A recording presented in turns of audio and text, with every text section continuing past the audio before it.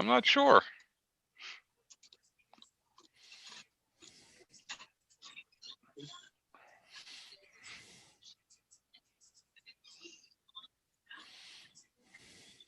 And we are live. Welcome to PPG Adventure Show number 22.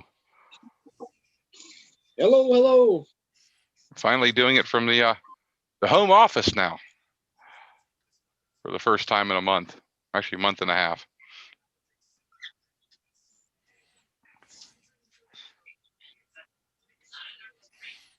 Cool. Good to be home, I bet, huh? Yeah, I got home last night kind of late and just fiddled around the house doing a few things and started to upload videos, getting ready to release the massive stash of videos I've built up.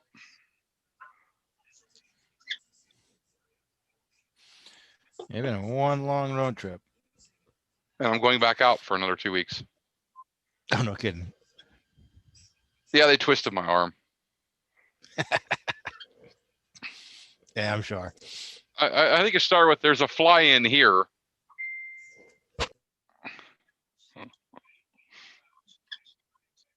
You know how that works. What's a pretty wing in the bottom left-hand corner of your YouTube there? What is that anyway? It's a Velocity Electra. 30 meter. So a Blackhawk wing. Yep. Yeah, it's their more advanced wing. It's a step up from their entry-level one. How do you like it?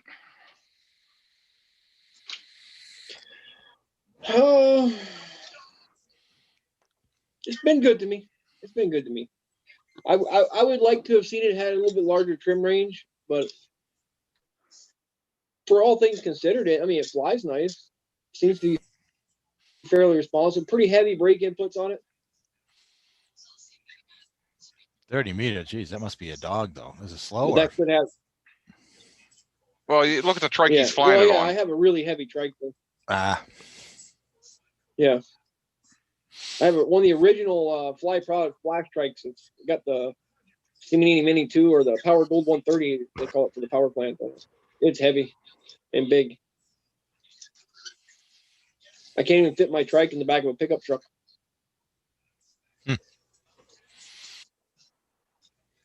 That's why you need to get really a trike, stable. not a PPC. What you have is a PPC that's trying to act like a trike. Yep. It's not transportable. I mean, it's barely under the limit for weight. Really? Wow. From what I hear, another extra gallon of gas in there over an empty tank and you're over the weight? I would say that'd be a fair assessment.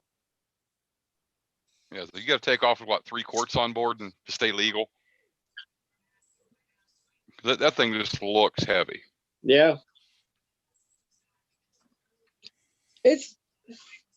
I've never weighed it yet, but yeah, it's up there.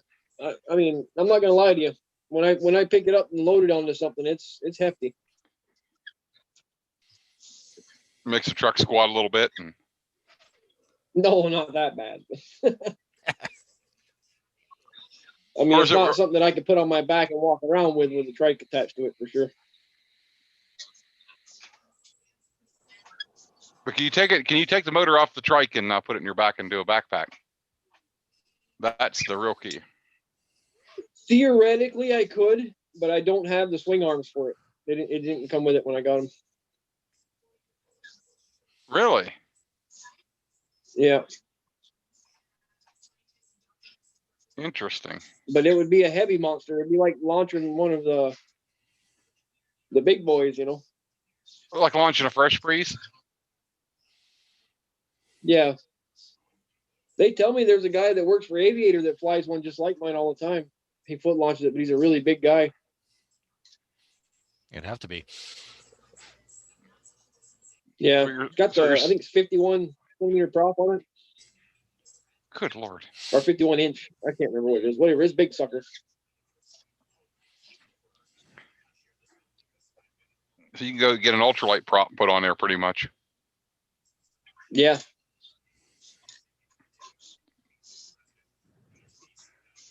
Which might be better with I your guess track record. Back in the day, it was the one to have. They tell me. And what happened to that? No, I'm saying my trike. I mean, or my machine back in the olden days, it was one of the better ones. You know. Yeah, before With they the claim to fame. before they started making the light trikes and. Yeah.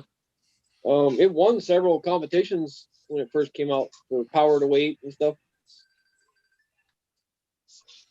Golan said he liked it when he tried it. How's the thing made out of? All chromoly for that weight? It's aluminum. Really? For that weight? I'm surprised. Yeah. It's made out of that really thick aluminum. Yeah, it's stiff. Stiff. It's the type that you can't probably bend as easy when you crash. I mean, after that accident you had with a tree, I mean, it survived well on that one. Yeah. I got more damage than the trike did in the crash. I'm surprised your wing didn't get damaged in that one though. Oh, it wanted to be. It was sheer determination that kept that from happening.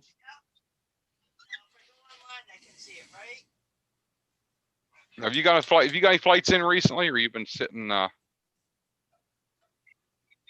in the cold, no flies? No. It has been windy every day here for like 2 weeks straight. No chance to fly. You need a foot launch. 20, 30 mile an hour all day long. 20, 30 miles. Holy. Yeah, it's been the same way around here. We've had 20, 30 with gusts up to 55, which is nuts. Whoa. Going on for days. You can't even kite in that. That's like. Oh, no. Yeah, I mean, like the mats on my front porch and stuff, I have to chase them down out of the yard once in a while to blow out the front porch. When you're losing the mat off your front porch, yeah.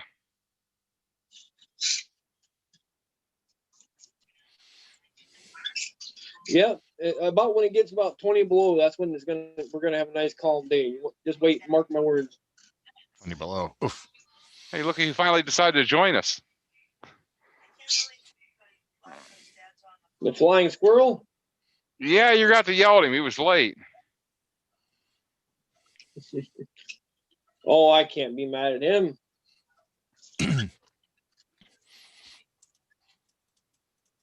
Good evening, gentlemen. Where are you There been? he You were is. late. I was asleep. Asleep? Yeah. I thought truckers weren't I do allowed to that sleep. He sleeps on the Some road. people do sleep. Well, I thought there was some like DOT regulation you weren't supposed to sleep. Oh. They don't apply when I'm at home.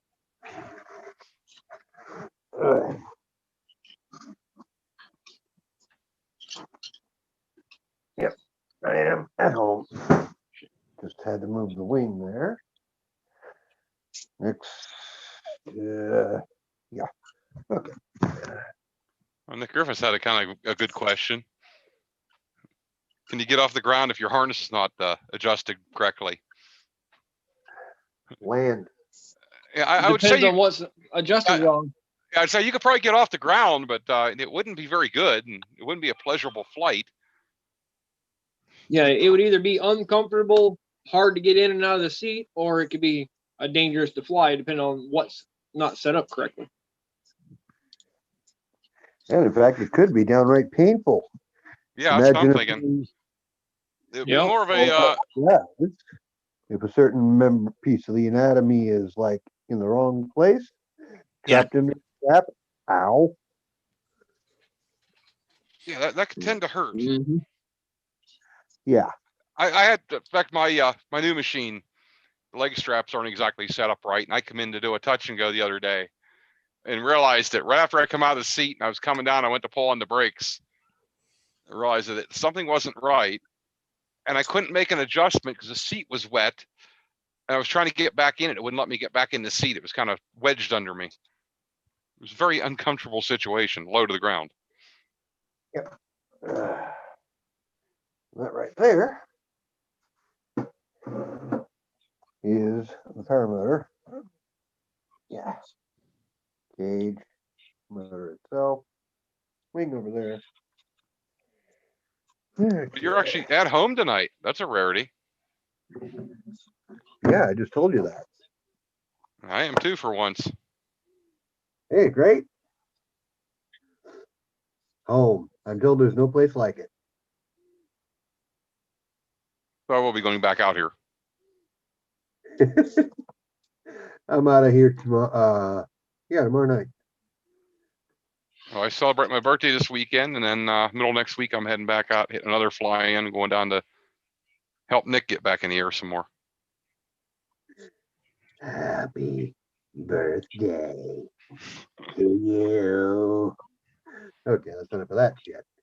Yeah, it's too early for that stuff. No such thing. I got a few more days. Thank God. 'Cause I feel older every day anyway. And Nick Griffith saying, "I'm so Yep, light, my okay. harness is adjusted all the way in." So This is Hazel. not sure what else you can do there. Put some zip ties on it and tighten it up a little bit more, maybe. It's about the only I can think. Carry a sandbag. Yeah. All the sandbag would do is give him more weight. I can tell you, with his trims in, and he said he was only running half throttle or quarter throttle most of the time we were flying together, he can still climb like a bat out of hell. Every time I was chasing him, it was, catching up to him was hard. Wow. Yeah, he made it a real nightmare to chase.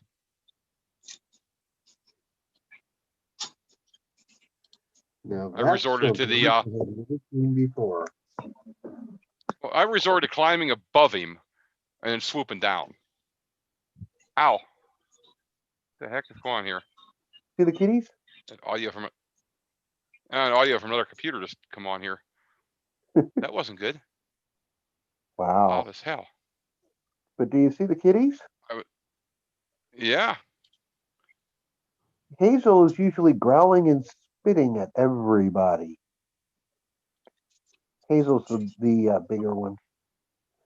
And now Hazel's like all taking care of them. That's different.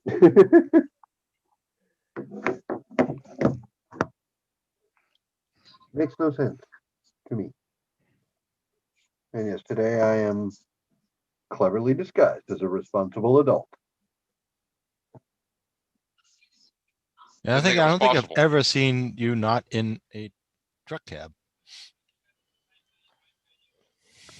That's because I've never been home.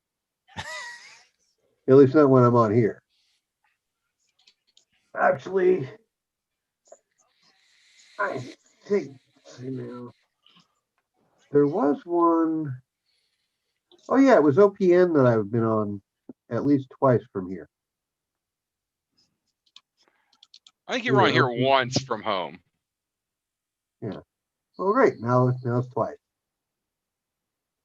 It's like OPN. It was either OPN or it was after dark. Probably after dark because I'm usually home over the weekend, which I was this weekend, but that got extended because the customer that I tried to deliver my load to and couldn't on Friday because they didn't have a forklift won't have a forklift until Wednesday. Which is Why? really odd because it's freaking FedEx. You'd think that of all people, FedEx would have a forklift. Yeah, how the heck does FedEx not have a forklift? I don't know. They just don't. And they're getting their forklift at 11 on Wednesday. So that's when I get to deliver my load. So that gives me some extra time off at home. You got to take your load home. Yep.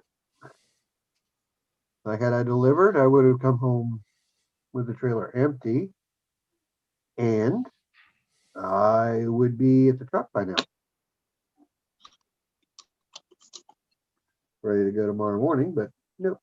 Now I need to be ready to go Wednesday morning. Oh, they want you to go back out again. Huh? Well, they want you to go right back out. Not any money sitting here. Yeah, but you got to spend a little time at home. Or you'll forget what your house looks like, you know. I'm a truck driver. That equals about 3 days once a month.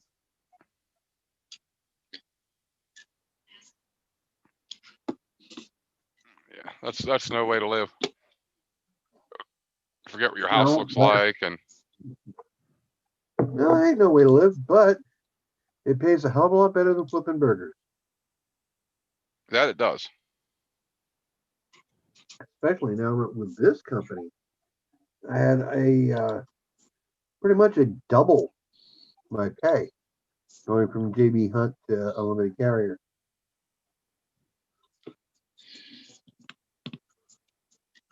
So from 31 to 58, that's almost double.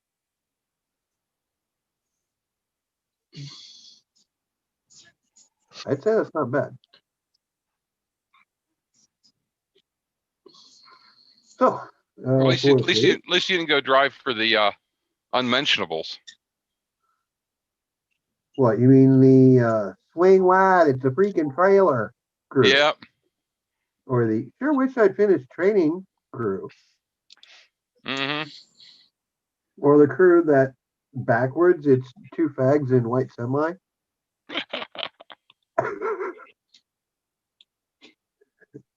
Anyway, at least now when I go back out on the road, I won't be moving my power motor back and forth between the bunk and the driver's and the passenger chair. Oh, you just finally got it out of the truck now. Yeah, That was what, a month and a half it was in there? about that. Yeah, roughly. So Yeah. I've decided I'm not going to be doing Palm Bay. I'm going to go ahead and learn to fly before it goes back on the truck. You come to Palm Bay, we're gonna get you in the air one way or another. Well, I'll be happy to fly your equipment. Are you not gonna bring it with you? No. My equipment won't lift you, brother. Well, shit. I guess I won't then. That's why I won't be going to Palm Bay. I won't have anything to fly. But that's okay. It's not the end of the world. Well, you come down here and learn to kite. And I can do that on your equipment. Yeah. And I don't have to worry about breaking stuff either. And I got wings I guarantee it won't lift you. Yeah, those kiting wings. Well, I'll put you on my 27. You can kite it and probably not get lifted. 27 meter? Oh, yeah. I don't know. How much do you weigh, Bob? 262. Oh, yeah, but that 27 would lift you. You just have to run really fast. Yeah, but for kiting it, he'll be safe. It's Oh, not, yeah. like not like we have to break out a Dude, 12 I meter kite my kiting wing. 30. Go kite your 30 in the Yeah, wind I you have kite right my now. 30 I just want to because. see that. You want to see me kite my 30? Yeah, in the 24 mile winds you've had recently. Well, that would just be a vertical takeoff. Oh yeah. Like, where's John? That Well, happens. he's up in the clouds. He was supposed to be kiting, but yeah. Yeah, where's John? He's over in Canada, eh? Visiting Jason, eh? Yeah, you'd go into Canada and they'd be shooting you down. That's right. Who? Not my fault they can't take a joke.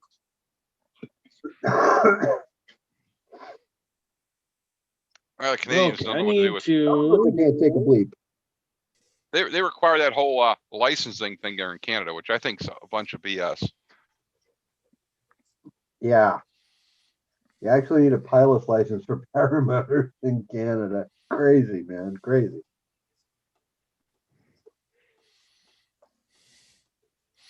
I know they have two different class ultralight licenses. One's a very basic and one's a more advanced or something like that. I wonder what each one allows you. I mean, can you fly after dark if you have proper lighting, or can you fly? I'm assuming you can fly in controlled airspace if you have the proper radio equipment. So I mean, it probably advantages, but sounds like a royal pain. Well, Yep. we're unlicensed now. We can fly in airspace with proper equipment. Yep. So what advantage do you have of getting a license? And Like we can fly in any airspace we want, except for Class B. And even then, we can fly in Class B if they're crazy enough to clear us. yeah, and it will clear you. You see videos all the time. Guys get cleared into it. And the fun part is, you don't really have to worry about that as long as you stay below 700 feet. Plus, a lot of Class B Yeah. has a VFR corridor anyway. Yeah. Yeah, you just got to be mindful to stay in that corridor. Yeah. You don't just go up there and You gotta stay out of the surface boundary. Clank, clank. yeah, some of that, Extends to the surface. The outer circles are above the surface.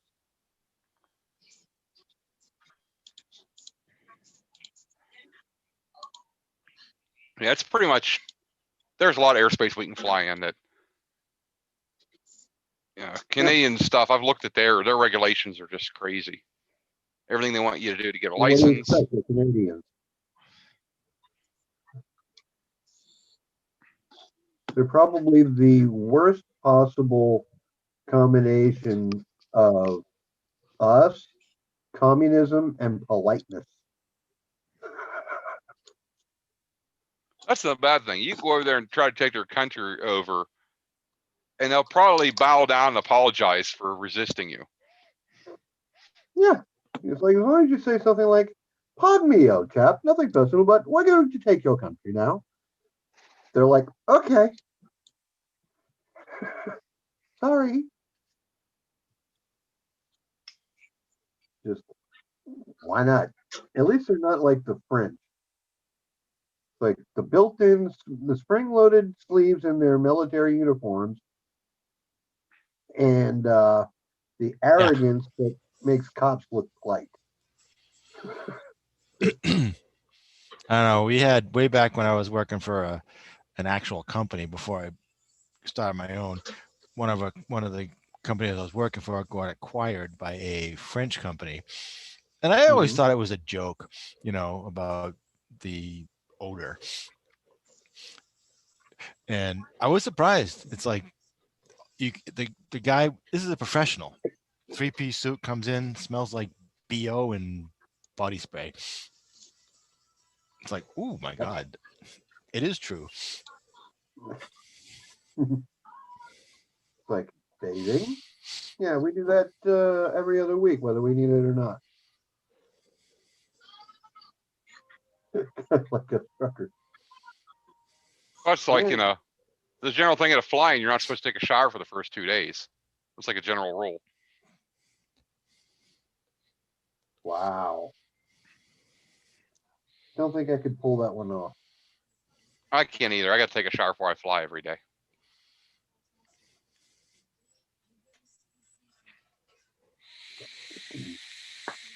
Especially ones like EFD where it's, hot and you're running around with a motor on your back and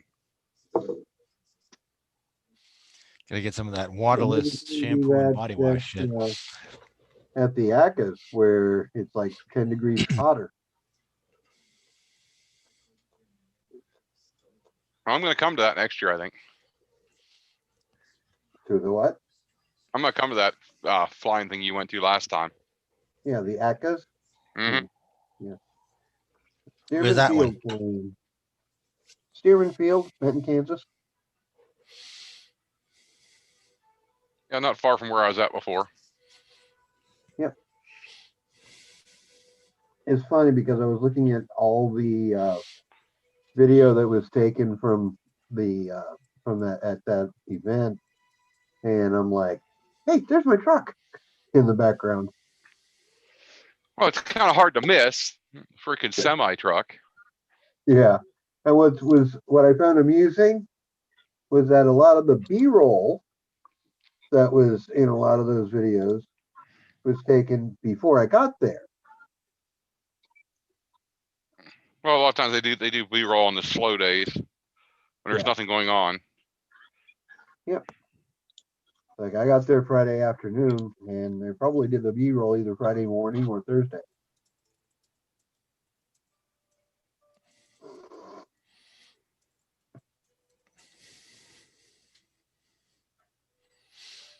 So which one did you get kicked out of for having the semi there? EFD. That's crazy. Well, he got kicked out. You know, he got kicked out for having a trailer. Don't- There were semis out on Yeah. the tarmac. They didn't want the trailer. If I found some place where I was comfortable dropping it, it would have been fine. It's just something that I don't do. And then when I called the company and say, hey, I'm going to be dropping this trailer over here at the lodge, they're like, no, can't do that. It's like Well, that was your after first I got mistake. permission from the manager. Yeah, I was you like, should have got permission from the manager, dropped the trailer, not said a damn thing to the company. That's what I should have done. Yeah. It's easier to ask for forgiveness than permission. Uh-huh. Then all you had to say is, well, I didn't know. Like I just have this habit, everything I do, I let them know. That kind of backfired on me. No good deed ever goes unpunished. And I definitely need nicotine. So You always tough need need to drag nicotine. you guys out to the porch. Well, you should know you smoke just as much as Speaking I do, dude. speaking of being light, did anybody see that trike video recently where the guy took off? Can't remember his name, but Eric Dufour was there with him. No. What happened? I noticed. I learned one thing in that video.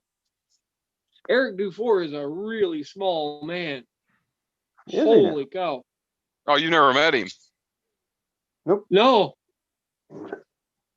Holy cow! He No, must be no. like 5'2". I think I've seen him one time on.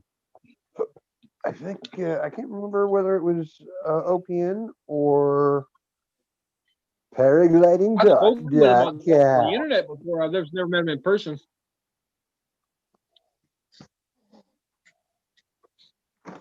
Forgot my 2-stroke oil there, Nick.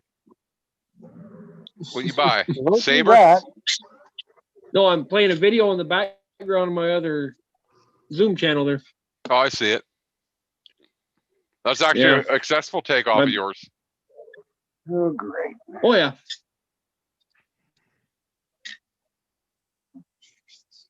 And it's a noisy background. Not much I can do about There's my that. trike, Bob. Okay. Good Lord, the light in the top of Looks that more thing's like your huge. wrist. Hey, I made that myself, man. That's a moonshine You made jar your with wrist LEDs yourself? inside of it. Should have tank treads on that thing. Okay. Yeah, where he lives at, that would be appropriate. Ah, you're in there twice. Cool. Yeah, that's my first time ever flying with another person. I was in a hurry. They were in the air waiting on me. We're gonna go fly by a lake. My first time taking off from an airport too. Cool. That looks pretty darn cool. What flavor is that? That's a Simonini Mini too. I do like that cage double is hoop though. beefy. That Yeah, it's one. double Oh, hoop it on is that thing. strong. Yep. It is strong.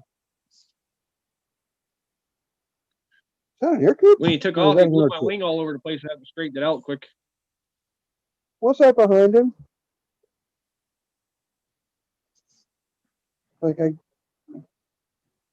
Yeah. John, back up the video. At first I didn't think, what? I said back up the video. I want to see that airplane again. Oh, I'll turn towards it in a second. There it is. Right there. There it is. Looks like a Mooney, maybe. Can you see on that? It was a nice airplane. Okay. Real nice. Very The nice. guy who runs the airport, that was his plane. Yeah, it's probably a Mooney because it looks like an air coupe, Yep. but it does not have the H tail. So air coupe it is not. It's not a V-tail. Well, He's a V-tail really would be nice the guy, one. that guy.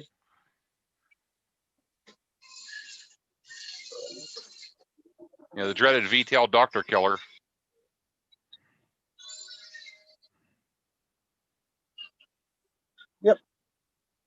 Oh, there I am, hand kiting. There you go, Nick. You said I can't kite at my wing. No, I say you can't cut your wing right now in the weather. Oh yeah. I can go out with the seed in that kind of weather and have fun.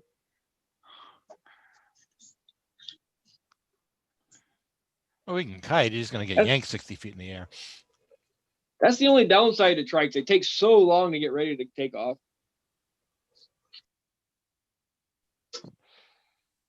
That's kind of where I'm on the fence, like between like going with a trike or just getting a PPC. If I'm gonna spend all the time setting a wing up, doing all that, I might as well get something big enough where you can haul 2 people up.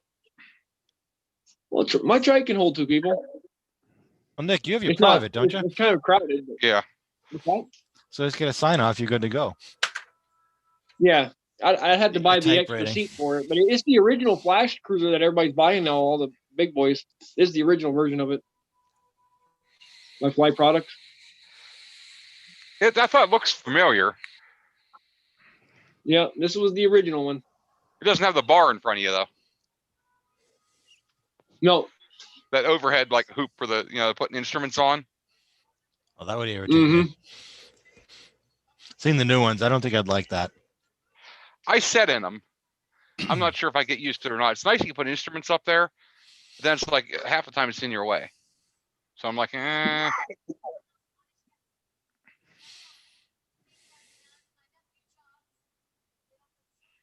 Yep. That's Mooney, all right. Straighten out my damn mess I made there.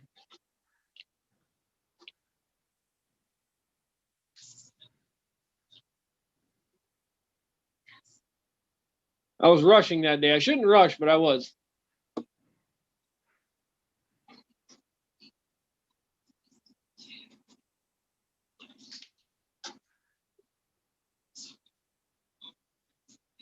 We're in the same sweater.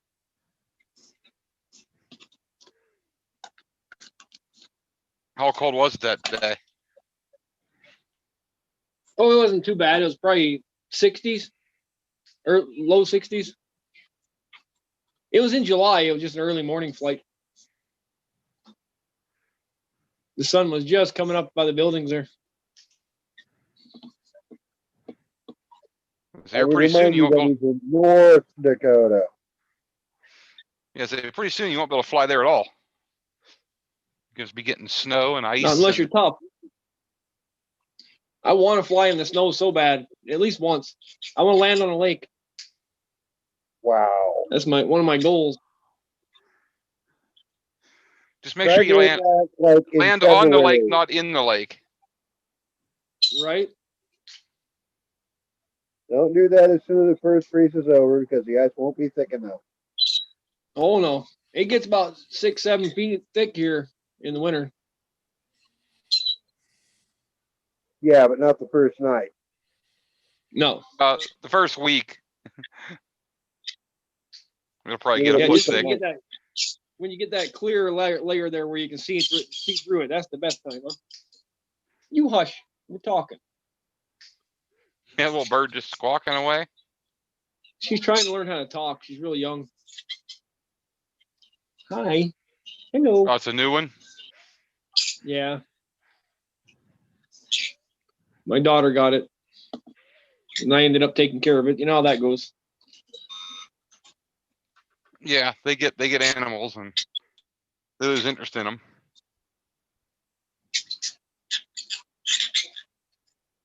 Uh-huh. Yeah. There I go. Yeehaw. I don't know what that crazy Right near up. blur is on the screen. The mirror in front of you? Well, the bottom right corner has a blur in it. Probably I don't know. the curved lens on your GoPro and you're pointing at the sun. It's messing with the camera. That's the one Okay. problem with GoPros, man. You point towards the Wow. sun, they can't handle it. You've got huge curved lens on there. No, he's not pointing at the sun. Either no. The original video wasn't like this on YouTube. If you watch when he turns to the left, Maybe the my sun's file over got there. corrupted or something. That could have. But it's weird to corrupt just one corner of the image, not the whole thing. Yeah. Or could it be that he's got a background on there or something? Nah. He's playing it. He's It looks like a static image behind, and there it goes. Good call, Bob. That's what it was. I didn't even know Background? this camera was turned on. Not bad for a dump trucker, huh? Yeah, That's a there's rail the yard truck there right we're flying over. Where they come in a circle and unload. Yep. For the oil.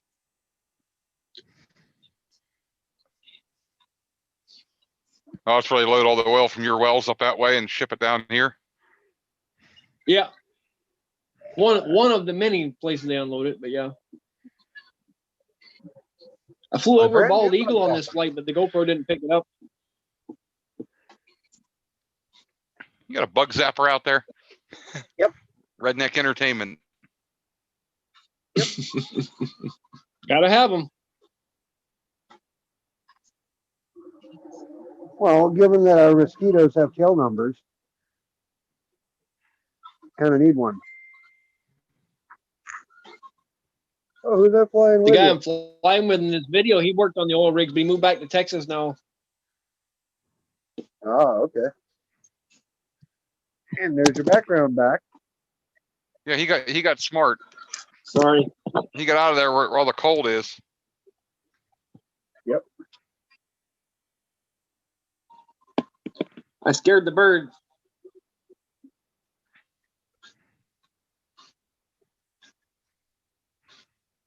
Did you kick an owl's butt? I know you're here somewhere. What to do? Run off? The bird? Yeah.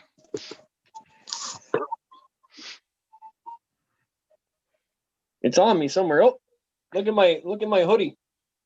Oh, there it is. There he is. He's on your back. Yep. Right behind you. Come say hello to the bird. Pretending to be a ninja. Ninja Come on. bird. Ninja bird. Ninja bird. Ninja bird. Ninja bird.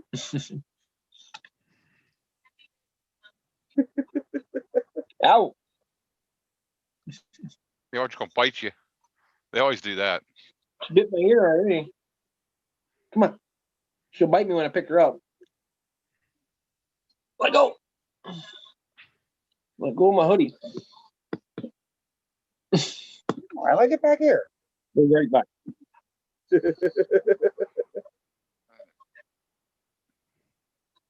Crazy. That is a lovely view. Mm-hmm. See it? How does North Dakota compare to Kansas, Nick? Similar. Kansas has less trees. Yep. You need Well, to come I'm to not Kansas. flying in my part of North Dakota. On this one, I'm down in the flatlands of North Dakota. It's more like Kansas to here. Real flat. A lot of What was- oil rig pads, as you can see. Yeah, there was a lot of little oil This is wells. western. The oil wells I seen in Kansas Yeah, were like the little tiny mini pump jacks that like had a 2-horse motor on them. It's kind of Oh, unique. okay. Yeah, that right there to my left in that video, that's an oil pad with That's a a pumping big one. station and the tanks and stuff. Yeah. I'm not sure if you'll see it in this video. There's lots of flares and stuff. What was that for? Yeah.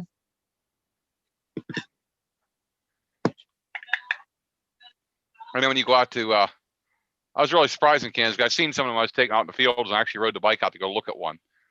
And they had like the little tiny mini pump jacks, like I need to get here to put on my trailer. Mhm. They must be Oh, yeah. very, very shallow wells. Okay. I'll tell you what, though, you fly over one of those oil flares and you know you flew over something. Oh, you feel the thermal off of it? Oh, yeah, they'll wake you right up. I was averaging Yeah. about 700 feet in the flight. I was hitting them pretty hard when I hit them.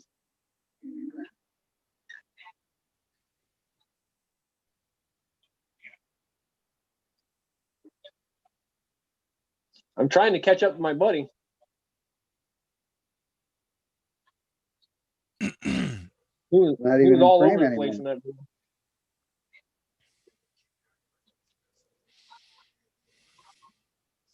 There he is. As heavy as I am, though, I was faster than him, so I was having to zigzag to keep behind him.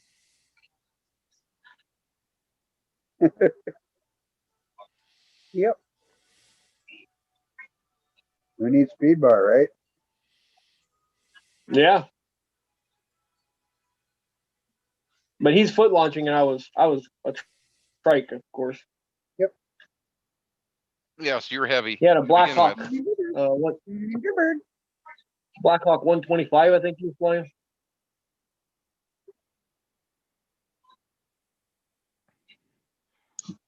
Want to say hi to everybody? Come on. Come on. No, don't run away. Good bird. Good bird. Ow, you little witch. Don't bite me. Quit biting me. You little. Let Don't go. grab me. You got freaking claws that just won't stop. Come here. Come here. Come on. Come on. That hood is not a bed for you. Oh, something else. Good bird. He's saying something back to you. I don't know what.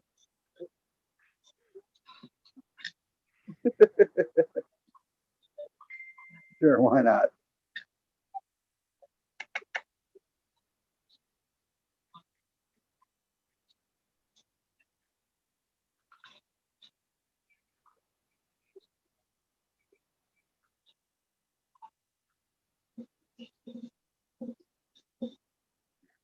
Mm-hmm. It's almost time for her to go to bed.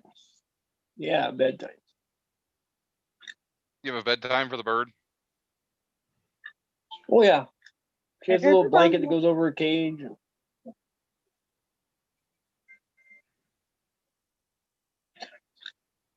Aw. I've You're so tried that nice. before. I had a bird. It never worked.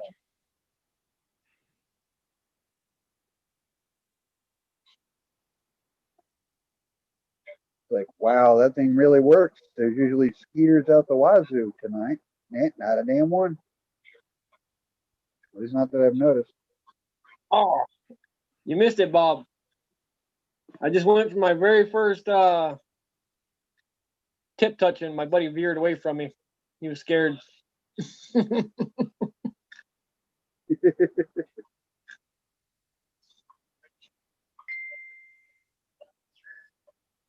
That lake is called Lake Sakakawea, in case you're wondering.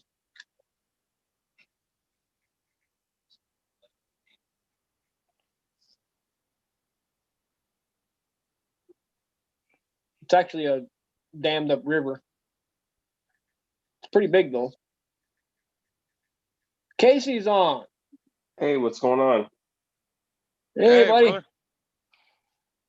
How you guys doing? Casey Moore, how you doing tonight? Yeah, pretty good. Just getting ready to go to bed.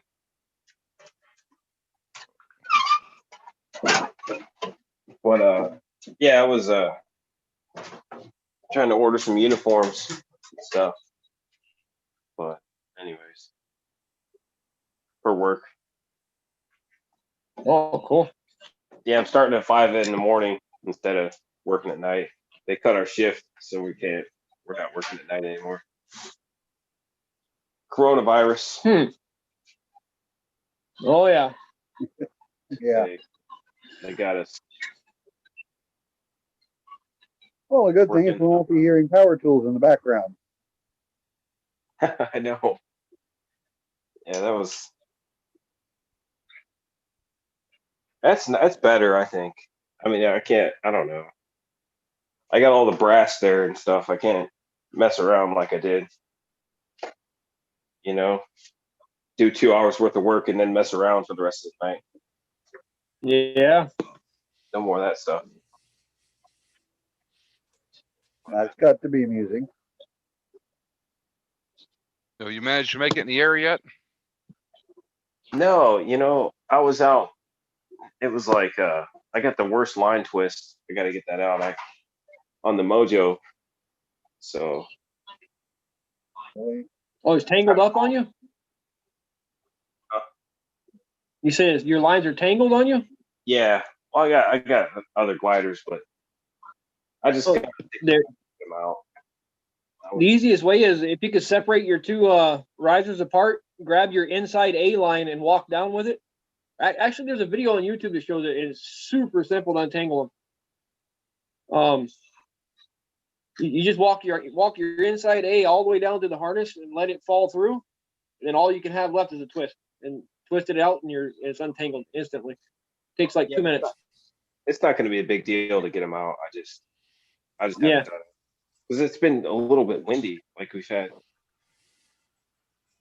Yeah, I think I took it out and it was gusting up to 15 miles per hour, and I was trying to kite. I should have packed it up. I still was ahead of the game, but yeah, I ended up just I just packed it up. I couldn't even spread the wing out, like get next to a building and try to fill the wind. I just had to Oh yeah. pack it up. The rotor was getting you, huh? Yeah, and I moved, so I'm not in my regular spot because I can just go out to I just go to the baseball field and try to kite there, which is pretty clean and stuff. But there's a lot of trees, and now there's a lot of leaves on the ground, a little bit more than there was. So I haven't been. You're in Ohio, right? Or Yep. Pennsylvania? Yeah, Ohio. Oh, okay. Yeah, about 45 minutes south of Cleveland. It's directly south. Like I should be going up to the lake. I want to go to Edgewater Park right off the water because you got a straight air, that comes off the water. Where's Is a really good place. But man? There's a lot of pilots from Ohio too. I know Sean's in Cleveland, right? No, Sean's in Sean Columbus. Navsky? Columbus, yeah. Oh, Columbus. Sorry. So he'd be closer to Paramotor Crazy then, huh? Yeah, he's down there by Crazy. Very good to be home. Paramotor Crazy and those guys are that Tri-State Skywalkers. They have a club they have, and they fly at these sod fields. Oh, really? Yeah, that's I went to Marysville by Columbus, and it was really good. Like it was flat, contained soccer fields over there, and it's like a 2-hour drive from me. And, yeah, I got Okay. this rig came from Matt Dagrapont. This one right here. Ooh, pretty. He's part of it, but he went back down to Louisiana. So he Matt Dagrapont. I think he learned from Midwest Power Paragliding. Yeah. Michael Mixer. I've heard good things about those guys too. Yeah, but I mean, I'm not. They want $3,000 or something crazy, like 2,400. I think. I don't know. Wow, There's a lot. it's tough. So I It's a lot of drained my money. fuel tank. Yeah. I was trying to get James Kohler to see if he wanted to go out. And he never returned my call. I don't know what he's up to, but he's like, I don't know what he does. He's a landlord. Hmm.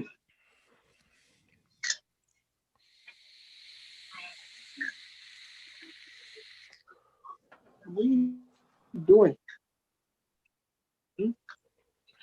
You eat my ball? Yeah. Yeah, I need to. I'm gonna get some radios, like two-way radios and stuff, and then try to. Dude, get a Cena in your helmet. I'll help you launch. Yeah. I just helped Nick Griffith get in the air here the other day up at the fly-in. Yeah. So you went to the Lionville, PA. The Yeah, I was up that one, but we went up to one in North Carolina where he got his launch. Yeah, I just come back from. I actually didn't do it at Linesville. I did it in Titusville. They moved it. It used to be at Linesville all the time, and the airport now is so much nicer. oh. It's a huge county airport, mile and a half runway, and there's very little traffic there. Oh, okay. I'll be releasing some videos on it here next week or two, as soon as I get them edited. I've been gone for 5 weeks at fly-ins. Oh man, that's got to get expensive. A little bit. I did pretty good. Between going from here to Illinois to Kansas to North Carolina, back here to PA, I burnt 236 gallons of fuel Oh man, in 5 weeks. we need to get a food truck, like one of those taco. Yeah, but how much of that was diesel and how much of that was avgas? That was all diesel. I burnt 20 some gallon av gas. There you go. So I ended up getting another. I bought a duffel bag, but I mean I've had it for. Like, this is on Mountain Warehouse.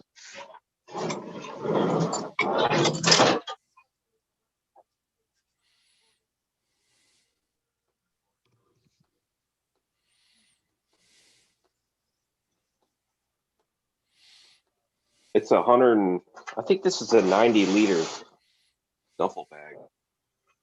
Nice. But it was only $17. Oh, that's not bad. Mountain Warehouse. Yeah, it's cheaper than a $60 Ozone stuff sack. Well, as it fits in there good. Yeah, this has got a. Let's see this thing.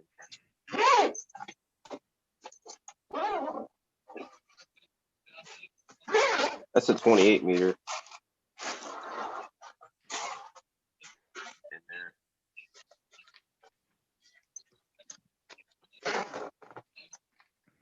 Yeah, I was kind of worried about the hang test. I'm renting this place. I don't know if I could check this out. Do a hang test on these gas lines. Not on the gas line, I don't think. I'd be afraid of breaking them. Yeah, I don't. I mean, they're pretty solid. These are like 2-inch lines, but still. You got a garage here, don't you? No, it's no. Hmm. I'm sure we can find a tree out back or something we can hang you off of. Or take it to a local city park and strap it to a kid's swing set. Yep, that'll work.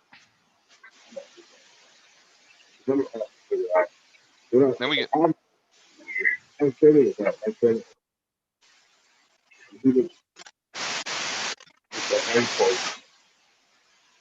I took my shackles off and stuff, but I had it all the way back. About right here, and this comes with 2. I need to put them back on, but he just it was like, I was back about 20 degrees, 20 to 30 degrees, and then I noticed that I didn't have any fuel in my tanks, in the fuel tank. So that's another thing I need to try. Yeah, about half full of fuel and then check it. Yeah. Or just tie a gallon jug of water to it to simulate having fuel in it if you don't want to put any in.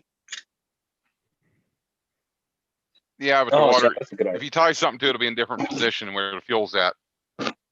You're best to do it with the fuel tank full, because then your center of gravity, everything's where it's going to be when you fly it. Yeah. Yeah, that makes better sense. But it's got these I thought it had different J bars, but it didn't. These are for something. Ooh, These parts. things, you guys ever seen these? Look like straight J bars to me. Yeah, they They're go. They lock in Well, on the they- frame. You take the other ones off and they go in. That's like a solid. That's for a high hang point harness. What that's for? Oh, really? Oh, for a Yeah. different. Yeah. But they go in right here. Yep, that's exactly how mine's designed. Those things I'm missing, Nick. That's what I'm missing. Yeah, that's for a high hang point harness. Oh, Mm-hmm. but they just Velcro in. They Velcro right here, and it straps in. Really? Yeah, your harness attaches to the front of those. Okay. Oh, cool. And then it's got. Yeah, it's for a non-weight shift. Oh. Yeah, because he bought a bunch of stuff. The guy that I bought it from, he had a lot of stuff. Came with it. Quick. Go clean yourself out.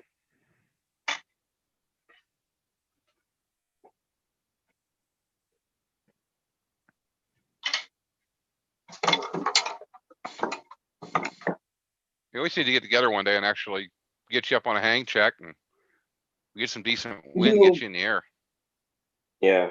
Bitch. Yeah, I'd like to take out this Blackhawk. That's what it's actually lighter than in that Fly Products. And Hey, it's quick. older. And I haven't hang tested this yet. I gotta put that harness back on.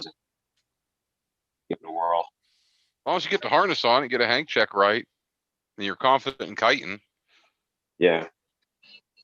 Let's go for it. That's what we did with Nick here.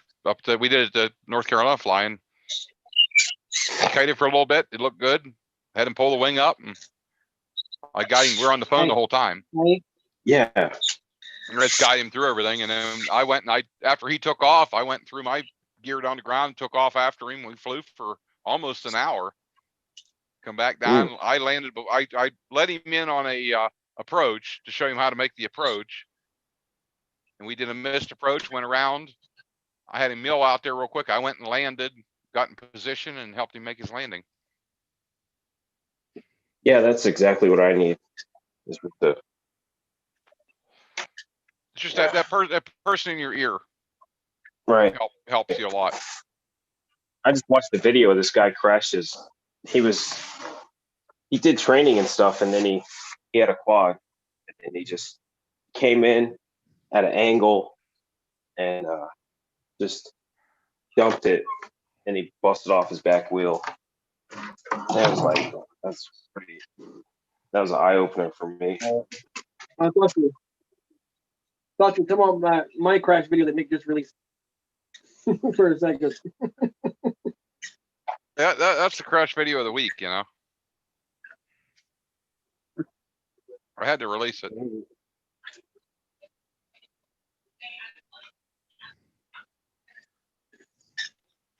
My kiting was perfect on it, at least until I fucked up. Yeah, I ended up getting another fuel jug. Yeah, I just seen Bob left a donation here to us. Greetings, fellow deplorable infidel flying scrolls. What, my chat's being really slow tonight. Like Hillary's of the opinion that I'm in deplorable. And ask any Muzzy and they'll tell you I'm in in and out. Just remember, Bob, you're going to become a flying squirrel pretty soon.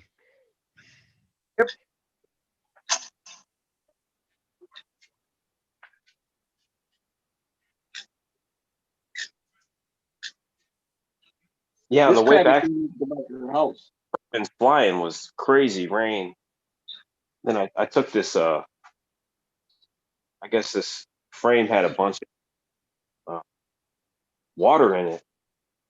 Took it down. Well, it's upright right now, but I took it down and the thing was like had water in the tubes back here. Well, that's not good. But I mean, it's okay now. But I put some of that, like a silicone camp dry type deal on the cloth, like on the seat and stuff. Hopefully that'll keep it from absorbing. Is that from down at Purdon's or what? Yeah, from the rain on the way back. Oh, you got rained on the way home? Yeah. It all of a sudden just poured down rain. Luckily, I had all my wings and stuff in the truck cab. I have to expect to see you out there at the flash fly-in. Oh yeah, yeah. I should have texted you about that. I probably would have made it, but I put this stuff on all my bags. Where this is? Should help. Stuff for tents. Yeah, Camp dry. silicone water guard type deal. Hello, Haven. It works. I mean, for what it is, better than nothing. Yeah, we got rain Saturday night up there at the fly-in, and I had my top 80 mini plane sitting outside.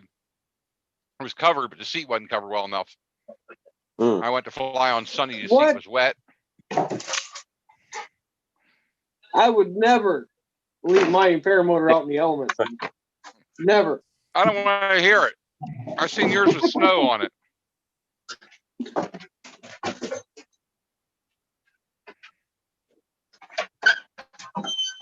A lot of snow too. Yeah, it's probably starting to get cold up there, isn't it? Oh yeah, we had frost this morning. Down. Yeah. We had frost, what was it, Thursday morning at Titusville on the ground. I got on my trailer about 6:30 because I heard someone running a motor. I realized it wasn't a paramotor, it was just a generator. I seen the frost on the ground. I'm like, nope, I'm not getting out in this. I closed the door, went back in around the heat. Yay, heat. Where was that? It was up in Titusville, PA, the home of the oil industry. The first well was drilled up there in the United States.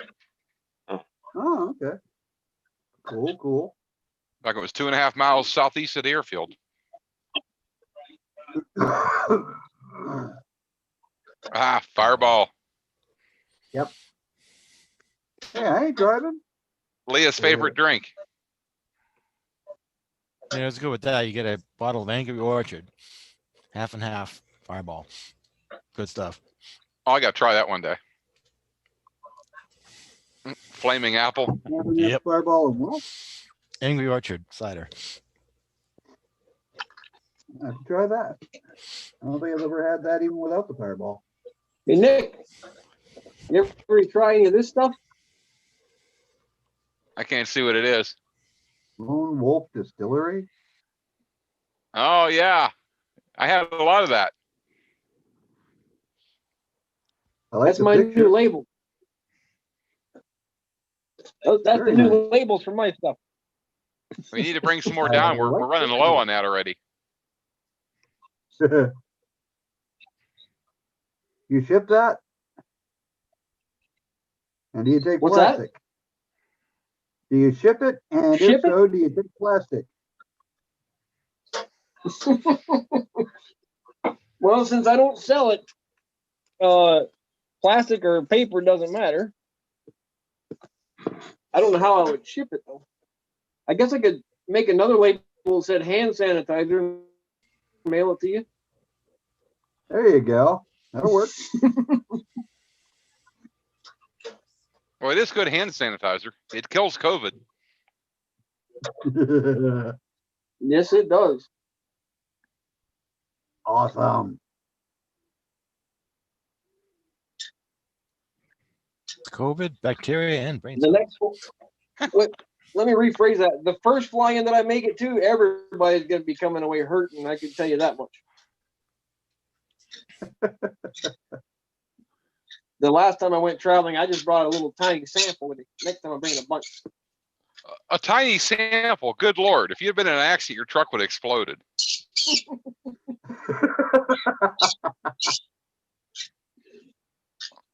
Right when I was leaving Alabama, I was pulling jars out of all over, like, "Hey, you need some?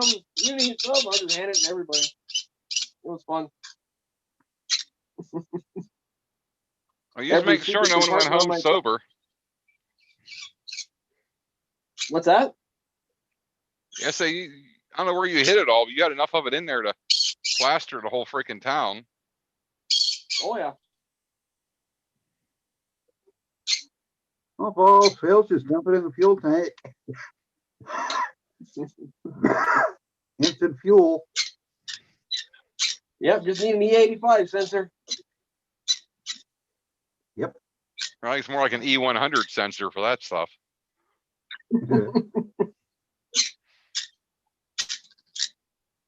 Good stuff, though. Good stuff. It's good stuff, but it'll put a hurting on you. You drink too much of it. And trust me, with this weekend being my birthday, I'll be taking the last of the apple pie with me to the club and indulging in it. You got any more of the strong stuff that I gave you? A little bit. I'm gonna put it with the rest of the other half of the jar apple pie and make super pie. Make some hard apple pie. Huh? Oh yeah. There you go. Who knows what's liable to happen after I drink that? I guarantee whatever the outcome, it'll be good. Oh, I'm sure. They have those air stills over there. You get your I guess it's mash and it looks like a coffee pot, like a percolator, commercial percolator, and you can buy. Oh yeah, I've seen those things. Gin, and I was at Brewers Connection in Tempe, Arizona, and they were selling them for $300, but I seen them on Amazon, and they're like 180, $200 for them. Yeah, made in China. Yeah, the only real downside to those small stills is when you make it in a small batch, it's really hard to make high quality.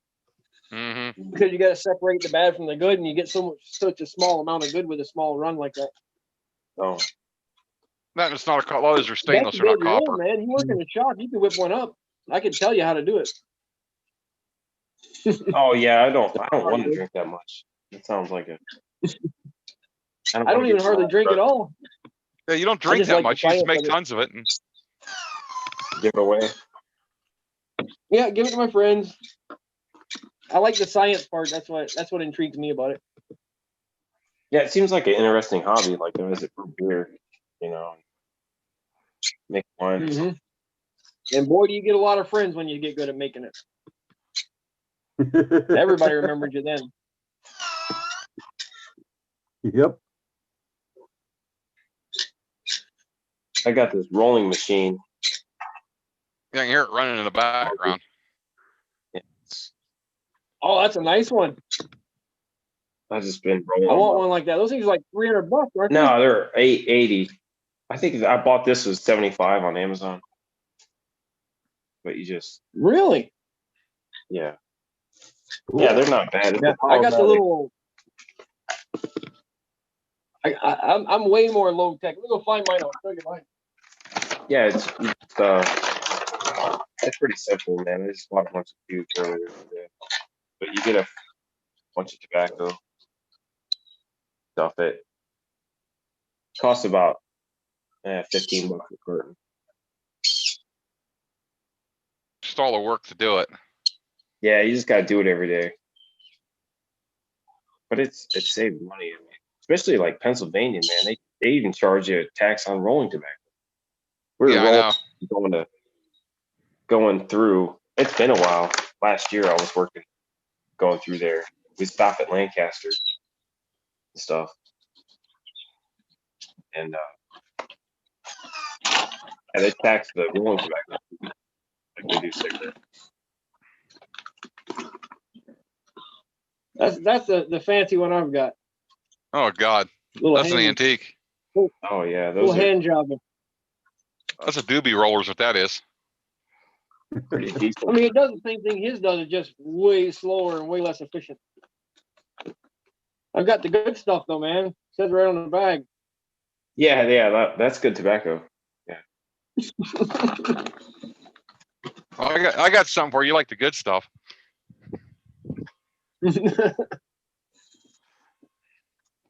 It's actually modeled after Marlboro Red, I think, or something. Yeah, Let's get in front of it here. really good stuff. It says I'm working with the Red River. something.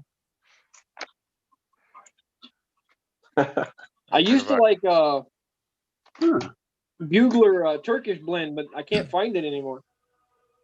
Oh, the gold? Is that in the You're- yellow? The Yellow? it's like a blue color, I think, or something like that. It's Turkish anyway. You ever seen this, John?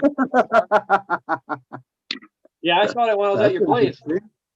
Yeah. I said something about it when I saw it there. Yeah, I'm normally a camel man, so that's why I like the Turkish. Yeah. But that's all right. I bought a bunch of Turkish and American tobacco seeds. I'm going to grow my own cigarettes next year. Oh, really? I thought you had to have a Yeah. long growing season for tobacco. You have to start them indoors if you do it up north. Oh, That's the only thing. Like tomato. Yep. Okay. I've been researching it. Too. I was following a guy on YouTube. He's from Minnesota. He grows it every year. I was kind of seeing how to do it all. So if he could do it in Minnesota, I should be able to do it in North Dakota. They're pretty close to my weather. I mean, they were growing it all over up there in Minnesota. Where the heck's Kansas. Casper? Oh, there's Casper. He's here. Did Casper make it to the fly-in? No, Dadgummit. you should have come down to EFD, man. It's perfect air. I wanted to bad. I really did. We could have been flying every day, brother. Yeah, I There got was called back. bunch of you fellow, freaking trikers down there too. What, you wouldn't let me use your backpack, Nick? I don't know. I might let you try the top 80. Might as well. Not sure if I trust you with my air conception. Me? It's got too much power for you. That hurt. That really hurts, Charlie. Hey, the air conception is too easy to break and has too much power. You need less power. You just need to learn to run. No, I need more power. I just need to get better for using it. Oh, I am a big fellow. Yeah, but those mosters come on way too fast. They the way they come up, they ramp up too fast. It's just a matter of learning it. I mean, that was my first time ever having one on my back, ever. Yeah, I think you should have had a little more time, like working with the power and running with it and feeling it, running it up and down to feel how it comes on. I don't think you had that happen to you. Because when you grab power, you just like grabbed a fistful of it and it throwed you right down. Yeah, I didn't go to full throttle, but I went to enough throttle. It happens. You went to enough that when the clutch engaged from idle to the prop spinning, it just knocked you. Wow. Yeah, I wasn't prepared for it at all.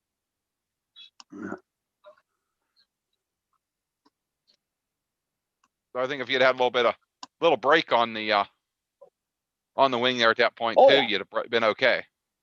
You were fast enough. You had to pull a little brake Yeah, and I get the was- power you did. He had to probably swung right in the air. Might have been a little cage drag, but you'd have made it. Yeah, I mean, I was close to taking off. The harness was just starting to come up a little bit. Well, that's a hell of a wood prop There you Bob's go. got on there. Good damn. That's an unusual looking prop. He's got it clear coated. Looks Shiny. like. Yep. Seems to be What made is in that you have on the tip? Czechoslovakia. Looks like some damage. It's got on an the tip. unusual tip on it. Did you Like, rebalance this it? Yep, with black stuff. Do what now? Did you rebalance it? Negative. I haven't done anything but store this damn thing. He's never even Always flown store it. it with the. Always store it with the wood sideways, Bob. Sideways? I thought it was supposed to be stored vertical. Nope, sideways. Nope, sideways. Way don't warp. Yeah, No the kidding. oils and stuff in the wood will run to one end and cause an imbalance over time. Yeah, you can get those prop balancers from Ace Hardware. Or Yeah, wherever. but with a wood prop, it don't matter. If you get the oil in the wood on one side or the other, you'll be way out of balance. Really? Oh, groovy. Yep. It's probably going to be out of balance because it's been vertical for a year. We'll put it vertical to the other side for a year. Reverse the man, I don't damage know you which did. way- which one is which. Oh God. That's okay, Oh. Bob. It's probably not that bad. You'll probably It don't bust that one matter. the first time you fly anyway. Yeah, more than likely. Yeah, you should start ordering a few more pair of those props now, because I can tell you, Yeah, you're gonna break a few. at least have Guaranteed. one spare minimum. Yeah, I But don't first, I leave got it. to re-engine this thing. I don't like to go out without a spare anywhere, because you never know when they're gonna crack on you. I think he's in Oklahoma, and he sells. You can get a wood prop for $200, and Yeah, they're not bad. Cool. I bought one. I bought a spare, I and I That I can afford. I had one from Aerolite down in Florida, and it was my favorite prop I've ever had. I'm thinking about getting another one. It had more thrust than any prop I've ever had. oh, Aerolite. Does he make them for Well, yeah. Montgomery? That's not the. I don't know who they are. They're a company. There's another company sell Aerolite. They sell a lot of stuff. They're pretty famous. Let me look it up.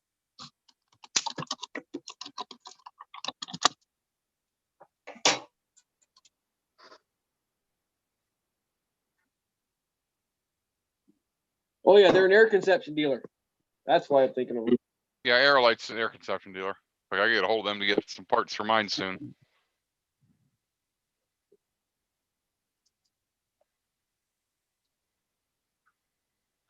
Oh wow, they started carrying Kangook's now too. Oh, did they? Yeah, and Pro Pulse. I've never heard of a Pro Pulse. Have you? Yeah, I've seen them. Yeah, the Pro Pulse Titan. Yeah. Yeah.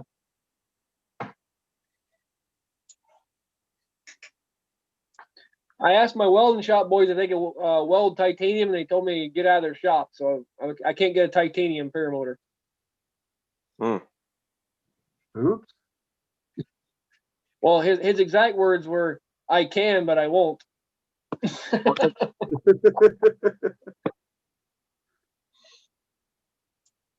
That guy hates welding. He makes me sign a release every time he welds anything on any of my machines. That he's not responsible if I kill myself with it. Because he knows it's an aircraft.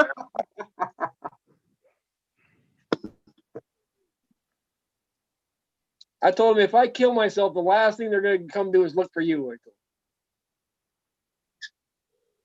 Yeah, it's like, who's really gonna look at the welds? Yeah.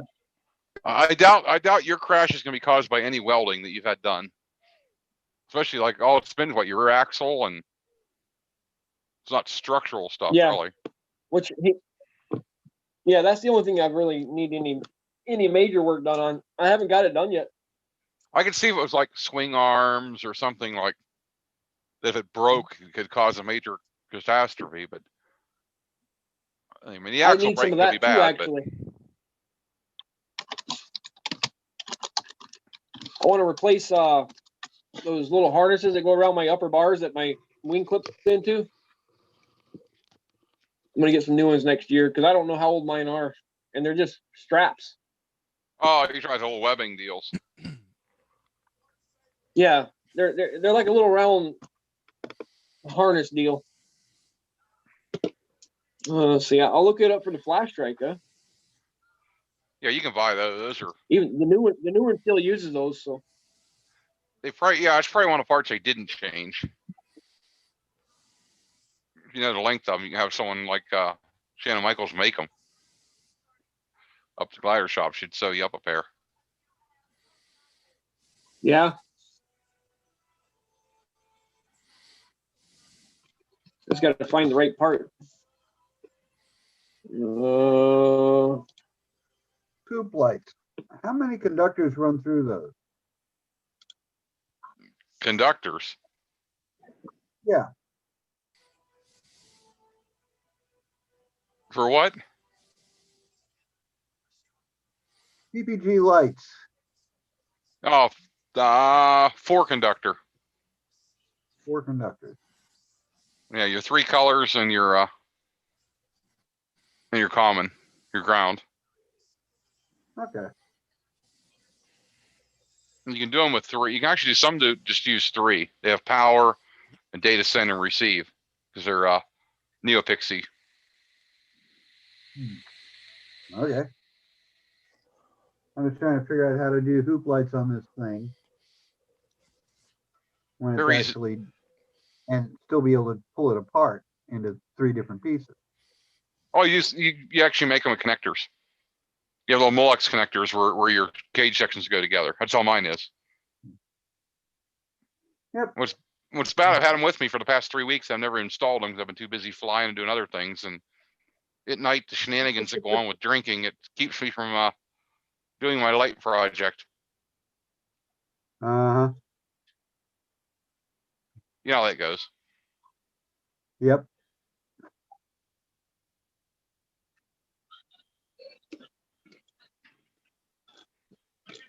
Well, guys, I'm starting to drag, so I'm gonna call it a night. I'll see you guys Oh on the my next one. Thanks for goodness! joining us, Bob. See you at Cloud Base. Yeah, thanks for joining us, Bob. All right. Have a good night. As the next one. always, Bob.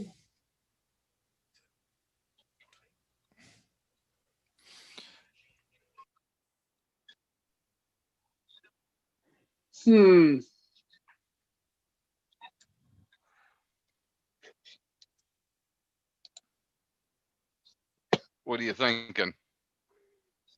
I'm looking at the different parts. I'm trying to figure out which one I need.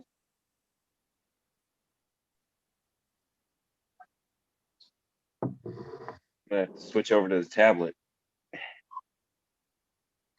Phone's gonna die. I'm thinking I can't wait till I can get the whole family down to UFO paramotor.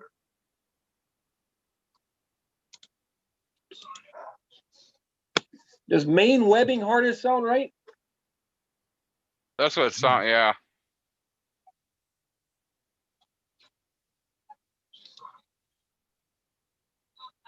I mean, do they look worn out? Are they?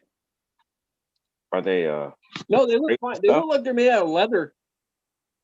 Hmm. But I mean, those things are what my wing hangs off of, and I don't have a clue how old they are, and it just kind of makes me nervous. You attach your carabiners through those. They loop through the metal on your arm, and then your carabiners go through them. Yeah. Right. Hmm. They're $20 from Fly Product.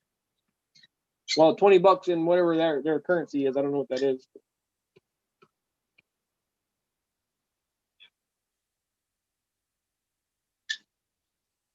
It just makes sense to have them.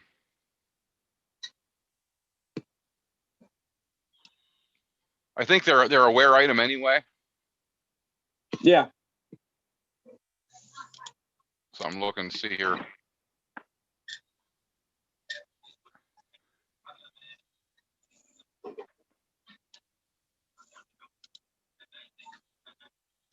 kind of hard to tell from their picture, but I had a thing here somewhere. I saved it. I don't know where I did with it. They actually had all those different ones on there.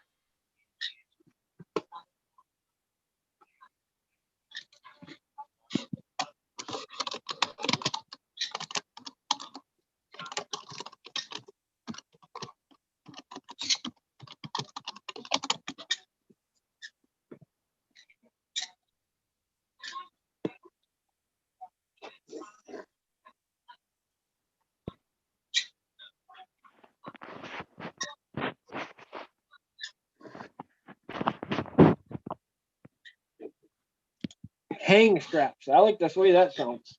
There we go. Trike Buggy sells them, all different sizes. Yeah, as I say, they're a standard item.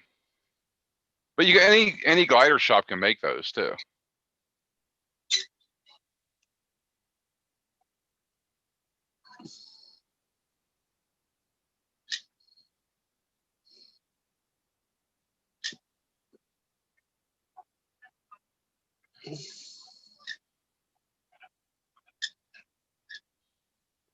They this. Oh, I like their idea. Said a 7-inch hang strap works best for a 1-inch frame, with a 10-inch size being excellent as a backup. Well, that'd be nice having two. Yeah, putting one over so if one breaks, the other one grabs it. Yeah. Yep. Because I have a huge rigging harness right now as a backup, but just to be on the safe side, but it looks ugly.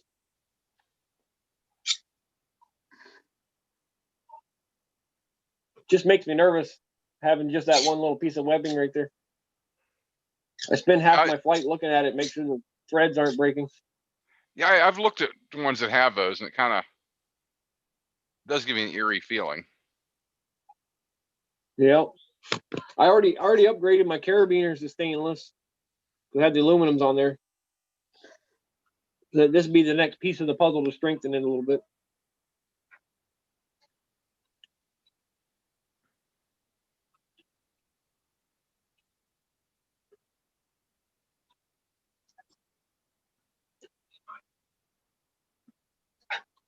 Always use two, it says. Good idea. I've ordered from Trike Buggy before. They're a pretty good website. Yeah, they seem to have everything easily attainable. Mm-hmm.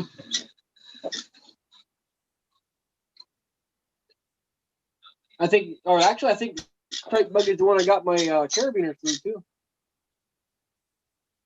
They were the only ones that had the really big stainless one, or really heavy duty one that we were looking for. Took them forever and a day to get them during the COVID though. Oh, this COVID's made shipping from freaking Amazon's even lower than normal. Yeah, the guy from Trike Buggy emailed me. He's like, "Man, I don't know when I'm gonna get them." He said that I can refund your money, and I said, "No, you keep my money. The day you get them, just mail them to me." Worked out well. I got them finally. Took about a month. Yeah, those trike setups are really cool. Of Trike Buggy, they sell a lot on eBay. Yeah, he has the whole web store on eBay now. Yeah, his stuff's really cool. I think he sells his old trike, doesn't he? Yeah. Yeah, the Bullet. Yeah, that's it. Yeah. Bullet. It's actually a nice looking rig. Yeah, one of the guys that flies out of Jeff Joliffe has one. Looks yeah, he's cool. Got that. There's a few of them around. At the fly-ins, I see them quite often. I'm not 100% sure I like the seat on it, but I'd have to sit in it to tell you for sure. But as far as the frame is awesome looking. It kind of reminds me of a Kanguk in the back, but you can put whatever paramotor you want on it, I guess. Yeah, I think you buy the trike and then you buy the adapters. This was actually sold with the engine. Oh, is it? Yeah, it's got a Minari on it. Minari 200 with a dual start.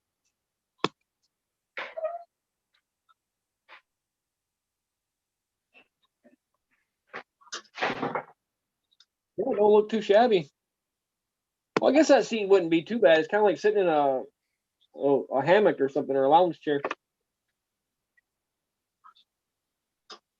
Well, they're all about the same for the trikes, aren't they? Seat wise. Yeah, they're similar. Mine's an actual paramotor harness that's converted into a seat. Like, I think it's a little windy. I gotta meet that. fly product is a bass boat seat, you know, or not the fly product, but the fister, the fly pod. Yeah. Yeah, the fly pod's not more than a boat seat. Plastic. Yeah, a boat seat with a seat belt. Yeah, they don't look very comfortable. I know that one we used for training was not comfortable. Yeah, that was a very rough seat. Yep. It was just worn out. It had too much give to it. The brace went up your butt crack. Mm-hmm.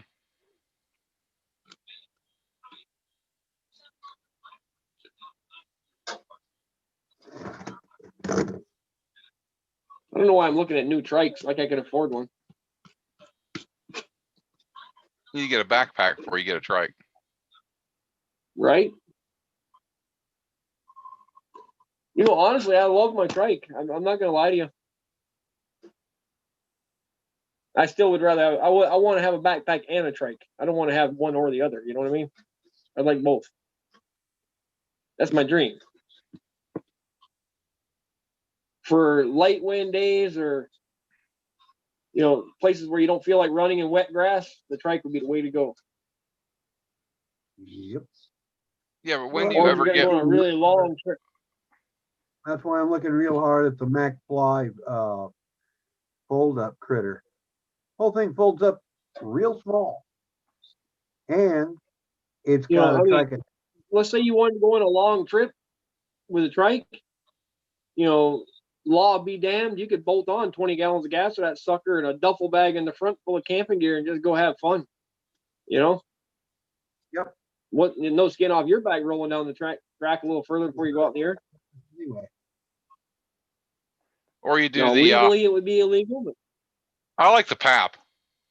Kidding. They're little pull pin trike, so you can just foot launch, pull 2 pins, lift it off, and you're done.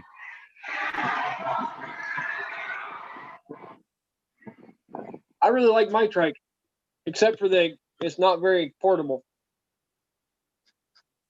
Yeah, you really can't take yours apart and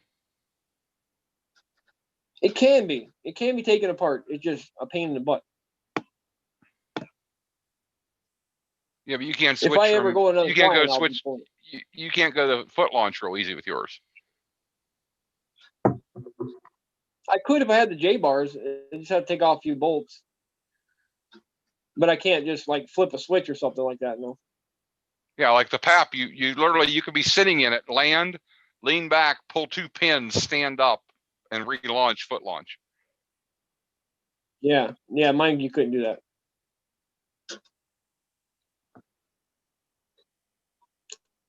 But right on the screen there where those 2 little weird hitch points are there, Mm-hmm. there's a pin inside there. I can pull that apart, add a frame extension in there, and add another passenger if I want.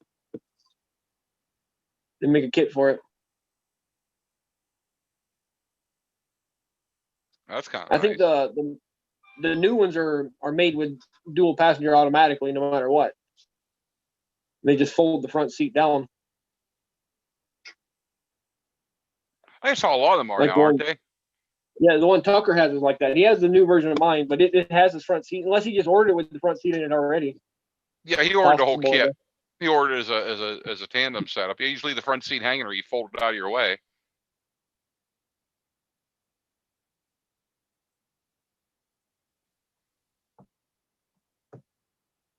It's one way to do it, though.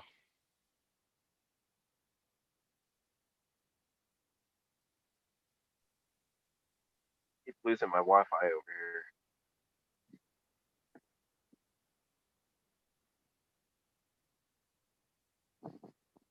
Very nice.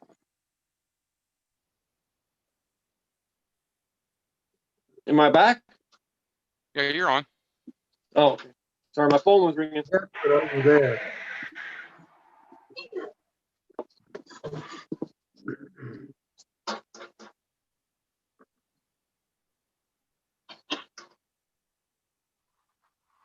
That's Cool.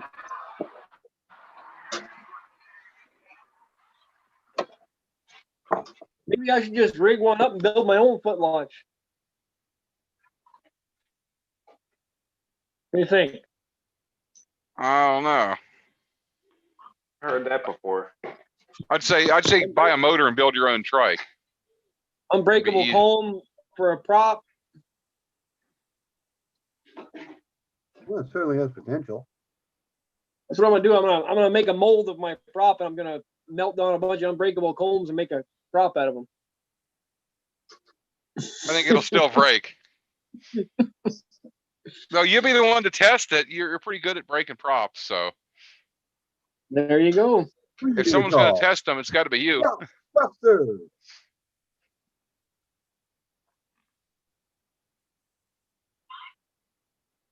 Oh, Chad Bastian runs trike buggy. Okay.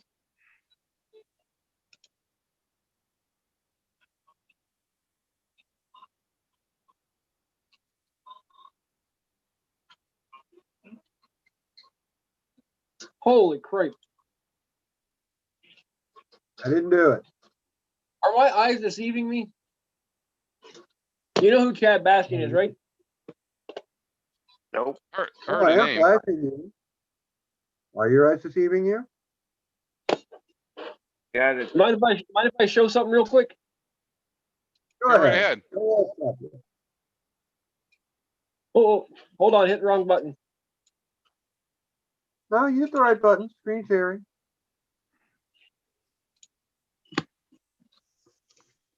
Okay, let me. Ooh, pretty. Ooh, I like that. oh man, is that pretty. That's one of the Wow. bullet trikes. Okay, that's Chad Bastian demonstrating the proper way to get into it.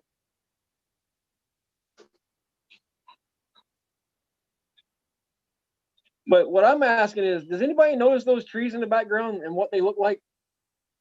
Marijuana. Don't they? Cool. He must be out in California, Could be, I guess. up in the Hemp Valley.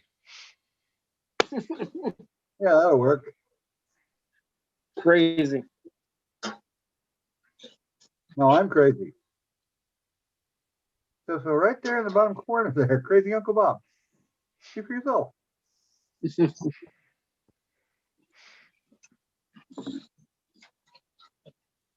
You need to punish her. What'd she do?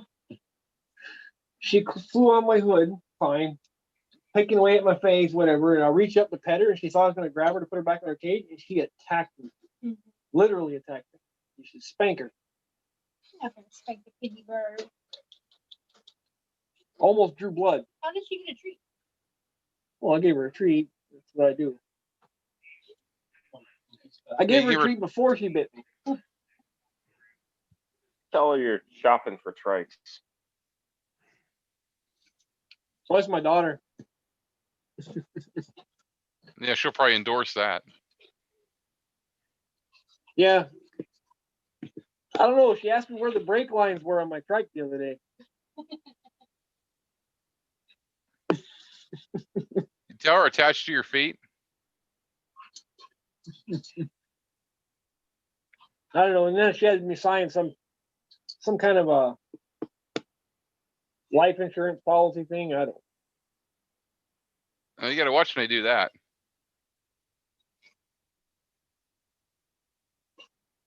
My finger still hurts after. Has Yuki been good today? Oh yeah, I'm like, I haven't seen her do it. I don't even know where she is.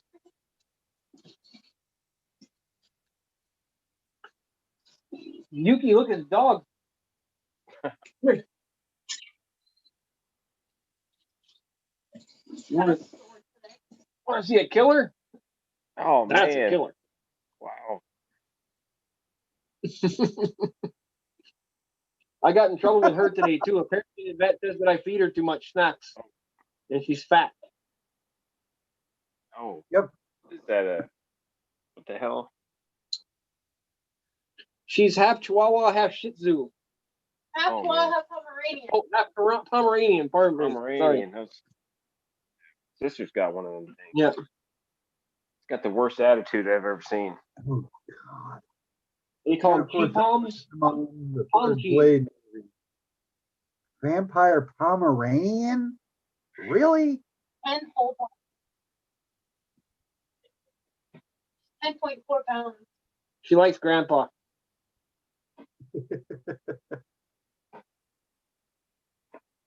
This little thing. This is it's a mutt. With the camera. Daggy mutt.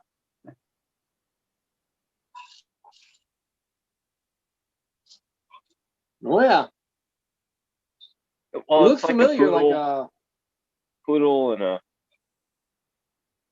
or a Labradoodle or something they call them. No, it's a Basenji and Rhodesian Ridgeback. Oh, okay. Wow. See, Bob, you need a dog His now. name is Right Early. around your truck, would you? No, I do not need a dog. Want No, a bird? The only dog I'm likely to ever get is going to be a Tibetan Mastiff. And if I have that on my truck, people are going to accuse me of being a Swift driver. You don't want to get confused that way. Hey, you know why those Swift drivers all have those very, very large breed dogs, right? No. The sheep would be too obvious.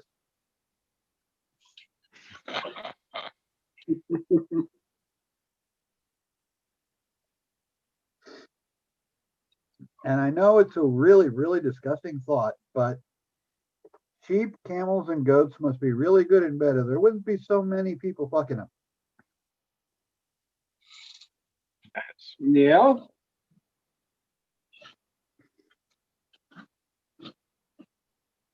Just saying. Yeah, she's playing pitiful today. She had to go to the vet today. She's all sad. Oh, Yeah, they don't like to do that usually.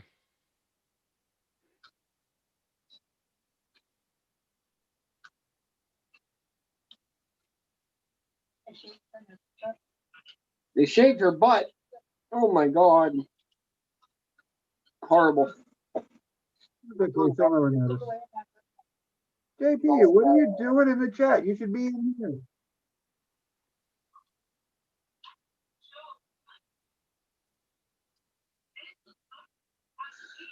So did she eat part of the treat? Who? I don't know. I gave it to her last night. I didn't even pay attention. Was it like a whole one that you gave her? Mhm. She picked at it a little. She was like screeching at me while she was biting me. Ooh, you really made her mad. She thought I was gonna pick her up and put her back on her cage. She was all mad about it. She wanted to eat my face instead.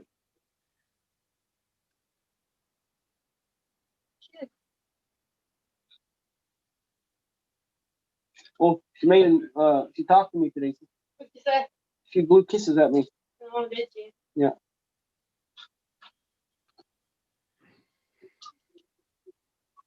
We're getting there.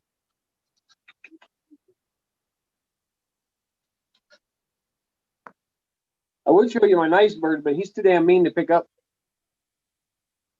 Too mean to pick up. You consider it a nice bird? Oh yeah. Once you get a hold of him, he's not bad. You want to lay on the bed, my girl? I'll see if I can get him to come to my hat. Once he's on my hat, he's not too bad.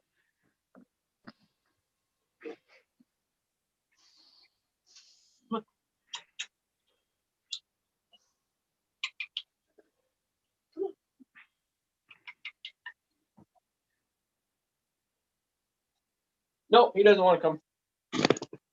Oh shoot, I got you on Zoom here. I'll show you. I'll just take you to him. Oh. Ninja bird. Ninja bird.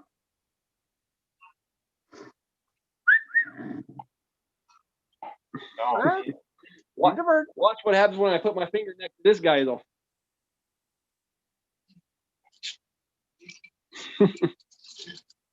A finger biter. Asshole. Oh yeah, Does that not one will like draw you. blood. When he's on his cage, he's really, I don't know, territorial. Once you get him off his cage, he's not mean. Okay. But he's a male, so males are generally more aggressive. But how do you get him off the cage without getting bit? I lean over and blow kisses at him, and he'll crawl up on my hat or fly to my hat. Wow. Tell us. Sometimes he'll sleep with me. He'll come fly to me. I don't lock him up at night though. He's pretty old. I've had him like 25 years. Damn. Wow. 25 years for real? Yeah, Those Oh. things live like they're I like would 100 years. Them birds live 100 years old or older sometimes. Parrots. yeah, they live a long time. Cool.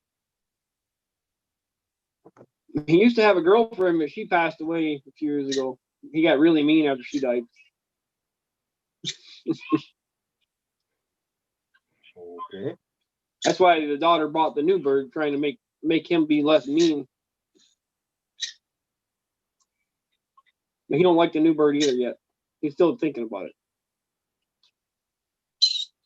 He doesn't attack it, does he? No, she attacked him. She tries to play with him and he runs away. Ooh. They live on separate cages, but she can fly to his cage a little bit. Her wings are clipped though, so she can't fly very good. Apparently pet stores do that automatically. I don't believe in clipping birds' wings. Yeah, but they They'll grow grow back. out, though. Yeah, they grow out in no time. Yeah, they wouldn't last very long in my house. I have cats. 4 of them. This little new bird, she gets down on the floor and she chases that little dog around, running right out of the room. Dog's scared to death of it. She'll jump on its back and ride it. Crazy.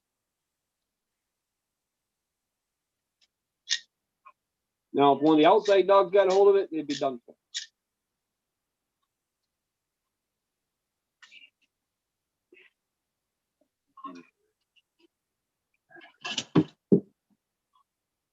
Wow. Making a mess. Huh? Hey. I've looked at fucker, parrots. he's giving me your It food.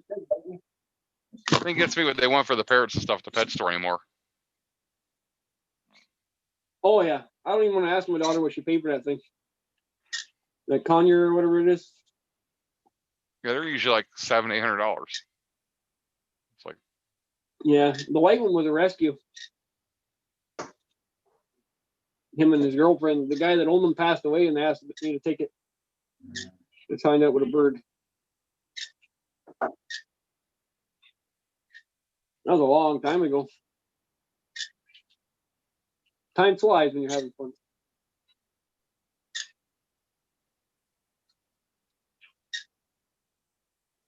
they're all good. They start getting older and noisy and start attacking people.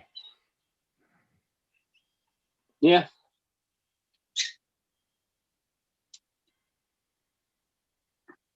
That's all right though. Blood lets you know you're alive when they bite you. That's all.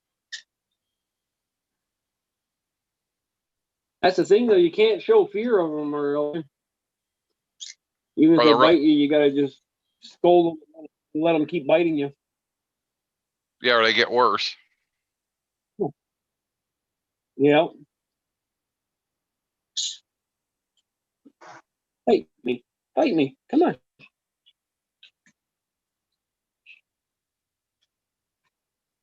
She is very lovey though, that new one. Likes to hug with you.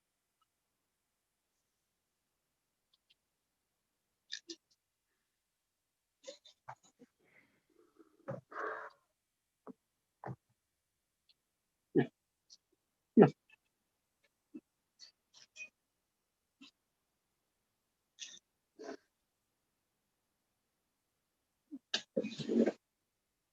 You're hateful.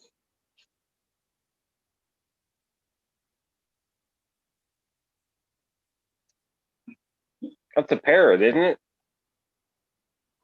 The white one is a cockatiel, and the darker one is a conure.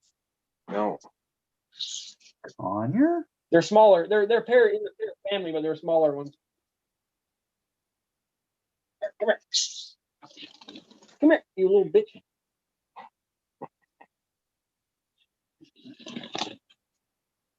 This one is the conure. Oh, that's a pretty looking bird. Damn.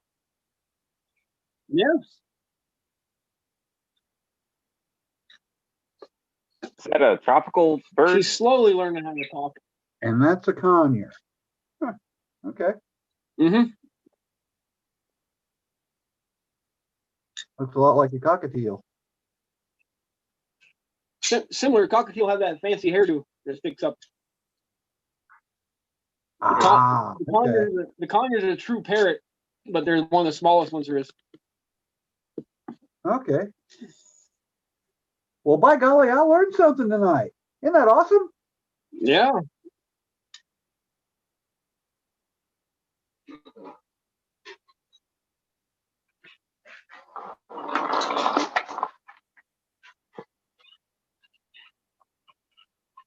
Does my ear taste good? Hmm? She's licking my ear. Weird.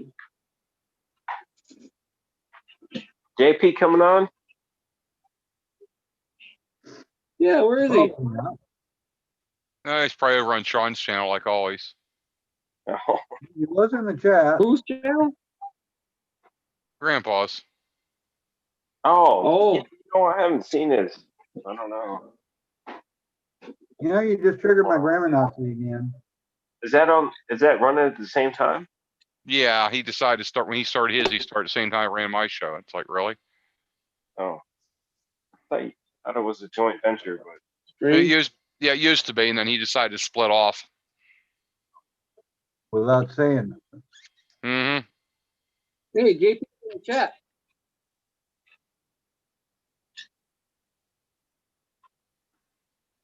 I think I pissed him off. 3 weeks ago, I saw the notification that he started a ex-conspiracy podcast, right? Live streamed Zoom. So what the hell?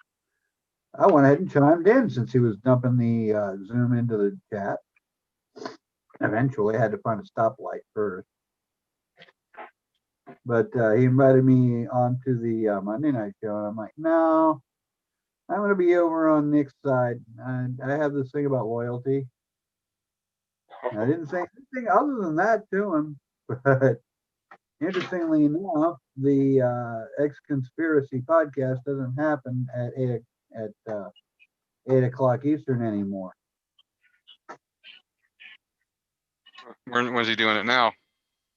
I don't know. I do not know.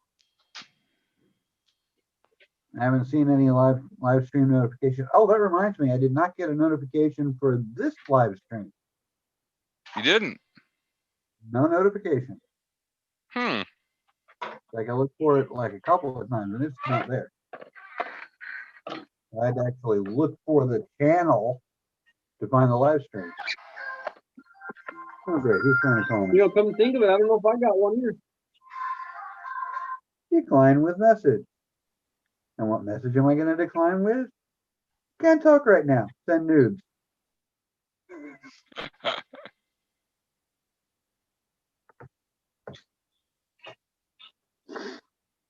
Yeah. That's why they call me crazy, Uncle Bob.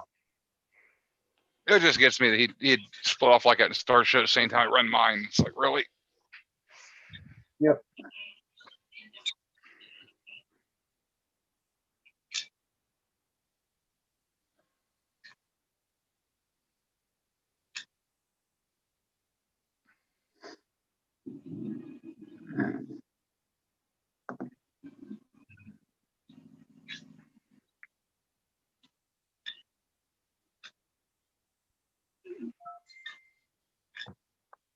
Who do we lose?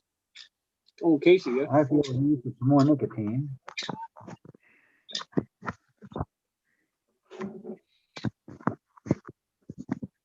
What's up, pair of peep? Ah, you little bitch. Sorry about the cussing. Gotta put $10 in the cuss jar, just like I did. I'll have to put an IOU in there. Yeah, He's got- right. You just got to mail another like 20 gallons of shine over here. There you go. Hell, send some to me. This bird does makes no sense tonight. Shit, I can like hug on her all I want. That's fine. But watch what happens when I put my finger near her. Let's see if I get her in the shot here. Ay! Since when do birds make sense? They're the original Burbrain. Ooh, you little witch. Quit.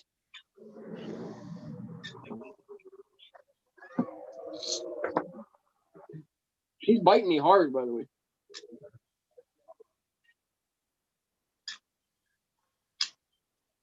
Ooh, ow, that one hurt. Ouch.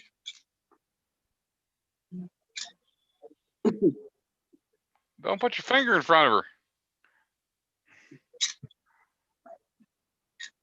Dude, you're asking for trouble. Wait a I minute, don't know. another pilot. Of course he is.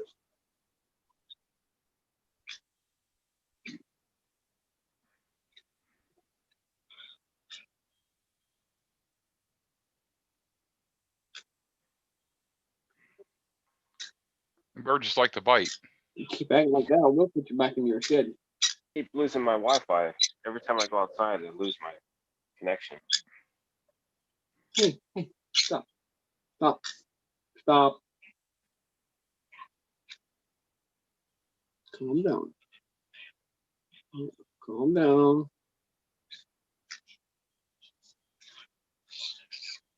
So, Nick, when's your boy Robin coming back? Not sure. We need to get Walter on here. Yeah, I haven't had Walter on forever. I don't know where he's been. He's always on the. I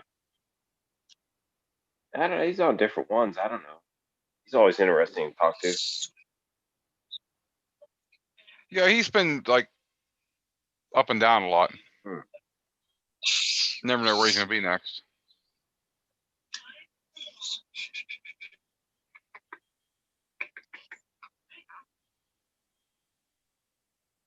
Stop. Stop it. Yes, sir? Oh.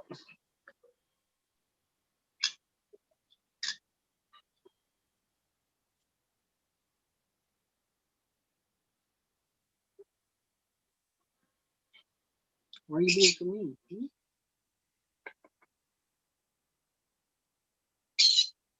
Ninja bird. Ninja bird.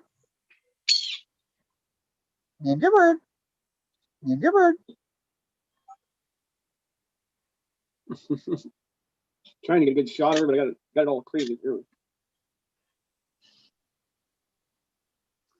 Yeah, the great shot camera, of not bird me. that.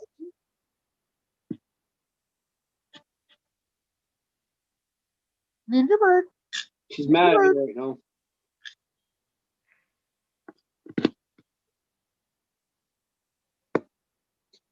Her pissed off at me. Hopefully, I don't. Basement.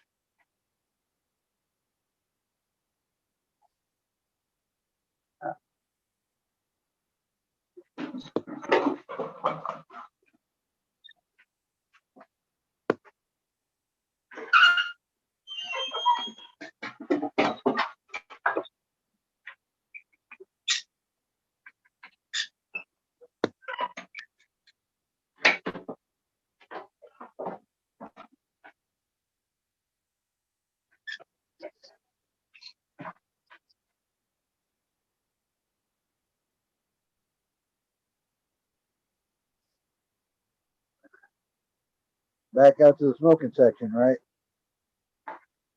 The smoking section. Oh, Well, that's where I am, and looks like that's where Casey's headed. well, no, I was going to the basement. That's where the paramotors are at. You know, How'd you get them down there? man.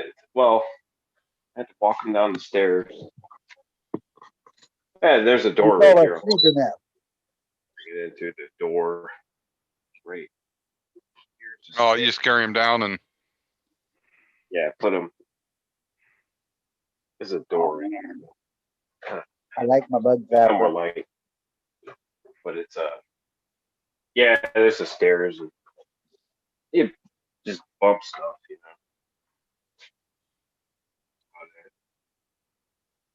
know. Ooh, there. That's special.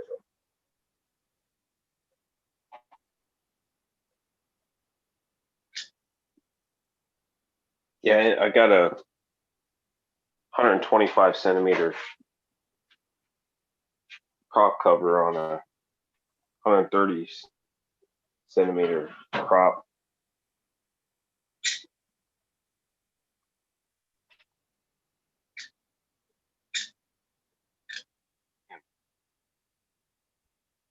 Mandiver. Mandiver. But it works okay. Gets the job done, I guess. So for traveling. yeah, you got to keep. So I think you got to keep them covered. That's an interesting looking prop. Oh, that's a cover. Oh, The prop is shit, man. I gotta get some different light. ooh, pretty. So is that a wood prop, No, that's carbon. Carmen? Okay. It's Well, cool. Yeah, I got me a wood prop. yeah, what is it? Yeah, wood props are.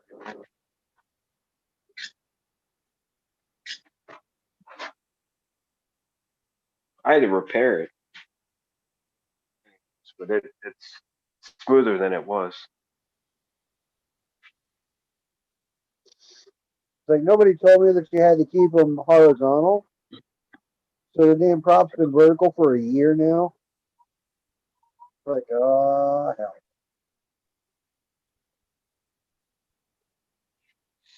It's probably okay, Bob. Yeah, you're probably. I don't know. Yep. You got a clutched machine? Is it clutched? No, sir, it is not. Oh. Yeah, you want to make sure that when you start it, make sure that your tension is off the. I don't even know how to do that.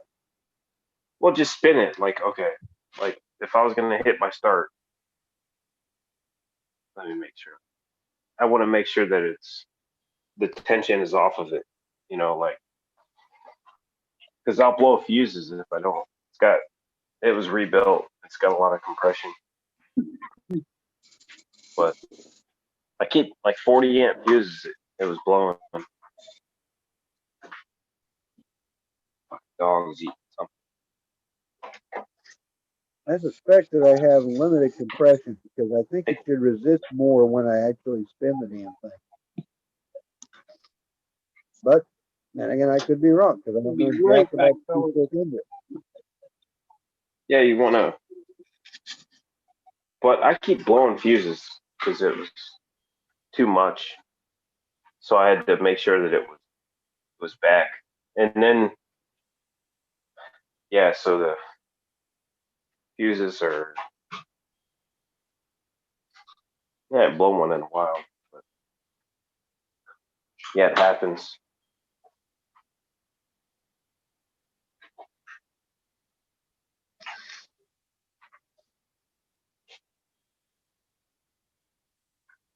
Plus, I'm thinking I really ought to re-engine that paramotor because I got no actual information about that motor engine. Allegedly, it's ready for a 50 hour, but that doesn't tell me much. Yeah, you That's can kind of buy scary. you can buy a compression tester Yeah, if you really think it's yeah, that I low. don't feel like it. Or you can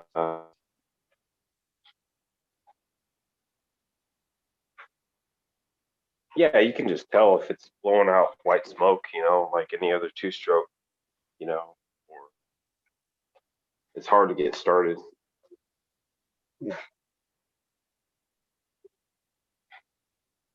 Well, I'm not a two-stroke mechanic yet.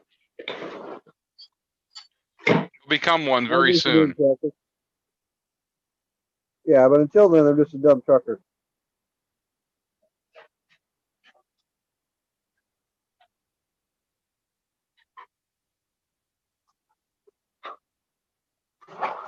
And I'm easily amused because I'm enjoying the zapping sounds I'm getting from my new bug zapper.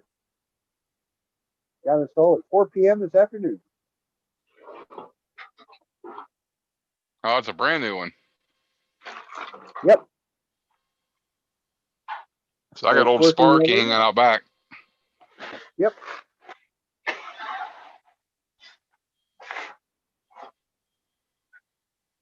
Shocking how entertaining that is.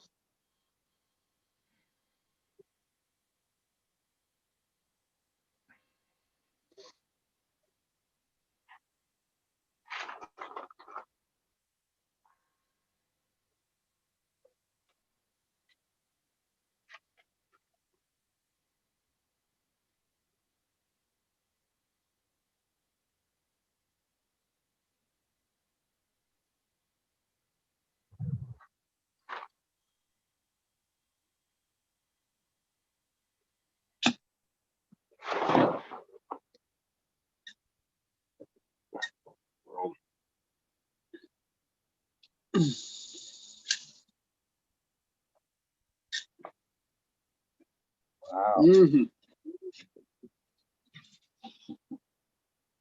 So anybody want to go on a winter flying camping adventure with me? As long as it's 75 degrees. Yeah. We'll fly and land on a frozen lake somewhere, dig a hole in a snow cave, or make a snow cave. You couldn't pay It'd be me to come awesome. fly in that cold stuff.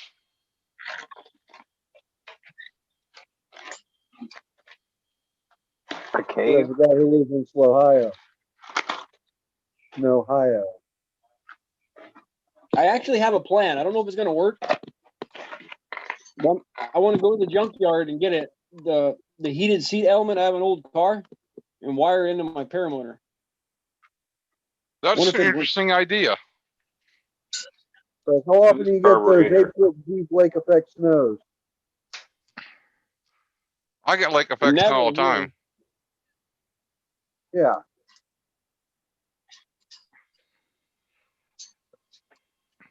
We get lake effect snow, but that stuff's no fun.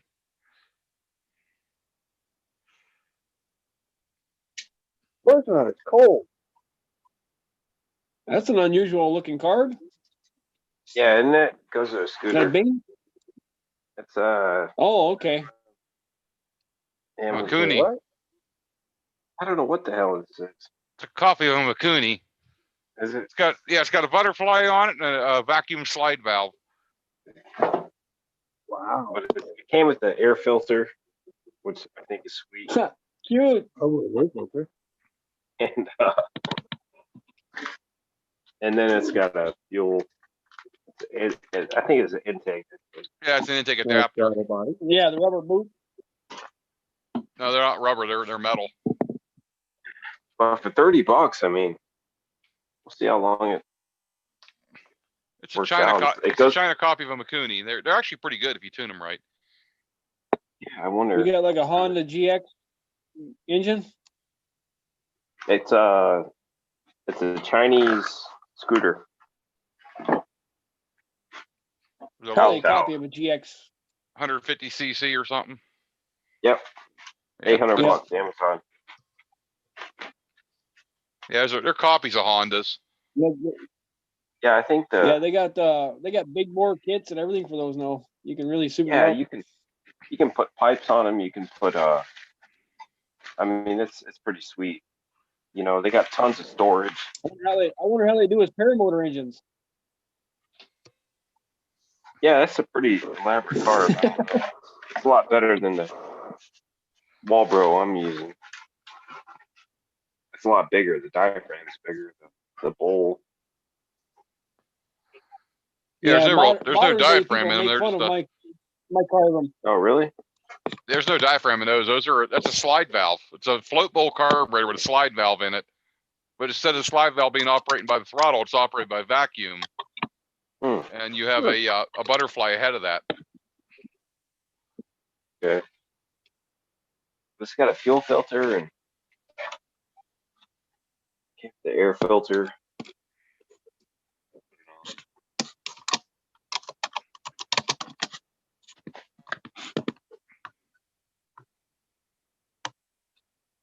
You can go on eBay and buy carburetor for about anything anymore. It's amazing the amount of Chinese copy carbs are out there. I buy them for the old Kohler engines on the Cub Cadets all the time.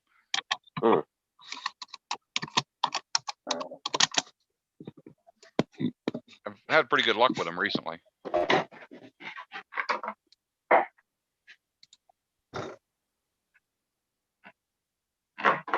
Good. Yeah. My tow motor actually has a float bowl carburetor on it. What's it got, a Bing on it? Yeah, that Bing 84 that's supposed to be self-adjusting for altitude or whatever. Seems to run good. I mean, you know, I never do acrobatics with mine anyway. So. What's wrong with you? Huh? What's wrong with you? That's one of the handicaps of having a trike. It's hard to do acrobatics with it. Well, I was just talking to a guy the other day that he was doing wing overs with a PPC. I would believe that when I saw it. I seen it. A PPC, a true PPC with a PPC wing? Yep, square wing, 2-seater. He was pulling full wing overs. Damn Green Eagle can get it. Wow. It wasn't a Green Eagle though. This was a full PPC foot control setup. Remember big that one from two-seater. the school?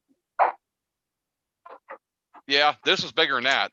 This was like that was a 103 compliant one there. No, there's no way that was 103 compliant.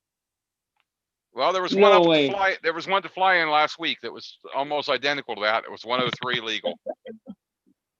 It had a plastic gas tank rather than a metal one though, to save weight. It was 5 pounds under to be legal.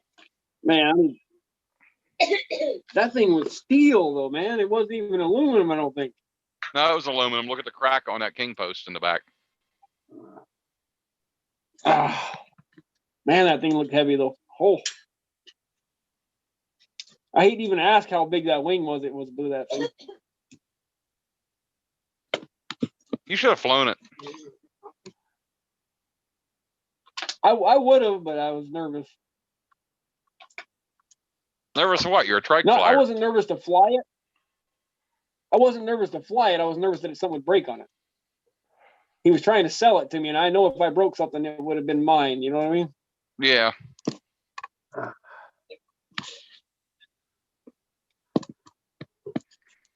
No, if it was just some guy that said, I don't care about this thing, I'd say, hold my beer and watch this. Hello. The only thing that worried me was that post, the king post under the motor there had some cracks in it. Like if I'd buy that thing, Yeah.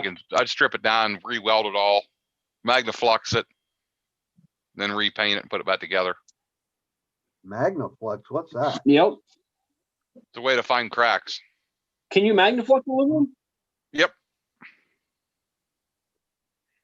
Cool. Magnaflux is, well, I mean, I used to use it back in the old days for old iron cylinder heads and stuff on engines. You hook up pretty much a positive and negative charge to the cylinder head, and then you had this magnetic powder that you sprinkled all over it or blew it on with a blower, and it would stick in the cracks, so you'd actually be able to see the cracks because the powder would stick where the cracks were. Yeah, the powder's a bright color. There. Or you you negatively charge the block, you positively charge the powder. It's the same process they use another for way to do powder it. coating. I've actually got a gun, looks like a powder coat gun. It's made to Magnaflux with. Very high voltages are used. Yeah. You don't want to have the gun in your hand and touch the object you're spraying at the same time. I've got a powder coating gun in my basement. I never even opened. One of those plug into the wall deals. Yeah, Harbor The Freight one. small one. Yeah. Well, this one came from Max, but similar. They're same Chinese stuff. They're not bad. I mean, I've got one. Yeah, I bought powder for it and everything, and I just never got around to using it on anything. It was one of those. It was on clearance, a deal I couldn't pass up, so I grabbed it. I'll tell you a little trick. Do it while the wife's away. I'll bet. You got to stick it in the oven to cure it. Yeah, I know. You'll catch all kind of Hey, hell I first wear time you the bake pants it. for my family. Yeah, first time you bake You it in hear the that, house. Nick? Yeah. You'll bake that stuff in the house. I She'll come wear the home and be pants yelling. for my family, but my wife dresses me though. I got her permission to say that too.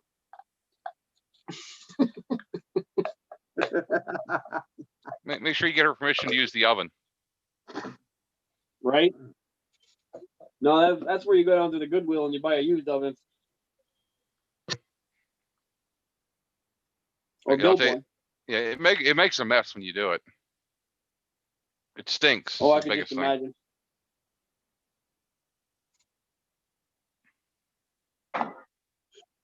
I think Casey or Uncle Bob should just let me fly their machines, keep them from getting worn out while they're not flying.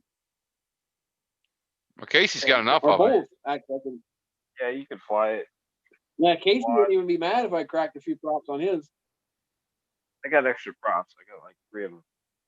See? Perfect.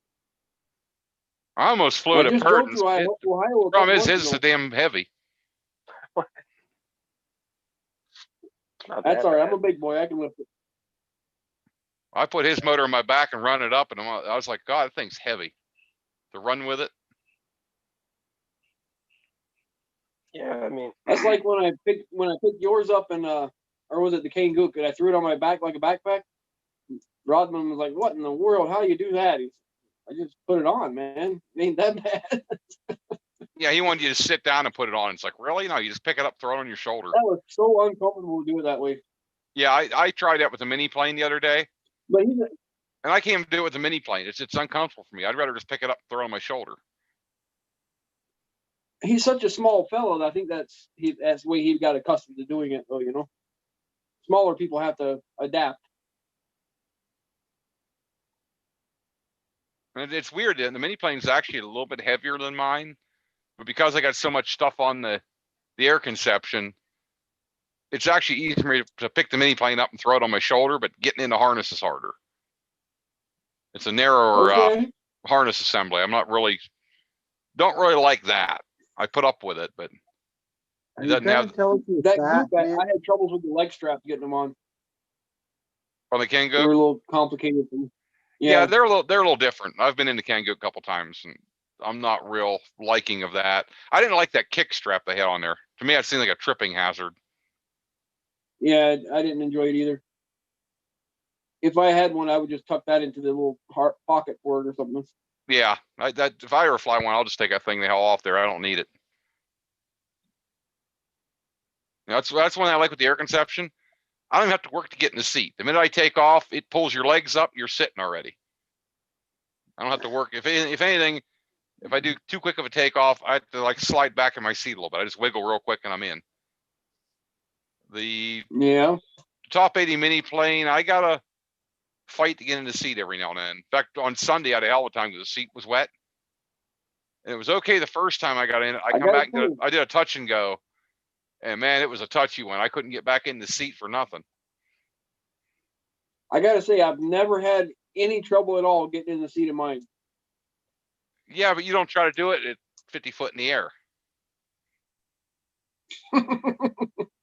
Get out of I your would hope seat in the not, air one yeah. day and try to get back in. See how it is. I got to get out of my seat to land every time. Man, could you imagine that if you got out of your seat on mine and stood on that middle bar and surfed that sucker? Holy crap, you'd be nuts. You better not mention that too much. Dell's liable to try it.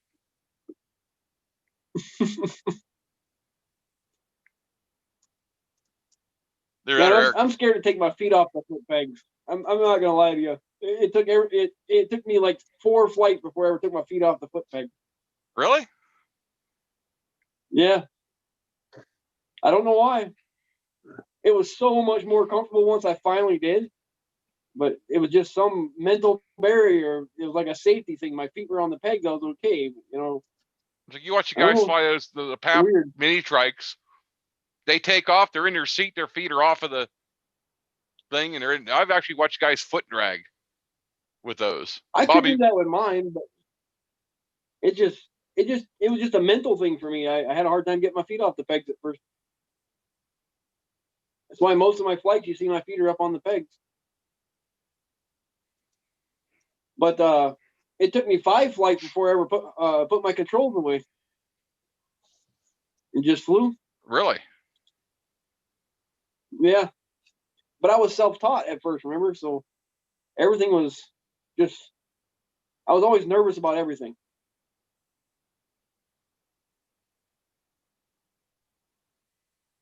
I progressed really slowly. I did what I, was felt comfortable with, and I'd work with that for a while. Then I would add something new in, little by little, just slowly.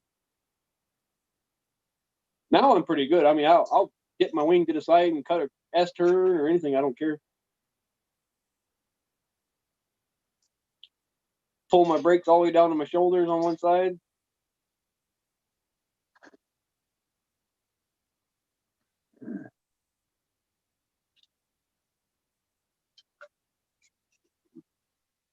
My very first flight, I don't think I pulled more than 2 inches of brake.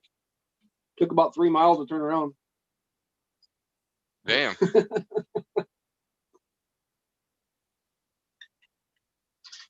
But you know what they say, you don't know what you don't know.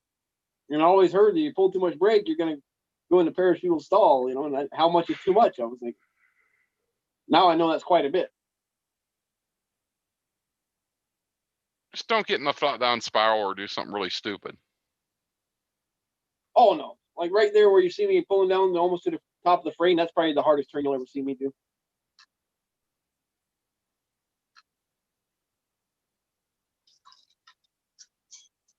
Just a nice gentle turn like that. That's all I do.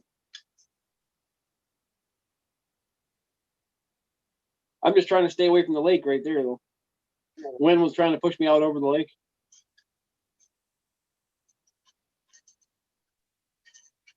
Yeah, that happens sometimes. Oh, yeah.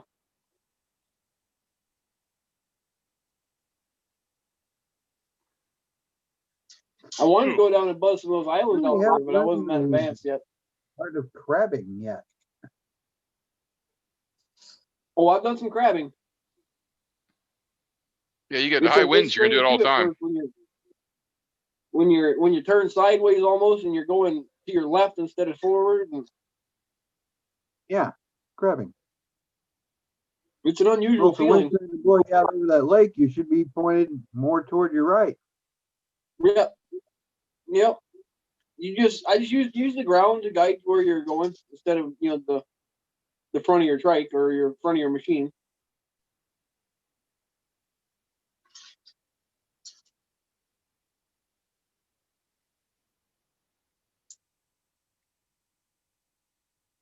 I think if I ever go back there, I'm gonna go do some touch and goes on those islands. That'd be fun. Just make sure you get back down. Yeah. If you land there, make sure you can get back out of there. Don't get under the touch and go where you might end up at a full stop and you can't get back out. Yeah. I don't know. Them tires of mine, that thing might float. Big tires. Swim across.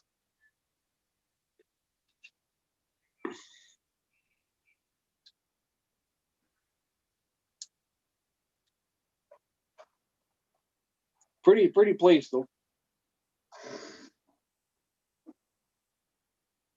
That's a really big lake if you can't tell.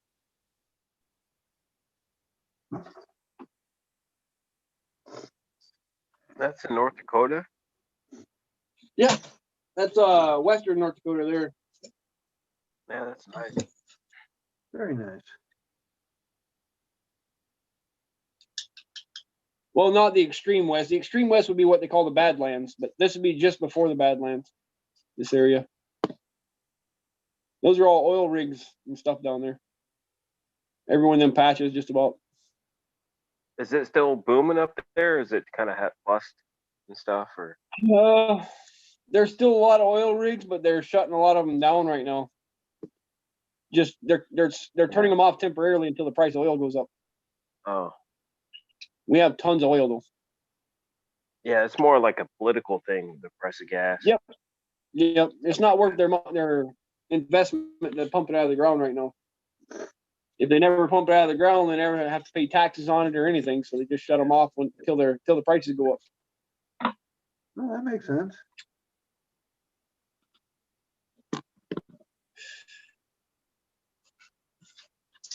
But our economy is pretty strong right now. So. Yeah, they're all up in a tizzy about the election, you know, because the oil and gas, you know. Oh yeah, it's going to be an interesting election. I don't know which way it's going to go right now. The politics I'm not is sure. on Usually, I'm pretty sure. retard. That's all I can say about it. What's that? The politics have gone full retard. That's all I can say about it. Oh yeah. All of them have. Every one of them. Yep.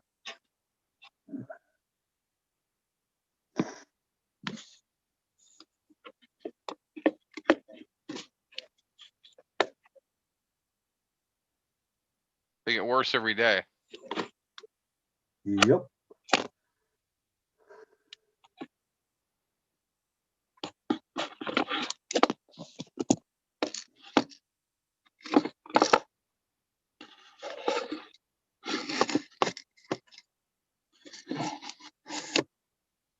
Yeah.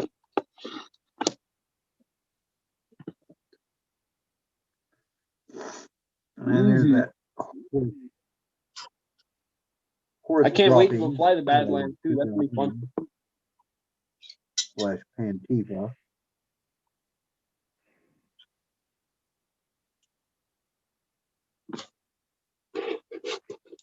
Yeah, what's the elevation on that? Like the sea level?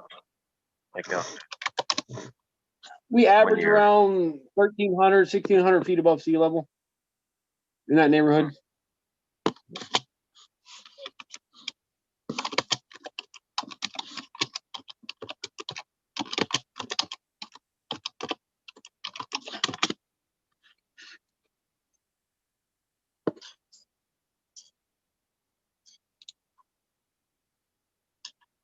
yeah, it looks pretty flat. Not a lot of trees.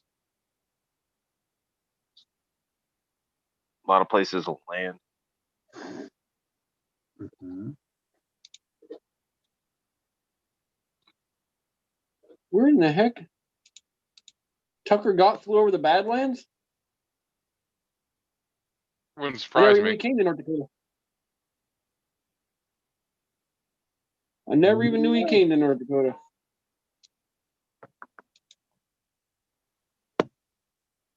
Oh, that's South Dakota Badlands. They're different. They're not as nice as ours. Well, just remember, if it weren't for Tucker, I would not be here. It's all Tucker's fault.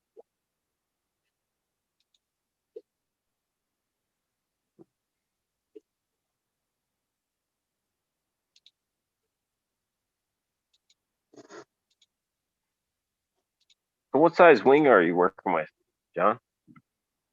I'm flying a 30 meter in this right now. Oh, But I have a pretty hefty size trike though.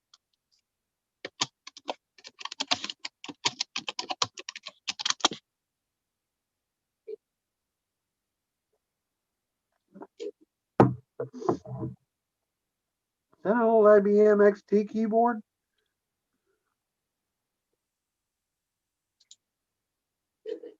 What's that? That keyboard, is that off an IBM XT? Oh no, I have my phone right next to it. Sorry. That's a noisy damn keyboard.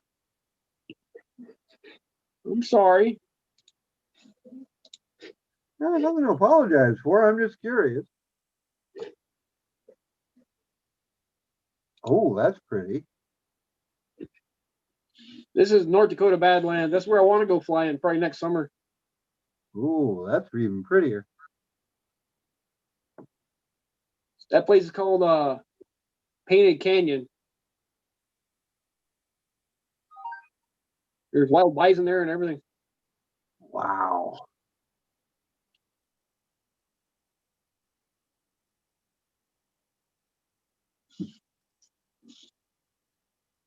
Might even be able to jump off of them things, huh? Yep. Just cut it and take a running leap. There you go. Aww. Apparently this person liked the wild horses. Nothing wrong with that.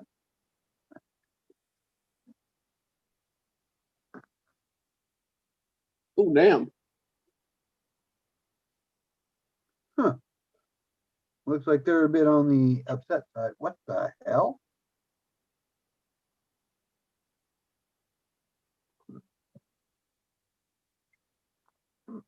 Deer. Ooh, sheep. We got a little bit of everything here.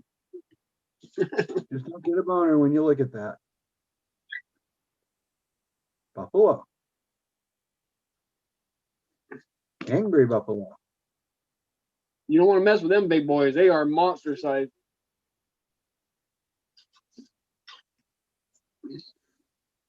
How far is that from Yosemite? Is that Moose. Yosemite is in what state is Yosemite in? That's Wyoming, right?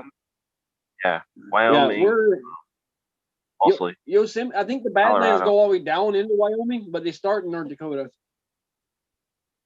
Yeah. That's the extreme western part of North Dakota. I don't live there. I just want to go there and fly someday. I live in the middle of the state. Why do they call them Badlands? What's bad about them? Oh, that's pretty. The Cowboys called them that because they weren't real good for nothing. No. You couldn't raise Okay. cattle there. You couldn't survive there. You couldn't ride your horse. It was just rough.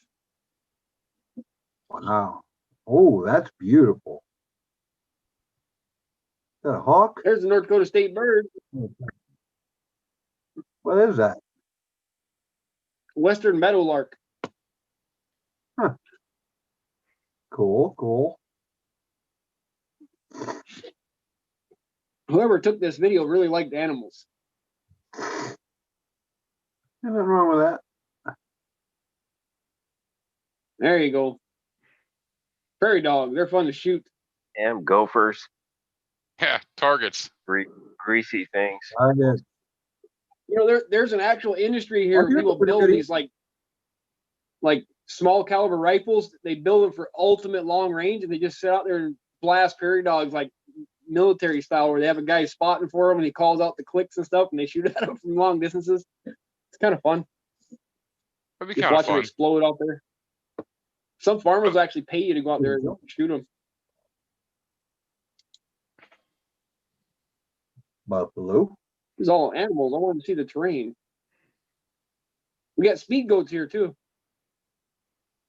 Got what? Speed goats.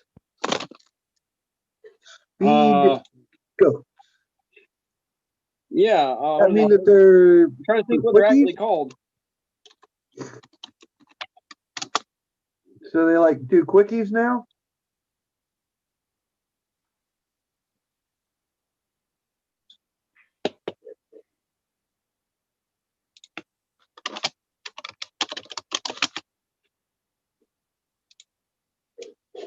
Am I still sharing this? Yep. Yep. That's a speed goat. There's Oh, some running powerful. along by a car. Good Lord.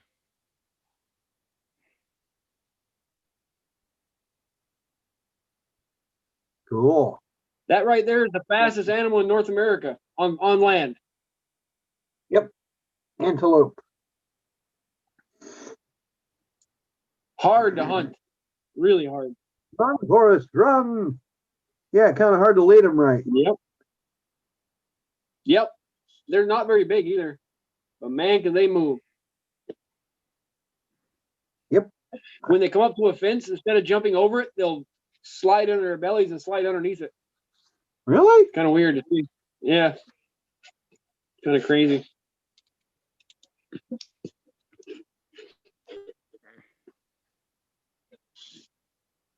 That's just crazy. They're that quick. Yeah. I forget how fast they run, but it's pretty darn quick. Faster than me.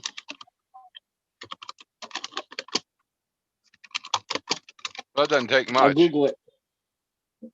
They can run at 61 miles an hour, according to the internet.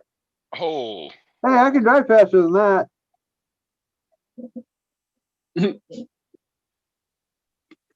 that's moving. Yeah, you can. Not all the time, though.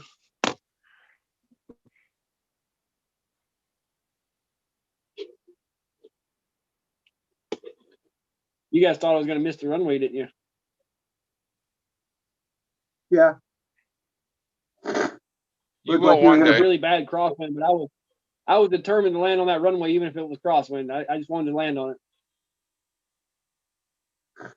That's entirely doable.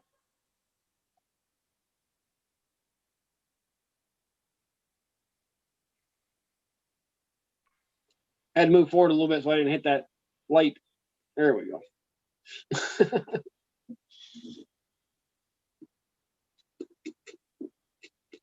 In the very next flight, I busted my prop. To this day, I don't know what happened. I just went to take off and my prop exploded. Who are you gonna call? Prop Buster. But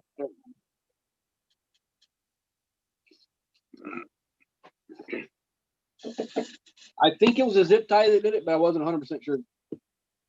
I had zip tied that big light on the top, and I forgot to clip one of them. Who are you gonna call? Prop. How do you not know? Oh, too good. I just went to take off, and my prop exploded as soon as I throttled up. Did you store it vertically? So I had a crack in it already before he took off. I had already took this. That was after this flight. We decided to go up again, and when I went to go up again, that's when it busted the second time. But that's all right. My buddy couldn't get off the ground anyway after that first time. His Beautiful. Blackhawk wouldn't start again. Isn't that normal? From what I hear for the older ones anyway. I heard the newer ones aren't so bad. I think they got a lot better at their quality control. But now they got to get past that stigma. I just know that for the longest time they had constant problems. Yeah. Well, they're using mainstream motors now for the most part too.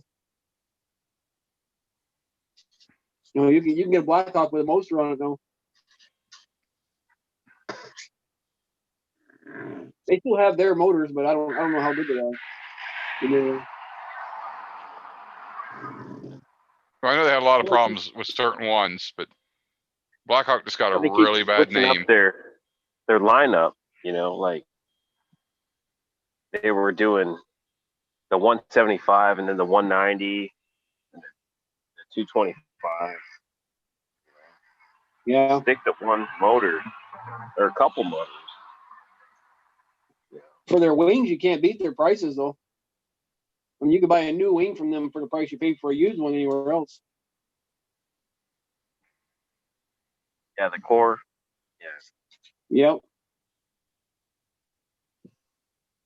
But I don't know. I do like that. What were those wings we're using at school there, Nick? What, Shoot, the McPara, motors? right? Yeah, MacPara wings. The Chargers, right? McPara Chargers. I like Yeah, they those. were Chargers. See that zip tie hanging right there? That's what got my prop, I think. Right there. Wouldn't surprise me. Just a That was a quick carbon. oversight. So you get All it takes wooden is prop. anything on your motor can go through into that prop. Will, just guaranteed. And zip ties are one of the biggest things to go into props. Yeah, because I had just put that light on there right before daylight that morning. We were flying so early. I mean, this GoPro doesn't show it, but it was actually like still dark a little bit.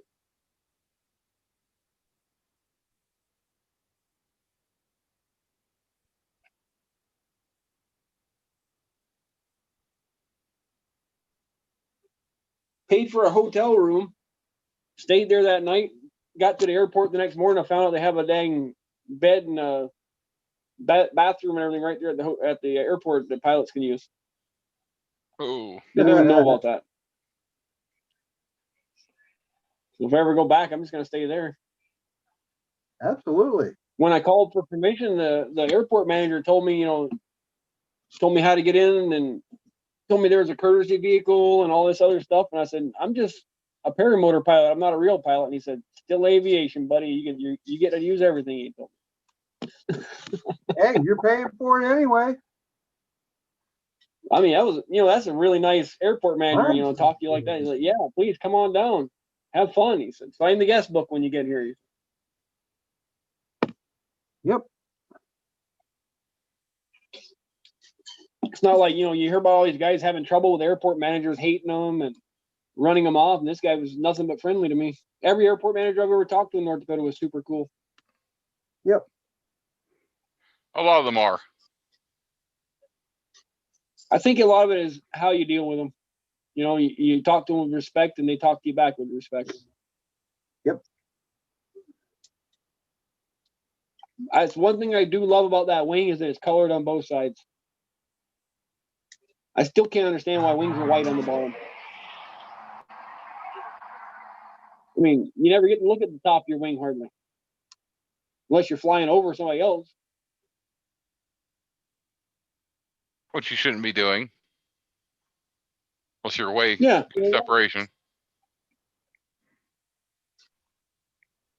I mean, if you're going to have a colored wing, it would make more sense to have it on the bottom to me.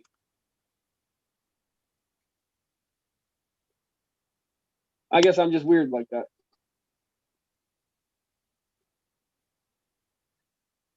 See, Bob, you need to get one of these. Strap it to the back of your semi, put a tow hitch on it. Run out of diesel, just push your semi to the nearest gas station, fill her up again.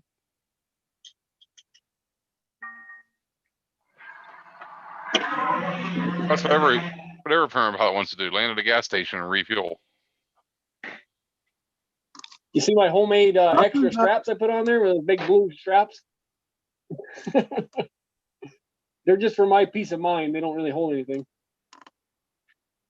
I just wanted to have something for a backup. But I took a really long sling and I just wrapped it around the whole machine and put it to both sides and hook it in. It's just really bulky. I'd like to get rid of it. 1, 2, 3, 4, 5, 6, 7, 8, 9, 10, 11. Think I got enough Velcros?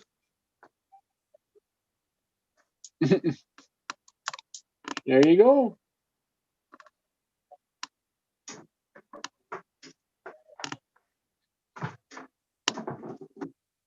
They got them on sale over at Aviator, 50 cents a piece. Bought a dozen of them. Oh, okay. I spent more on shipping than on the Velcros.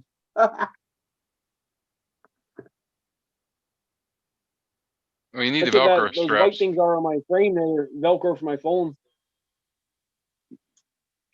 Before I got my reserve, that's where I used to keep my phone, right on the frame.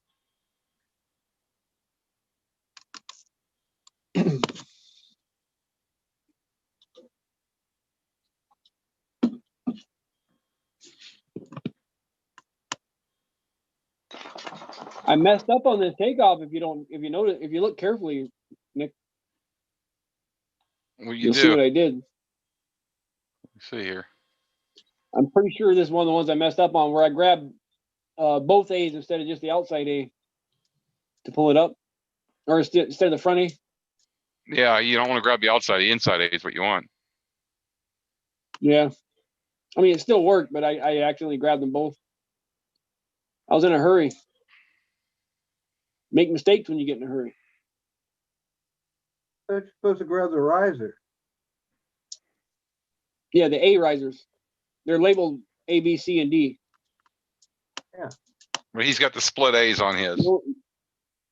So I have So two A's on mine, and when I pull my wing up, I'm only supposed to have hold of the very front A, and I have my thumb through both A's.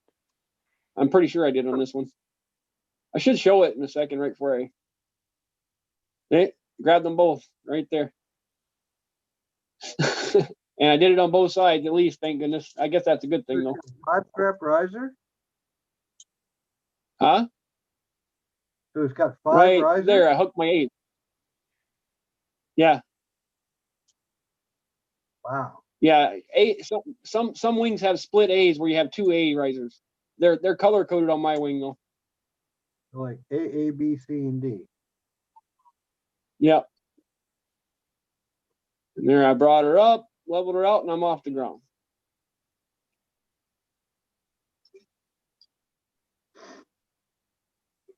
Well, if That you got wing you comes in up the end, fast you in mine. didn't do terribly wrong.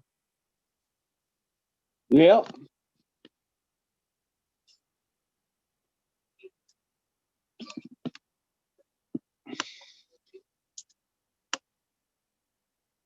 I gotta say, boy, it's easy to take off on that asphalt. Holy cow. Really get some forward momentum in a hurry. Yeah, you have no drag. Yep. Like, how's that old saying It's go? not good for the wing if it doesn't come up right away though.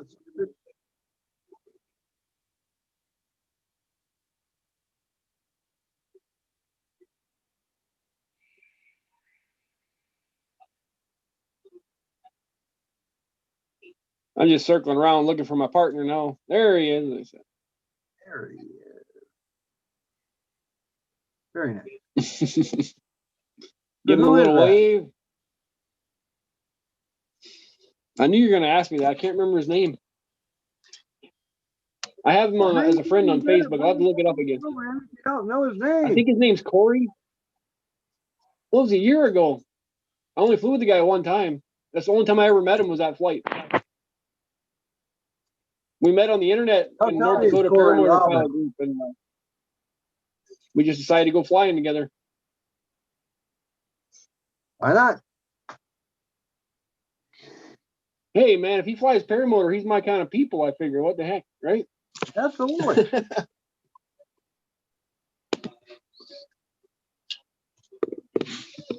Any aviator is our kind of people. Bob, you know, I'm a college teacher. You know that, Bob, right?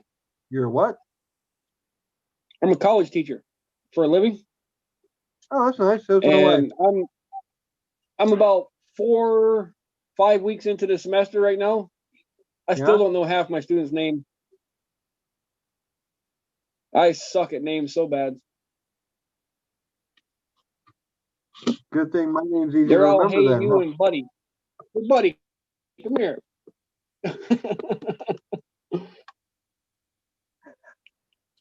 Reminds me of my first job. It was at the Chalmette Waterboard, and everybody was named Buckwheat.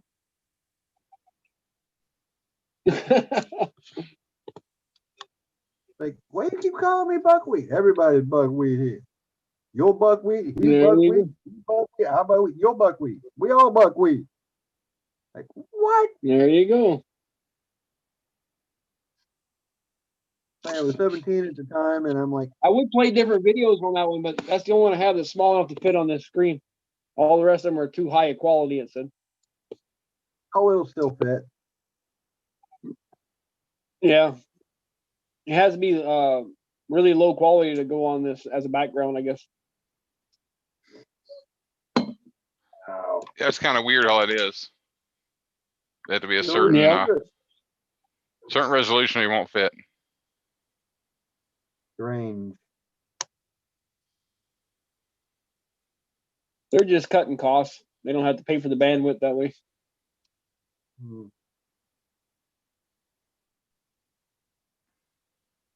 I had a good, probably 13-mile-an-hour headwind going up that way.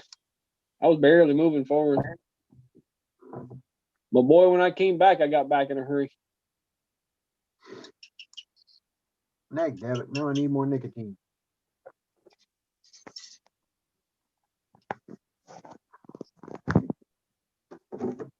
If you guys ever get one of them little round mirrors like mine and you figure out a way to keep that sucker from vibrating all over the place, let me know. I got to reset that thing every time I look at it. Called tightening the bolt down. I do. It just comes loose all the time. Maybe I'll get some Loctite put on it. Huh? Yeah, add some thread lock. That might help. Thread lock or silicone. There's always a way to engineer stuff with silicone. Silicone Silicone fixes tightening? everything. To be honest, I don't even use that mirror, but it's nice to, it's kind of, I don't know, it's cool to have it, I guess. I thought you used it all the time to see your wing come up. I That's the could. entire point of it, isn't Yeah, it? I don't know, maybe I subconsciously, I kited for so long before I ever flew that I feel my wing. I don't even in my trike, I feel my wing. Good. I just kind of almost know where it's doing by feeling it.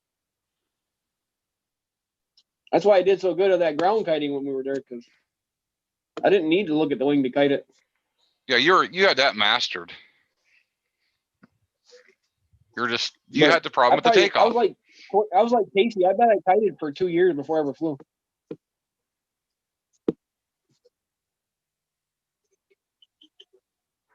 Yeah, now I got a bunch of wings and I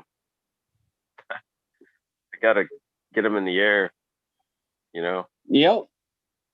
So now each one's different. You know, I got the Do you GTR. think you're ready to fly yet? Oh yeah, yeah. I just Do you need just some, want somebody there with you for that first one, huh? yeah. I need somebody on Nick the would radio be to great say, for hey, that. you know, the reassurance. I'm just Yep. probably, Nick would be great for that. He'd be really good. yeah. I just Yeah, I'll come up and get you in He's the air. fairly close to you too. Nick's not that far from you, I don't think. Well, a couple hours maybe, huh? About an hour, if that. no. It'd probably be better if you went to him though, because there ain't no good flying spots near you, is there, Nick? Not from what I saw, anyway. Well, I've got tons of good spots I fly out of here. I have areas I Man, I fly don't out. know, man. When I drove through it, it looked like the jungle, man. Your place is rough. No, I got Driving about through 20 the minutes from. Appalachian Mountains or something. No, I got about 20 minutes from here. I got nice flat fields to take off from. Oh, okay. I know we were talking about doing it, but we were in a hurry to get down south when I was there. I should have brought my machine that time. Yeah, I know. You've been We flying. could have made a good trip out of it. Mm-hmm. We could have made a good trip out of that. Yep. Flown a couple different states.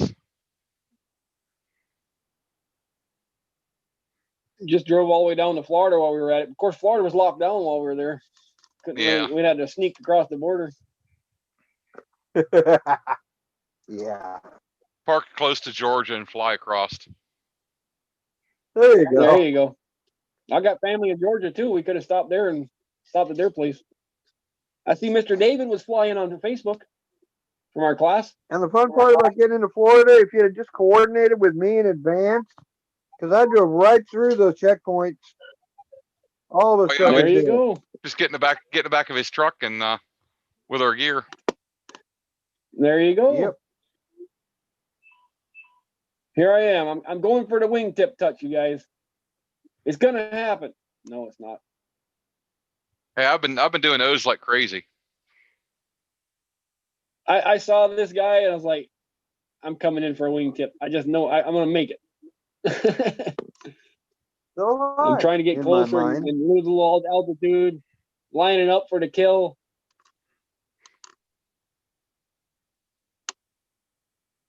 Then he shakes you off.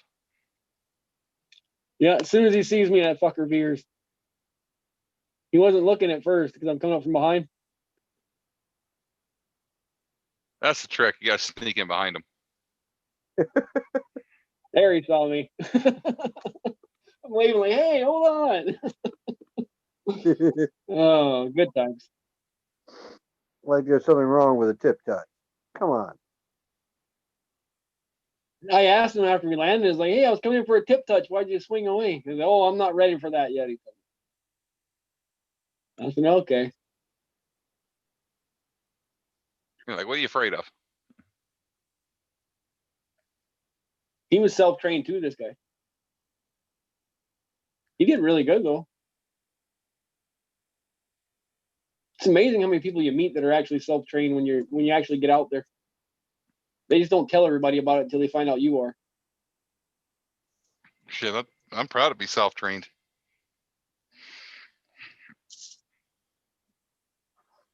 Cool. It just takes a certain kind of person to do it themselves, I think. Yeah, it's not. You It's have to not be for really, everybody. you have to be really good at paying attention to details and figuring things out. It helps. I was a pilot, so And you know the fun part Yeah, I wasn't. about today? It's like the glass guy came and did the glass on my truck because I did something stupid and had to break a window. Afterwards, I'm just sitting there, nothing else to do. And I had just sent the paramotor and wing home with my son like an hour before. and you get great winds. The winds were freaking perfect. Laminar right off the bayou. I could have took off no problem. 10-mile-an-hour winds, Oh, perfect. you broke some glass, Bob. Yeah, I left my keys in the truck. Oh, I broke a window today too. Oh, did you now? Yeah, What, was it attached to your paramotor? another classic John thing. Huh? Was No, it on attached to your paramotor? no, it was my backhoe window. I stepped on the side window as I was getting out of it and it cracked the window. Oh, okay. After I rolled it over. Now wait a minute. Yeah. Why'd you roll the damn thing over? I wanted to check the bottom for leaks, and I figured that'd be the easiest way to check the bottom out. So I just laid her on her side and took a little peek at her. He was imitating a swift truck in its natural habitat. And that's your story, and it's sticking to you. No, I was helping a buddy out. I was dragging a bunch of logs out of the woods for his wood burner. Had about 4 or 5 logs tied to a chain to the back, and I was dragging them out. And it was kind of a narrow trail through the woods to get out. I was looking forward for a second to see where I was going, and the logs hooked on a tree that hadn't been cut down yet. And before I could even react, the power of the backhoe pulled and flipped me over sideways, because I couldn't pull the logs, through a live tree. I realized what was going on. I slammed on the clutch to, just stop the forward momentum, but it was too late. I was already too far sideways and it just went on over. Went to sleep. Oops. No harm though. We flipped it back up and I kept on hauling logs. Finished the day Oh, out. there you go. That'll work. I think I lost about a quart of fuel. That's all. Only damage in that cracked window. So did you find any leaks? Yeah, actually, I have a lot of leaks on that thing.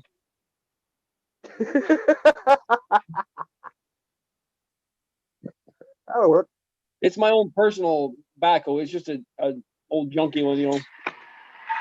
But how many people have their own personal backhoe? I guess I'm sure Nick that does. thing He's has a Right. You probably lot got of never know two of power. what to them. build a pond. At least one of them powered by What's hit that? or You miss. know, or No, I got one, but mine's an Big old a track hoe. foundation. Track hoe? Yeah, Oh, little mini one. those are nice. So it's got tank tracks on it? Yeah, rubber track. Cool. Mine's about a 1980, 81 John Deere 510. John Deere. Got to get rid of that thing. It was the cheapest one around when I got it. That's why I own it. Hey, if it ain't red, keep it in the shed. This is like a deer. It's good for you dragging logs out of the woods. As long as it's built in the 1900s, it's not that bad. But the modern ones, they're like, fuck you. Yeah. Damn it. Yeah, I just lay my back boom out, and I have a frost bucket on it that's tapered at the end. And I just tilt it up a little bit, and I use that as a rudder when I pull the logs out of the woods. My front tires hardly ever touch the ground. I just steer with the back like a rudder on a boat. That thing it'll go until it pulls itself over on its side, I guess. It's got that much power. Hey, Nick, drop the code into the chat. Who's here? I lost Oh, I'm not Walter. even. Walter! You make me drop something I can't even do. Hold on here. Jumped another screen I got to here. pull up the chat. I turned it off a minute. I was busy looking at stuff. Yeah, can you drop it in there, John? I don't know what I can't remember what the hell the code is. Yeah, I'll get it. Give me 1 second here. 948. Should be a link if I click on it here somewhere. There it is. Oh. Copy link. Let's see. I'm going to try just copy and pasting, see if it works. Should work. I have to grab it. If not.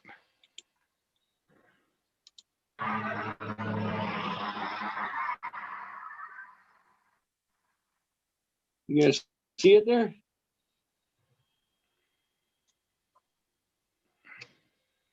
Where? Hold on here. It gave me a link. I'll type it in there for him too. Yeah, Yeah, I have chat on one machine and it show on the other. 948.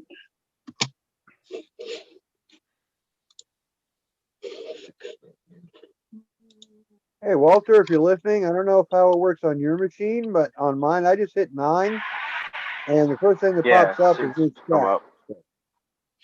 948-694-7829. And it's kind of hard to forget the password. Yeah.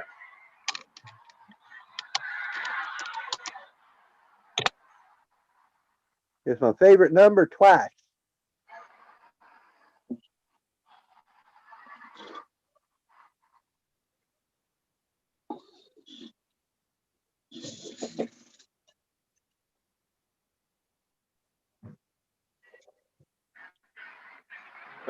America.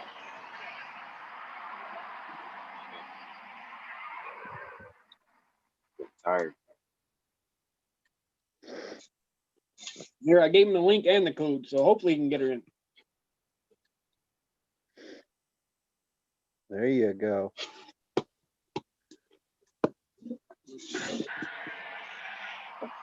Now, Nick, you watching the chat? Yeah, I see it. I see you dropped another cuss jar in there. Yep. I have to look over in the corner to see it. I can't run chat on this machine right now for some reason. It I doesn't mean, like you, Nick. This machine's For some being just a reason, pain for some recently. reason, my internet's been dropping out tonight too. Yeah, it's just annoying. It drops out on this one machine.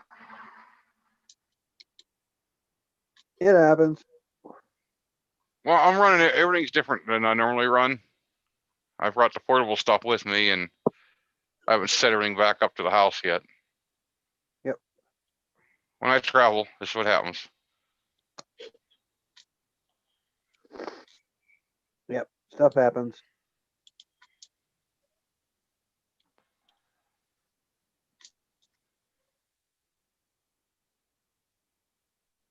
Very good.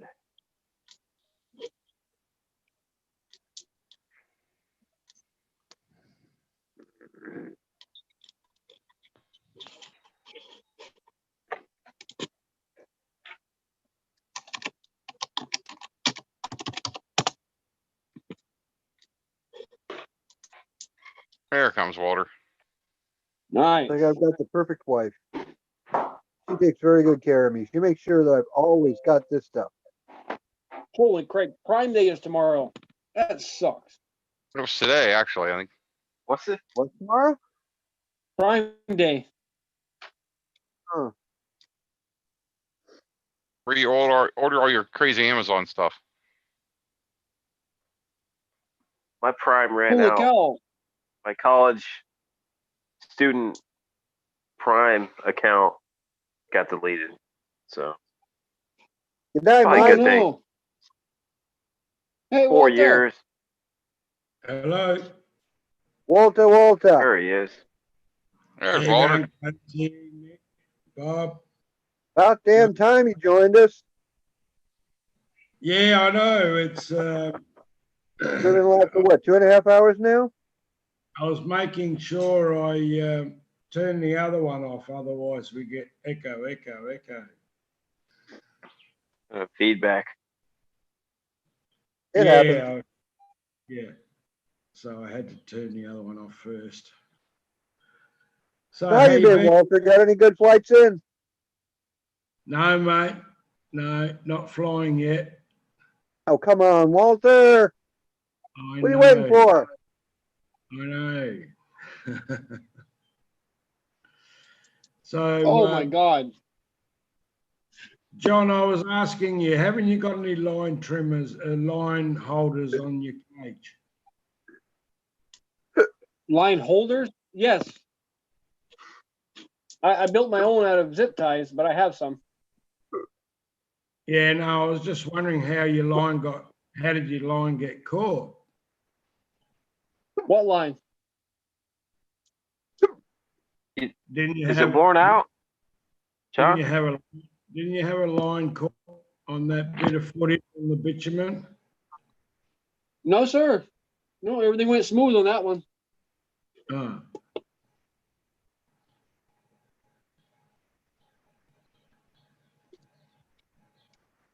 Yeah, no, I thought you had a Oh line. my God!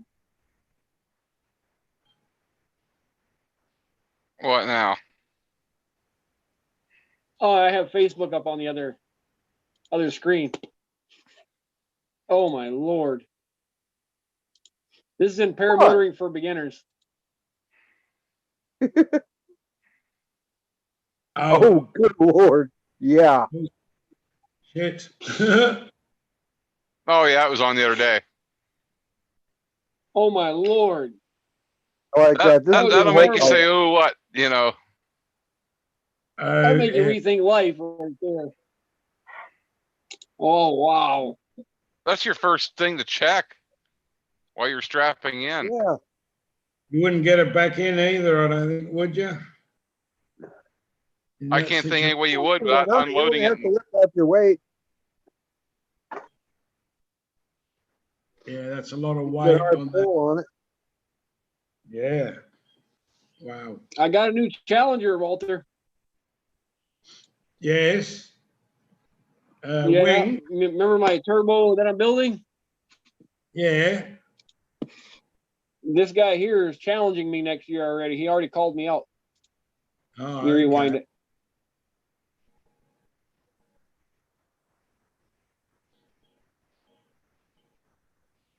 Aha.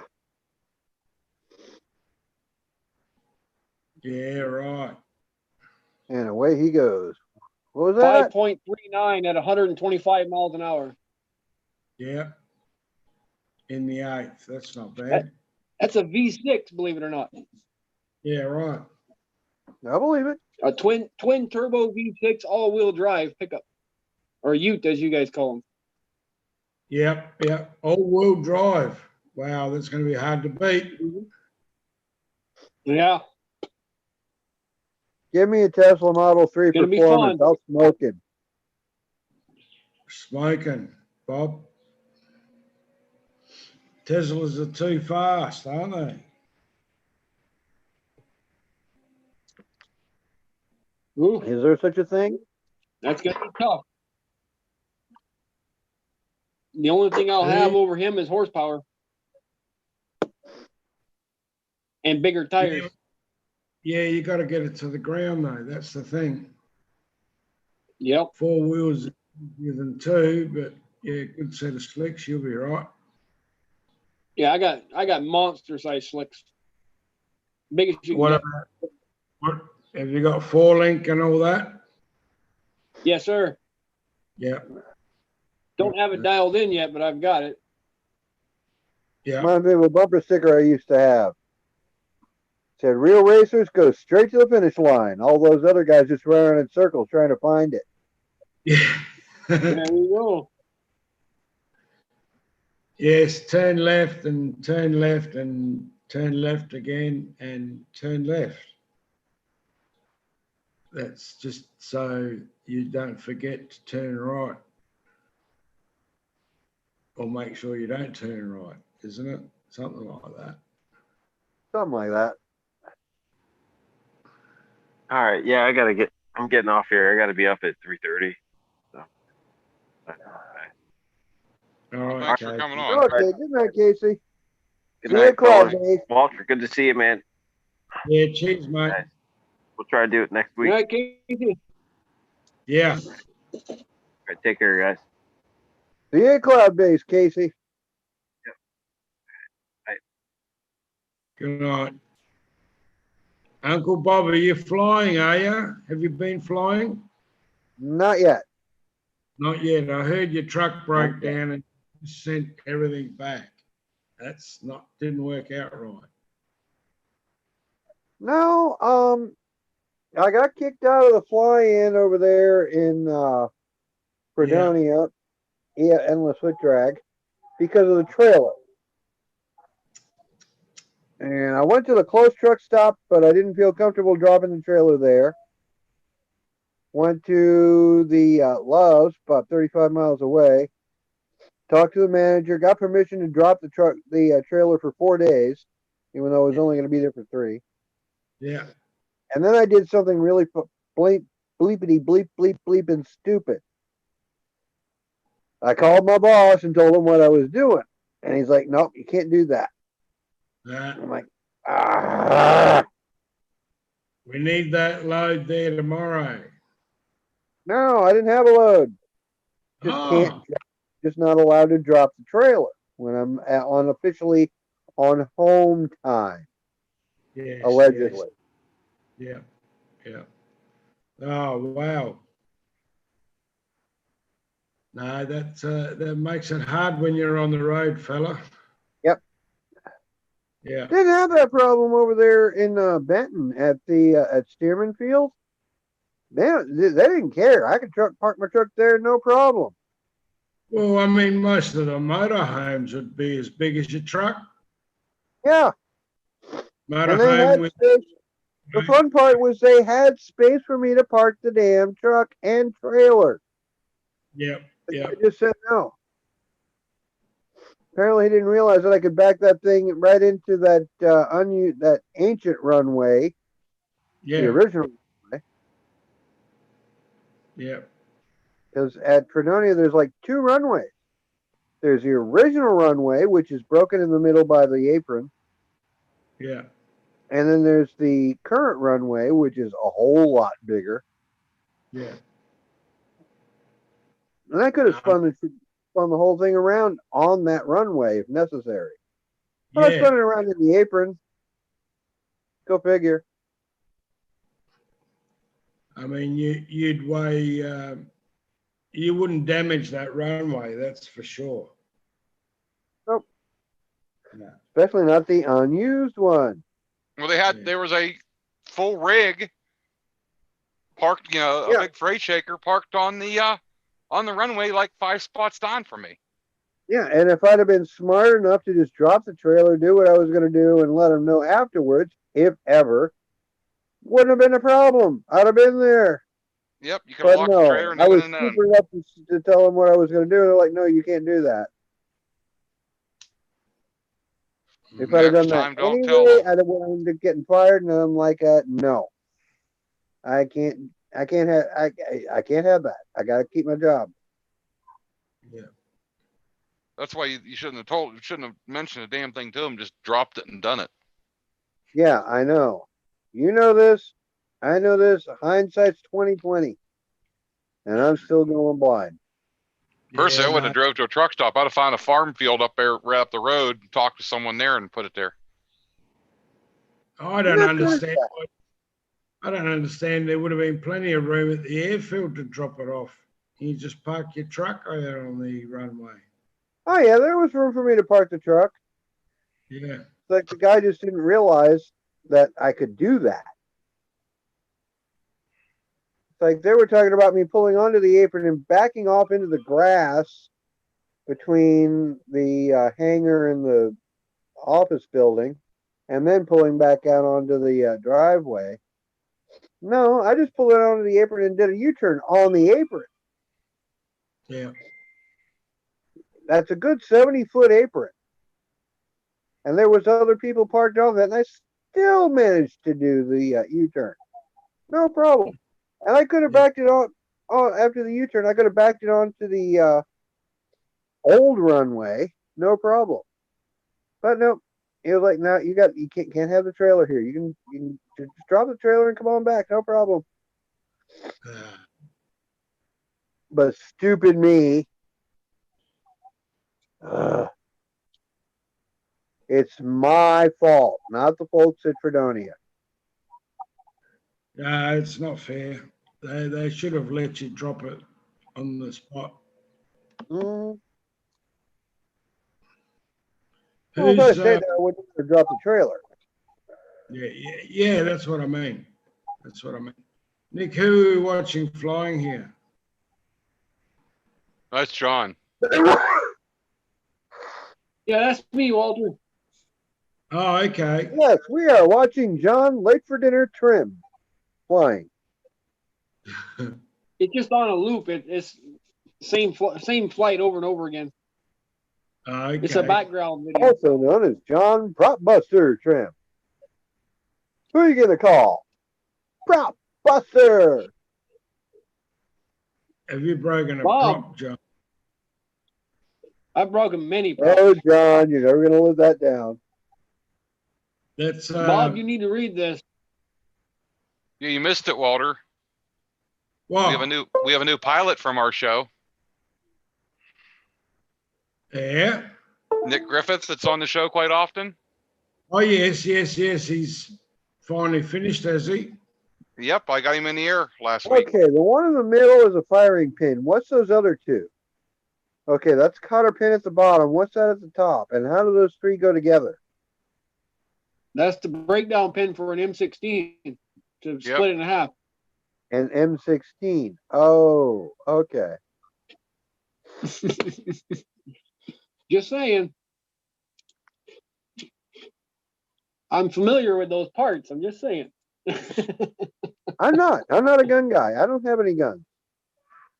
I don't own a gun either anymore. I lost all my guns in a tragic kayaking accident.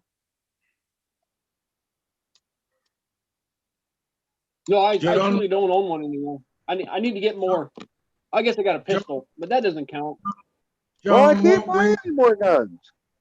I cannot buy guns anymore because I'm on the no-fly list, which is now also the no-fly list. Spank you very much, Obama. Now, what were you saying there, Walter? What wing's that? That is the Velocity Electra. It's made by Blackhawk Paramotors. It's their own company brand. Yep. Cool. It's a 30 meter wing. That is a lovely approach until you cross the numbers. Well, the Crosswind got to me. You didn't It crab pushed me over drop. to the left. I was holding it, but I started to get into an oscillation trying to hold it, so I just let it go over, and then I figured I'd cut in once it got a little lower. Uh-huh. Yeah, That way I until could you get a got nice smooth turn in. great approach. What was the crosswind gusty or something? Yeah. Like right about this point is where I was thinking, oh no, he's not going to land in the ditch, is he? Oh no, I Was it wanted that happy runway one? bad. I could have just went to the left and landed on that place where I took off, but I wanted the runway. No, back that up about 10 seconds. I can't control it on this thing. Oh. Yeah, he had an isolation starting. Yeah, so I just let it go. And then I Yeah, just but- corrected afterwards. I would have turned.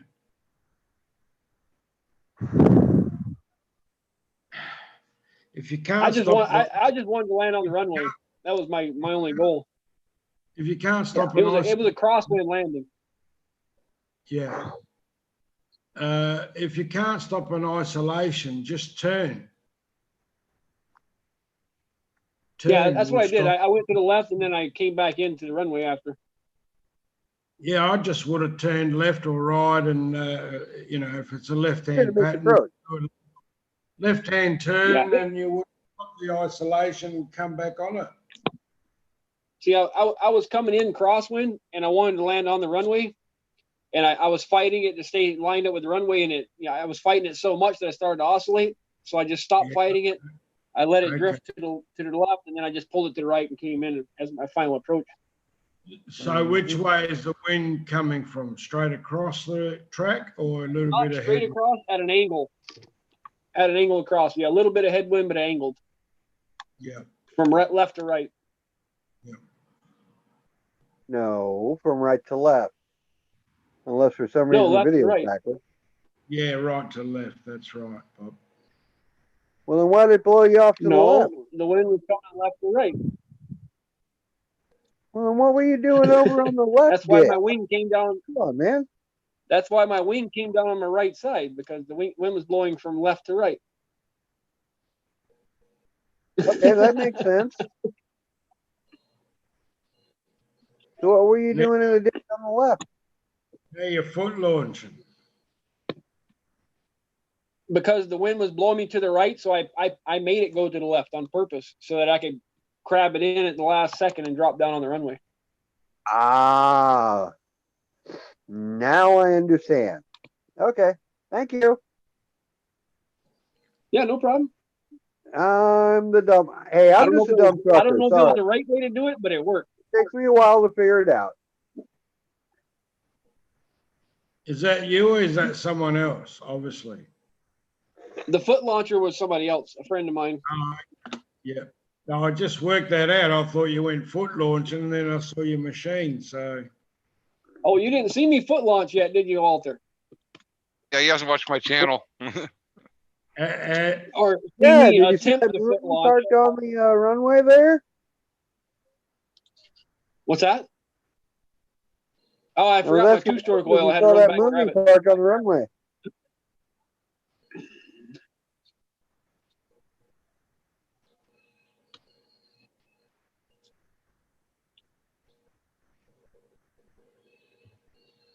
That was the first time I ever saw another paramotor in the air. I was all excited to watch him. Uh-huh. What did you forget you had to go back for? I had filled up my tank at the gas station, but I didn't add any two-stroke oil when I filled it up. I forgot I had a jug of two-stroke oil I had to go put in there. All right. Otherwise, I would have been too lean. And then when he took off, he kind of wrinkled my wing up, so it takes me a little while to get ready. That'd have been bad putting oil in there. Yeah. It was last second, like, oh, shoot, I forgot I put oil in. That's That not motor- a Mooney, that's an Archer. Piper Archer. Okay, Walter. You ready to see the best video on the internet? Yeah. I'm waiting. Here it comes. Let me know when it loads. I'll press play. Take off at UFO paramotor.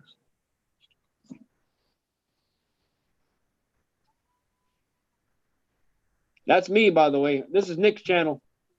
Yep. This was supposed to be my first ever foot launch takeoff. Does not go as planned.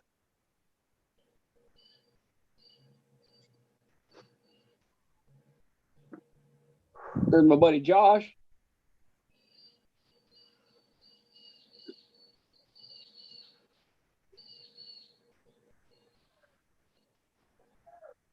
Deep breath. Yeah, the instructor was talking to me in the headphones. I was listening to him. And run. And up it goes. Very good. Okay, full power. Yes. Roll on that Oh, power. no. You got it good, man. Oh, yeah. Ah, sit down.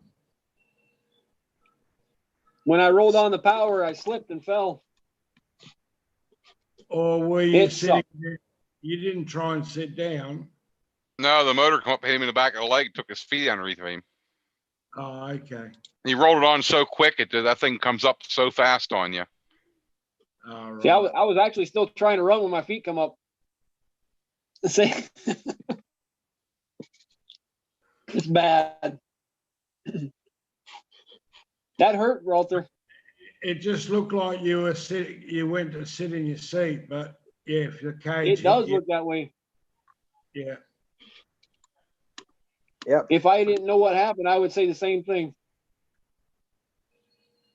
I'm watching it again off screen, by the way. You're gonna watch it 100 times, aren't you? Oh, I'm gonna watch it about 1,000 times. I'm gonna Well, watch as it long in as you- 0.25 speed. Oh, here, I'll share it in Long- 0.25 speed, huh? As long as you know what you've done, you realize what you done, why. That power was way more than I expected it to be. It caught me off guard. You're Here not it is in leaning super back, slow were mo. you? Not leaning back, were you? No, I was vertical. Leaned back a little too far. My guess is the grass was still wet. No, it was Oh, yeah. dry. It was middle of the day. When I rolled on full power, my right foot came down and it probably slid 5 feet before I was able to get it off the ground. Uh-huh. You got your hands alongside you, not out front. Yep. Can you see Yep. it there? Yeah, just. Right. Full power. I Full think right power. about here is where I went full power. Yeah, Right there. yeah. And lost it. Did you have a bit of brake Yep. on? No, If he had the that instructor brake told on, me he not would have to. took off. They told you not to. Yeah. He specifically told us not to before we took off. Yeah, if you had put brake on, you'd have been in the air already. Yeah, I was just going to say, Nick, that doesn't sound right. Supposed to apply a little bit of brake That's what I do on my trike. to make sure that the chute's hanging back a little bit. Isn't that right, Nick? There it is right there. Yep. Yeah. Does that look like I'm trying to sit down, you guys? Nope. Can't tell. To me, it looks like you sat down, but if the cage kicked you, it's the same thing, isn't it? Mm-hmm. I guess looks so, like- yeah. It looks like you go and sit down, but it would be the same thing if the cage kicked you in the back, in the legs. Looks like you go and sit down, but if the cage just Yeah. hits you in the back of, and only you know that. Well, in my head, I wasn't planning on sitting in the seat until after he told me on the radio when I was hanging from my balls up in the air. Now, trust me, once you're in the air, it pulls you up in the seat on that one. are they relatively easy to get in the seat, long as it's adjusted right? Isn't that correct, Nick? Yeah, on that Kangook, it That one there picks almost you right pulls up. you into the seat. Yeah, it pulls you right up in. Yeah. Damn it. Are your leg strap slightly loose? I heard Kyle O talk about. He said your leg straps, you got to be able to get like 3 fingers underneath it. If Honestly, you've I got- don't really know. I didn't set my leg straps. The instructor did. Nick, do you know where your leg straps are? Yeah, his were right because I checked them while Yeah, he's in the hang station. yeah. But they are a little on the loose side, is that correct? Yeah, they have to be. Yeah, because otherwise you can't get in the seat, according to what Yeah, Kyle right. asked. Yeah, if Darn they're not right, it makes it really hard to get in the seat. Yeah.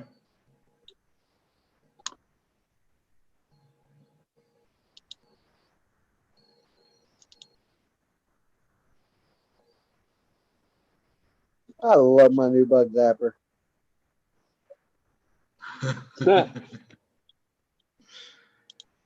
Keeps you entertained, Bob. Zzz. Yep. Does your trike isolate a little bit, John? Sometimes, yeah. I just dampen it with my brakes, so usually it stops. But it will is, oscillate. is yours a fresh breeze or a? It's an older Fly Products brand, Flash Trike. Oh, okay. It was the original Flash Trike model. Yep. Because I noticed some of the ones that the fresh breezes, they seem as if they do a little bit of that isolation. Paramotor crazies. Yeah, mine does. Yeah. Mine used to oscillate bad.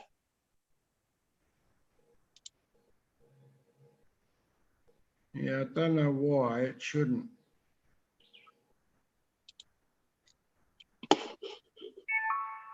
See, my risers aren't that close. Like I don't have risers like that. I just have a pair of fronts and backs on both sides, and they all link up together in one spot and back on a Y back to my frame. I don't know if I ever shared this before or not, Walter.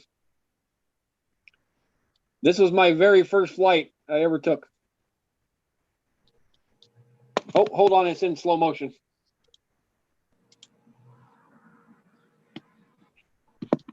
Yeah, well, that was the fan blowing up your chute because you hadn't started moving Yeah, that yet. was a really old chute.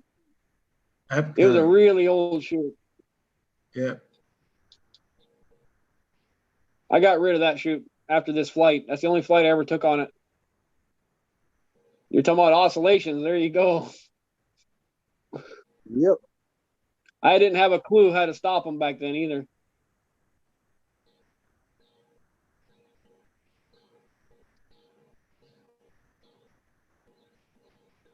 Wow. That was my first one, though. Self-trained. That's all right.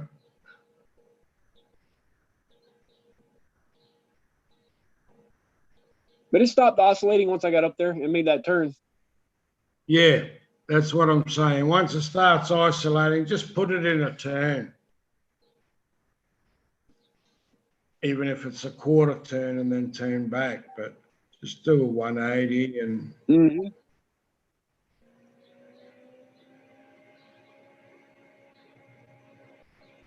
But I lived through it. that looks all right. Did you do a hang test and all that? Oh, yeah. See, there you go. It isolated on its own then. Not too bad. Looked like it started on its own.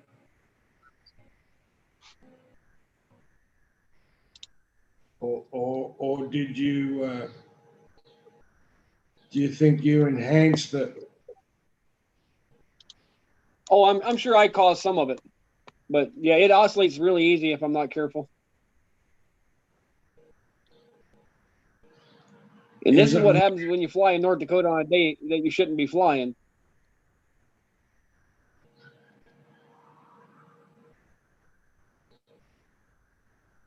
I should have known something when the wing came up without me even moving forward yet.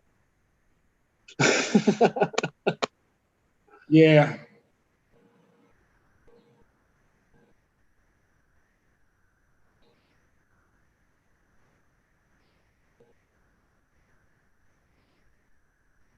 As soon as I got above the tree line, I was like, holy moly, what a roller coaster. Yeah.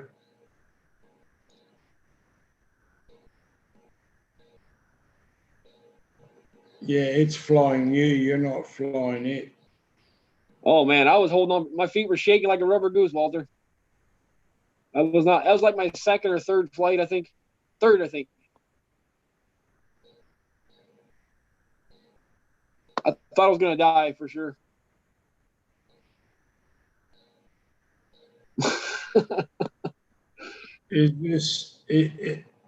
Was it really windy or something? Was it? Oh, that was up there. Oh man, it was gusty and nasty up there.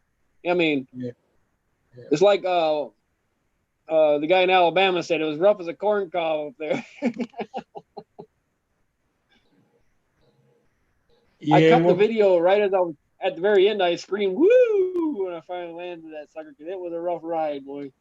Oh yeah, it's always I was good. parked right here trying to go forward for a little bit. It wouldn't even let me go forward. I had to kind of zigzag a little bit to get it to start moving forward. Yeah. Wow.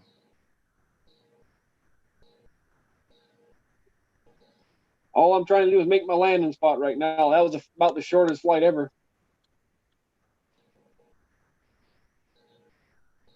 There I am working on the oscillations. I had to look at them back then. I didn't know how to feel them. Got them down though, pretty much for a little while. Yeah, getting it down. Yeah, I mean the oscillations, I got them kind of calmed down. Started fighting them. Active piloting, I guess they call that. And had to give a little bit of gas to get over that little wet spot there, and landed right next to my windsock. You're probably playing with a lot of rotor around all those trees. Oh man, it was a bad day. Bad day. It's funny how you progress though. You know, you start out rough like that and you get better and better. Yeah. Well, when you're in that rough stuff like that, it's teaching you, fly the machine. At the end of the day, you got to. This is my fourth ever flight. This was perfect weather for flying here. Yeah.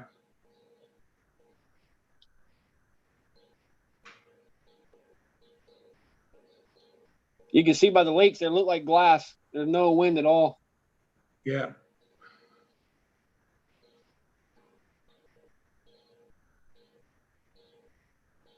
Somebody's drawing smiley faces on my stuff. Don't look at me. JP. Isn't that funny how different that looks from this part of North Dakota from the other one?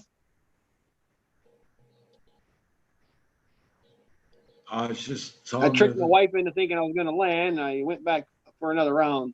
I'm looking at all the trees, and it looks like they're all saying, "Hey, come at me, bro." Yep.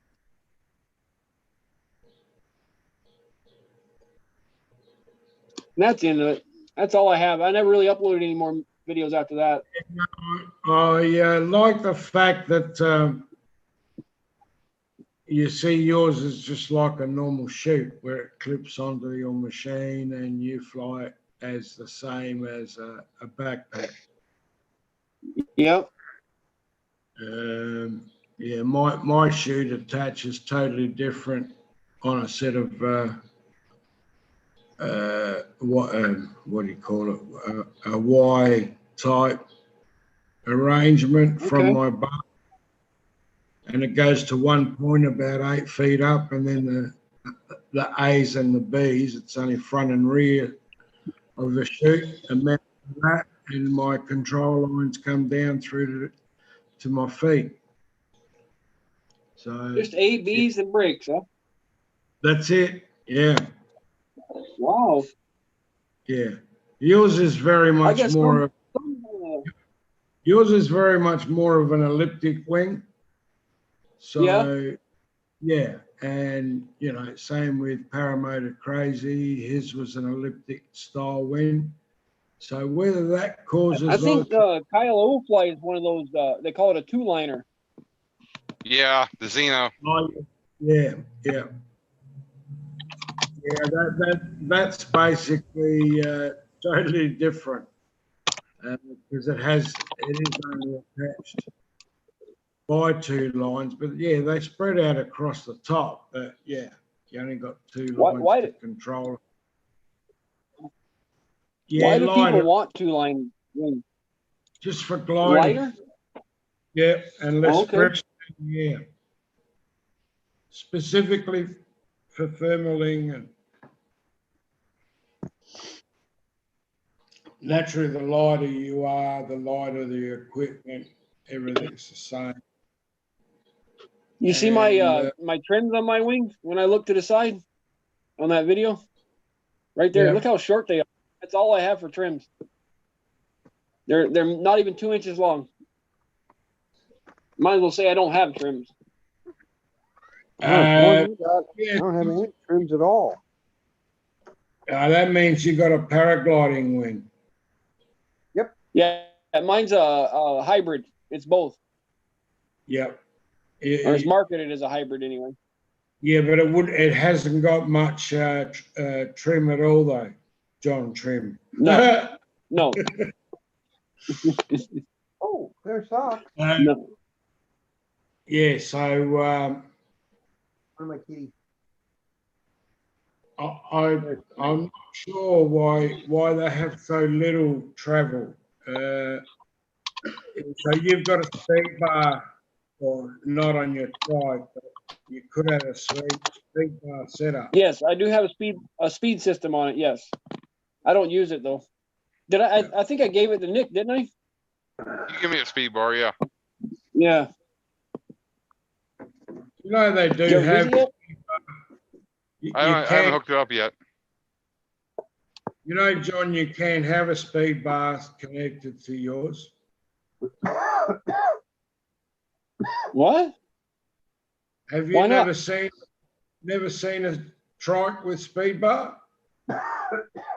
Oh yeah, I know it can be done. I don't have Yeah. any use for it. Yep, yep. I'm never in a hurry to get anywhere. I just want to stay up there and have fun. How fast is your machine across the ground? Do you know? With no wind fighting me, probably 26 miles an hour. I don't know what that is in metric. No, that's all right. I understand in miles an hour. Oh, okay. Yeah, I'd say an average of 26. yeah. No, I'm pretty heavily loaded on mine, actually, believe it or not. Even though it's a 30 meter, I have a really heavy trike, and I'm a big guy, so. Yeah, right. Yeah, I'll do about 32 knots, which is about roughly 35, 36 miles an hour. She What in travels. the world is that, Bob? Tucker gut That's what she's saying. removed before flight. This is all his fault. Yep, Dang it. I can't get mine to focus, Bob. There we go. I agree, Bob. It is all his fault. What does it say on the other side of yours? Removed before Same flight. thing. On both sides? Yeah, Yeah. it's not. I got not a mine from Trike Buggy. That's Oh, yeah, well, I that's got one of these. that's a genuine flight Oh, one. it's like So a P-38. Yep, that's Yes, P-38. sir, on my keychain. I know what that is. Ever fire a P-38? Only at dinner time. P-38 is a U.S. Army can opener, Walter. Oh, okay. Trying to get my Right. camera loaded right here. Oh, I was all wondering what it was. Yeah, I thought that's a strange looking key. P-38. That's an aircraft. I didn't know they had Yeah, keys. it's a can opener Yeah, right. for opening up tins of food and stuff. Yep. They used to give them to us in the old days in the Army for opening up our meals and our rations and stuff. Okay. They always called them P-38s for some reason. I don't know why. That was a Nick, are part you number. home? That's the name of it. Nick, are you home or are you still on the road? I'm home for a few days. Yeah. Hell, I'm actually home, amazingly enough. Yeah, I was Me going to too. say your truck looks a bit larger inside, Bob. I And lighter. wish.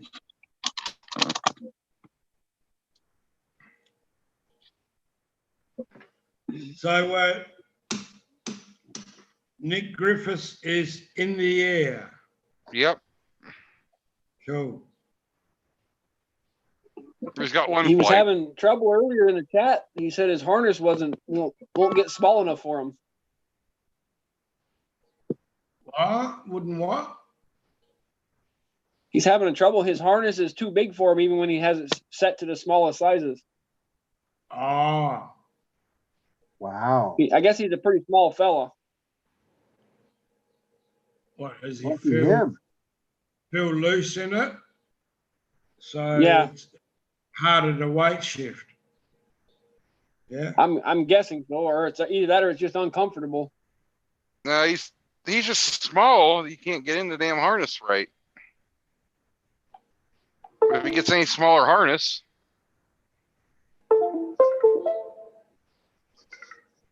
You may have to have Glider Sports do some custom tailoring on it for him, maybe. possibly. That's a possibility. Yeah, I'm sure they Yeah. wouldn't charge him too much. I mean, the thing's I'm already assuming they would do something like that. he's already got the midget frame. Right. Like it's a smaller frame. So What a problem to have, huh? yeah, you put his next to mine, it's just weird. It's shorter. What's he weigh, Nick? I don't know, Is that me 130. making all that noise? Must be, it ain't me. No, that's me. That's my phone. I'm trying to charge it. Sorry, guys. Oh, that's no problem. I thought I was doing it. I was just checking. No, it's a bit of a funny connection on my phone charging, and it's plugged into the computer and it goes in and out. Sorry. Oh, it's fine. Put it down now, so it shouldn't do it.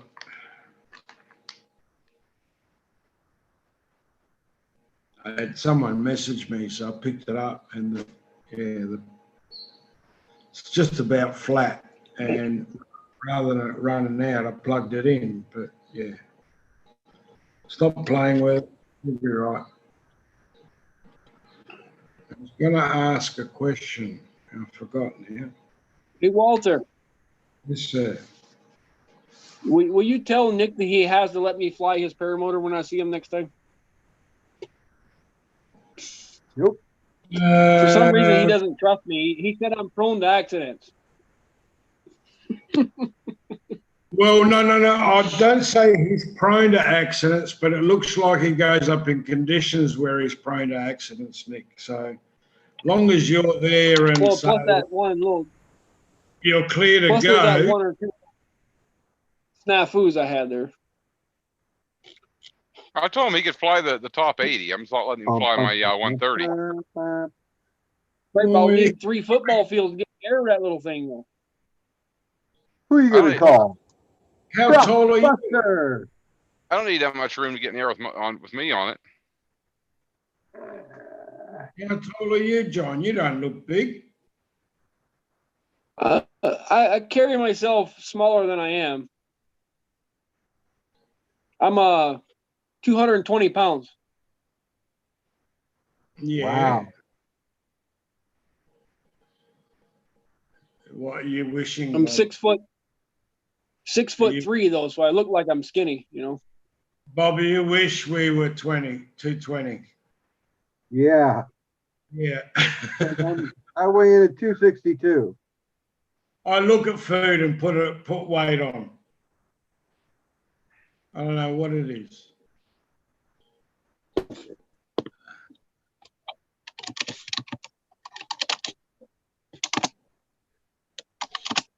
Yeah, I'm one of those deceptively heavier people. You don't look it.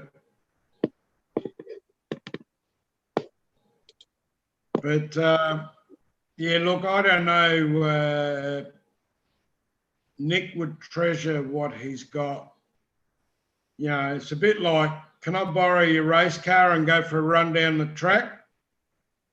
Sure. You got the money if you crash it to replace it? No, but I can run really fast to get away. Well, that answers my question. I think that would answer Nick's question, correct, Nick? I said top 80 is one thing. My race one, no.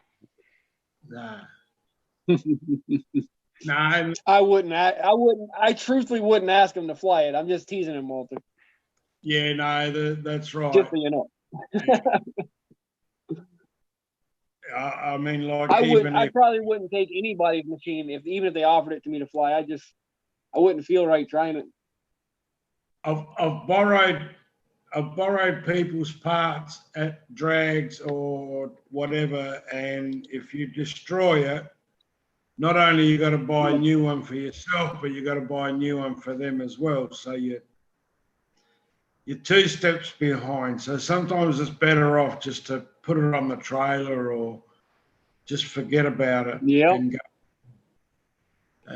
Because That's I why have all we need to do is kite other people's stuff. Yeah, I have destroyed a $1,200 fuel pump in a matter of 1 or 2 passes. $1,200. Yeah, mechanical. No, mechanical. Mechanical. Pump, fuel injection, Woo. and yeah, just set it up wrong and chewed the gears out in no time, and cost me 12, and then I had to buy my own again. So yeah, $2,400, $2,200 later. Wow. I'm running that MagnaFlow 750 electric pump now. Yeah. Pretty nice pump. Yeah. A little noisy, but it's nice. You run fuel forward and then it goes to regulator and the excess go back? Correct. Yeah. I have -10 lines running for forward and -8 for return. Yeah. How do you destroy a fuel pump? I don't get it. Mechanical one, I can see it. If it's not lined up 100%, the drive is pushing on one side, so it eats out one side of the bushing of the pump. Yeah.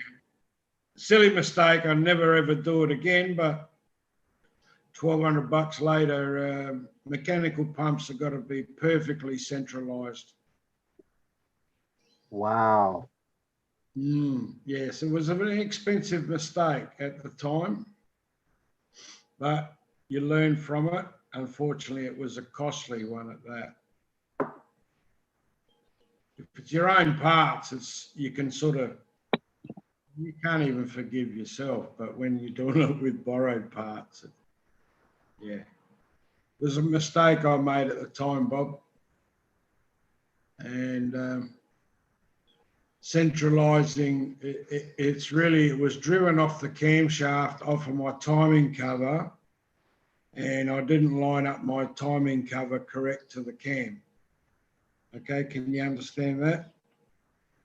The timing cover can move slightly either way, and you're supposed to dial up your camshaft drive where your pump drive goes into.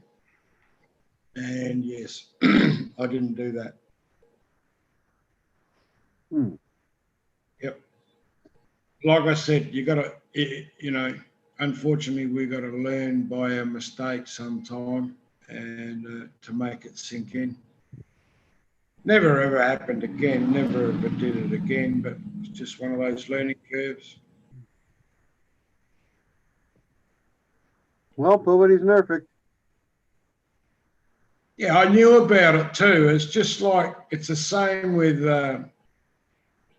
clutch plate and everything. You know, getting that aligned so that when you go and fit your gearbox in, it goes straight in instead of having to muck around with it for an hour and a half to try and get your clutch shaft in. You know, your gearbox shaft.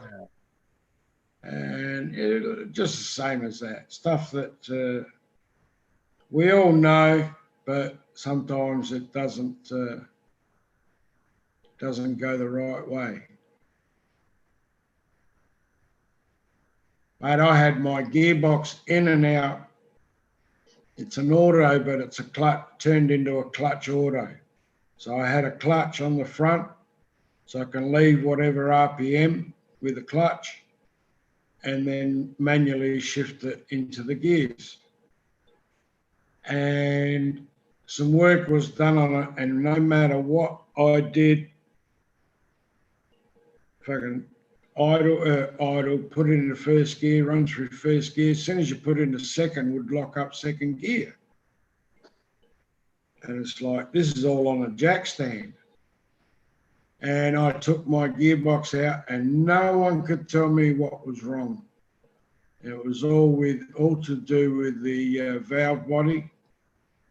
And there's a couple of balls in the valve body that must have been in the wrong spot. And I had about 3 or 4 educated people and, other drag racers come to my house and pull the valve body off, have a look at it. Nah, it's all right. Put it back together. Same thing. So I thought, stuff that. I pulled the valve body out, put a manual valve body in, and it fixed the problem. So, yeah, gearbox in and out of a race car about 6 times. It's not a healthy thing to do.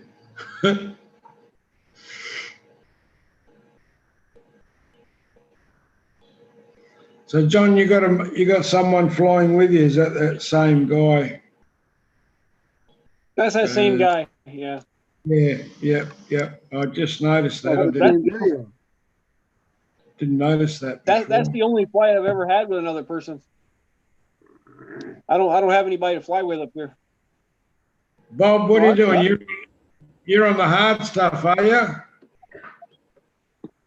Scotch.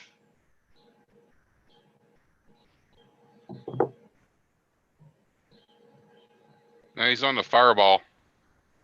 Oh, is that Fireball material, is it? Yep. Yeah, it's cinnamon whiskey. Oh, okay.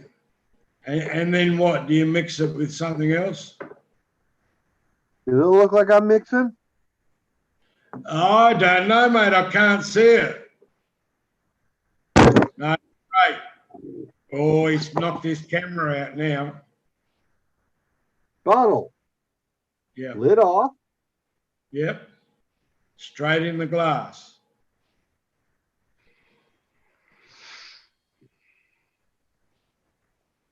Lid back on. Lid back on. So the only thing it mixed with was oxygen and Saliva. your guts. Yep. Yeah, you don't want to mix Fireball with anything. Actually, yes, you do. You want to mix Fireball with lemonade. Yeah, well, that's what I meant. Yeah, a lot of people do. What is the lady? Can't think of her name. Miss Acro.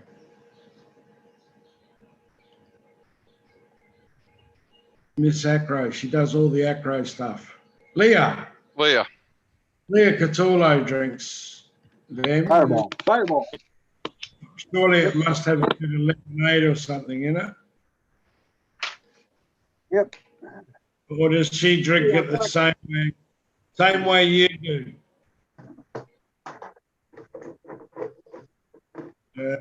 straight, I neat. got a whole bunch of these little bitty Fireball bottles, and I Oh, keep yeah. thinking one of these days I'm going to get to a fly-in that Leah's at. I'm just going to sort of start dropping them all over the flight line, and it'll pass that leads straight to my truck. Yeah. I was going to just say, lead it straight to your truck. But you better have like a 5-gallon bucket of it in the back of your truck when she gets there. Absolutely. Damn it. Ah. Yeah.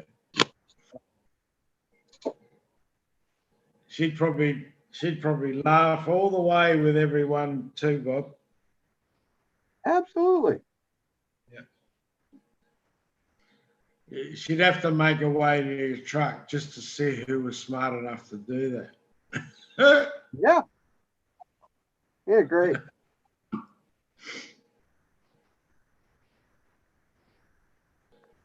Wow, where'd the chat go?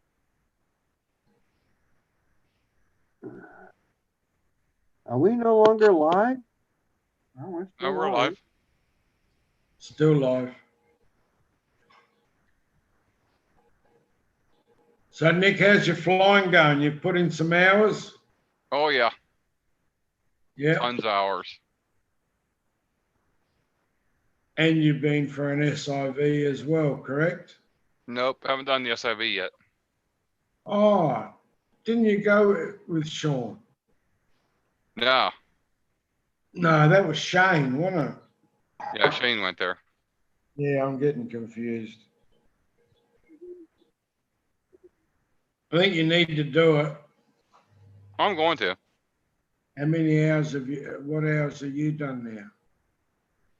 Oh, I'm lost count. Roughly. 60, 70 Yeah. or more. Yeah, I think you should do it. Well, long as you're confident, long as you think you're ready for it, I think you But should just, I'm already doing collapses over water on my own. yes. Yeah, I'm not saying that, people haven't done shit already. But yeah, it seems to be, opens everyone's eyes and obviously makes you very more attached, aware of what your wing's capable of, I think. And getting out of the things which would relieve your mind of anything that happens at that time. Yeah, I want to do it. I just haven't done it yet. I've been pushing my limits recently. Yeah. Hey, as long as you got height, man, you how do you think anyone else learned? Trial and error. I've been playing with doing low acro even. Yeah, but just do it up high first. Oh, I do. Do all that shit up high first. And that's the thing. I mean, what did I see the other day? Someone was doing acro. Oh, I think he only lost like 200 feet. Okay. Now, if you've got a GPS or whatever on board that you can tell what you're doing, like you can be up 3,000 feet, but it's hard to tell that you're dropping 200, 500 feet. But if you've got a gauge or whatever means, so you're doing acro and you go, oh, I lost 500 feet, I'll try that again and do that same acro, and the guy only lost 200 feet. That's being proficient, all right? And it's just a matter of testing yourself. The same like, what's your glide ratio? I can tell you what it is because I've got all the gauges to do it. Yes, you don't need those gauges, but I can tell exactly what my machine's doing in the air. With a GPS, it backs it up because that gives you ground speed. So, yeah, it's good to practice stuff up high, and you know that, look, I can do a 180 turn or a 360, and I only lost 200 feet, or I only lost blah blah. So that you know you can do that close to the ground, and I'm only going to lose 50 feet anyway, so I'm safe to do it. As long as you do it that way. If you do it and you're going to drop 500 feet, well, you're going to slam into the ground. So, I mean, I'm sure it's the same with John, with your, foot launching to a trike. It's totally different in the way it Yep. turns, the height you lose, other than putting on power, of course, because you can lose no height if you've got the right power matched. And that doesn't matter whether you're in a trike or a backpack. I want to go and do the SUV. I just haven't had, like I said, getting time to go do it. And it was too hot in Florida earlier in the year. I'm not going down there when it's 100 freaking degrees. No, well, they struggled with that, as you saw. Both Sean and Shane and the other three, PPG, Crazy, and Trike Flyer, and Ripper, was the same, I think, and they really struggled with that. Which, I mean, they seem to get 5 or 6 towings even with that heat.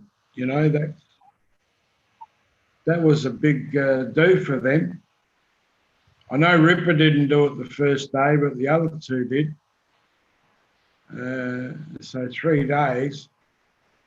And I think PPG Crazy, he went 6 or 7 times on the last day. So he done plenty of. But you can see him, the knowledge that came from it. I find it hard. I find it funny that he does question a lot.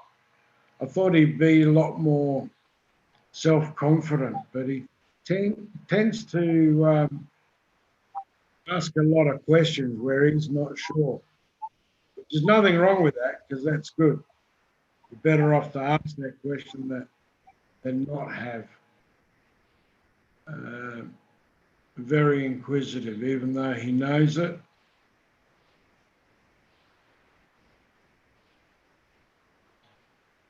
Yeah, I just want to get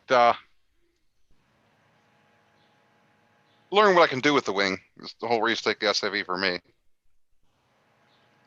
Yeah, And to know, Nick, that you can push it that far, and okay, that's what it does, and you can come out of it. mm-hmm. And especially with someone in your ear, do it a couple of times, that it's got to sink in. Especially when you're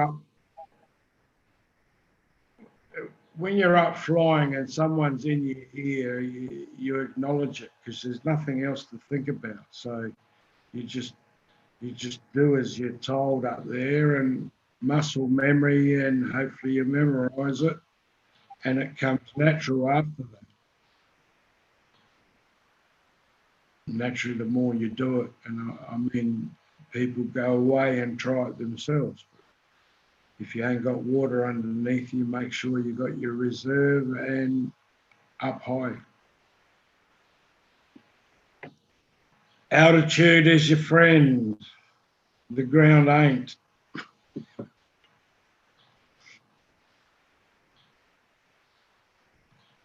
I like to be up high. Hey, look, low's a lot of fun, but up high you can see further. That's what I like about it. The further up, the further you can see. Um, yeah. And the more you look down, the more you see.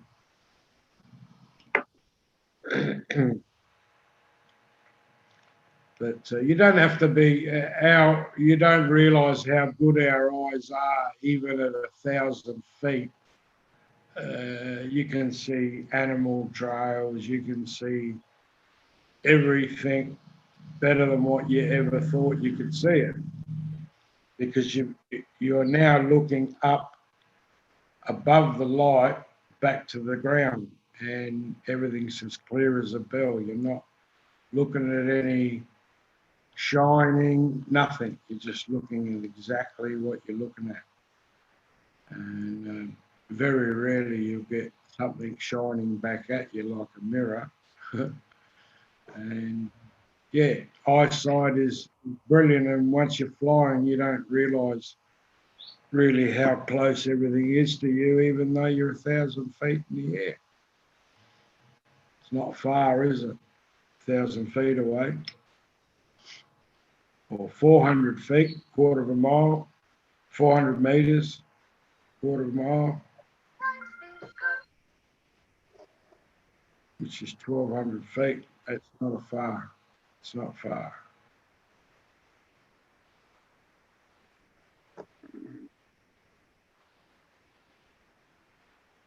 John, you're going to blow the plane away behind you. I probably did. I think I moved it a few feet when I took off.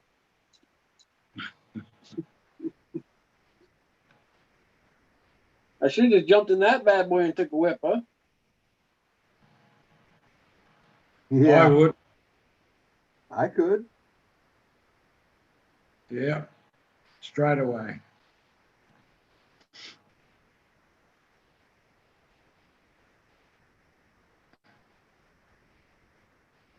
Nick could. No, what? Jump in that seat and take straight off in the Piper. Is it a Piper? Oh, yeah. Yeah, it's an Archer. Archer, Piper Archer. What's the difference? Piper Archer, Piper Cherokee. Seats. Yeah, Yeah, seats and number of, horsepower. yeah. Naturally, more seats, more power you need.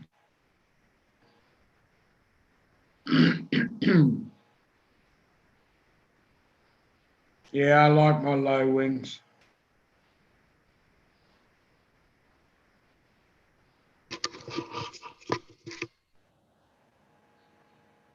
They're nice in a way, but I prefer a high wing. I like to be able to You look do? down. Yeah, I like to be able to look down and see around me better. Yes.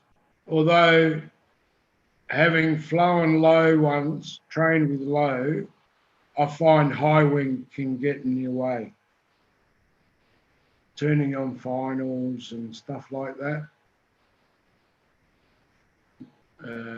Even though you should know where everyone is by that stage anyway, but the high wing can be in your way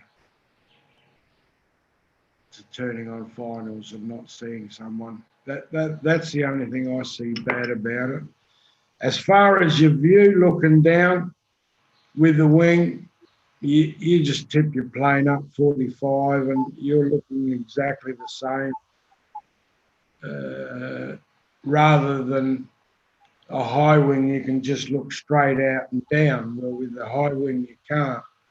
But you've either looked at it before it gets to your wing, or if you specifically want to look at something at the ground, you just circle around 45 and it's right there. You can keep it in the same spot in your window and just rotate around it.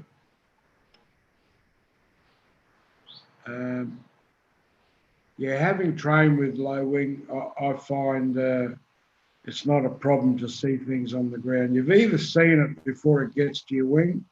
If you want a closer look, then you just tip your wing and turn a bit and look straight down at your side window.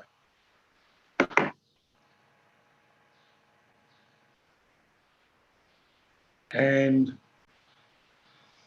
like I said, apart from being on base and turning to final, that's the only time the high wing can get in your way in that scenario. With a low wing, you've got good visibility. No one's going to come from below. They generally come from above,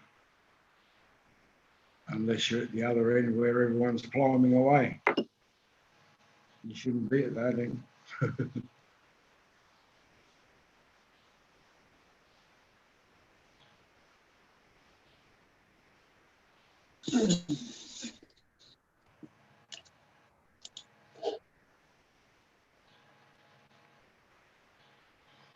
See, I've got my map of USA behind.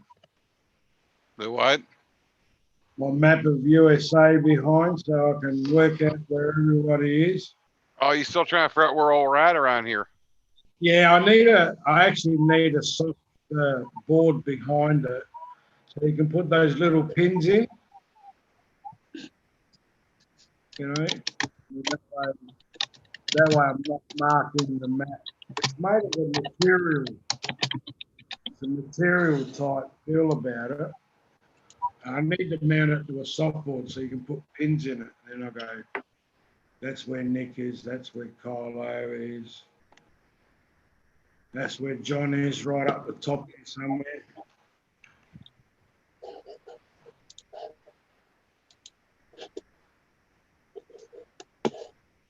You see the red thing, Walter? Yeah, yeah, I'm going to zoom in on it now. yeah. That's where I live, right about here. So This where's is the Canada border? right here. That's Where my little mouth thing is, that's the Canadian border. that's the border. Yeah, right. I actually live exactly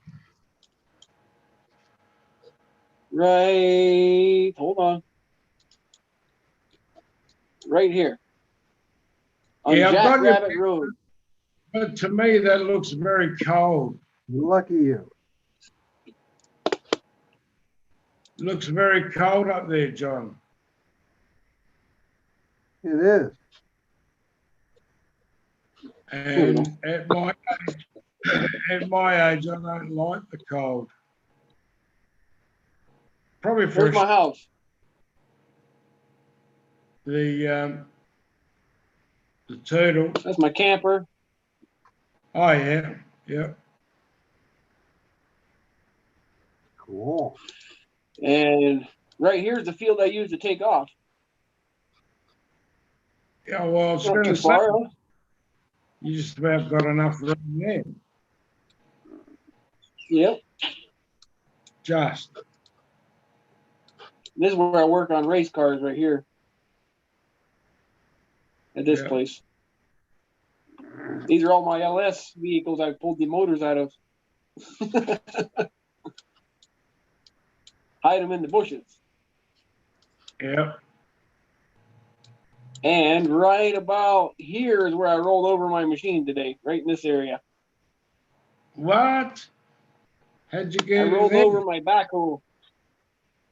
Oh, I thought your flying machine. I mean, how'd you get in there? You see that, Walter? That's what my hometown's famous for right there. Yes, yeah, yeah. A I turtle have made seen- out of car ring. Yeah, yeah. I've seen that before. Are You have? they all welded? Yep. Have to be, wouldn't it? Yeah. And then the head has a motor inside when the head moves side to side. Oh, okay. Yeah, just on a Yeah. turn. It'll have a turntable down the bottom. Yeah. This is my big hometown. Not much here. No. What's the population? I don't know. Few Oh, hundred? 773. Yeah. Right there. Ours is nearly 2,000 here. So Yeah, the Yeah. closest bigger town would be right here, Minot, North Dakota. Yeah. It's about 2 hour drive. And there's the Air Force base right there. Okay. Want to see some B-52s? Yep, that's B-52s, all right. Yeah. On one of the shows the other night, people were asking, I think it was Paramount Crazy, where to go and fly in America. And I was going to say the Boneyard in Arizona. I reckon that would be a fantastic flight with a powered parachute. You know, what does that tell you about B-52s right there? You see that? Can you Fucking tell where huge. that plane was parked? Yeah. Look at all the oil Wow. stains. Yeah, Now but that's- Holy cow. Yeah, but if you park your car in the same spot every night, you'd have marks like that too. I guess. I rebuilt this young runway when I was a young man. I worked on the concrete crew. Yeah. Those B-52s are so heavy, the concrete is 18 inches thick. Wow. I'll see if I can find something special for you, Walter. Is that concrete on the Here we go. side as well? Is that bitumen? Yep. Yeah. It's all concrete.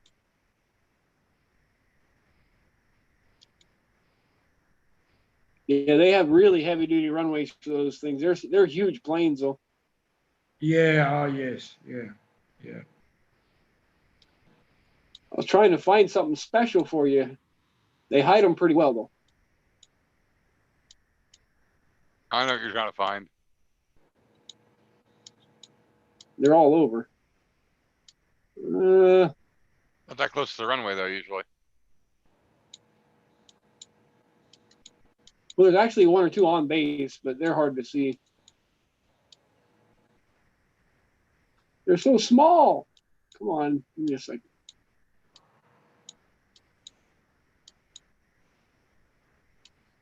Give me a second. I'll find one. Well, what are you There's looking one for? every 2 miles.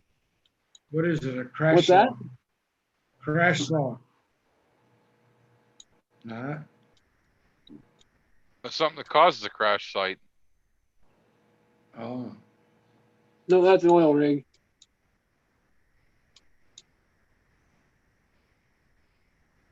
No, power station. I'll get one.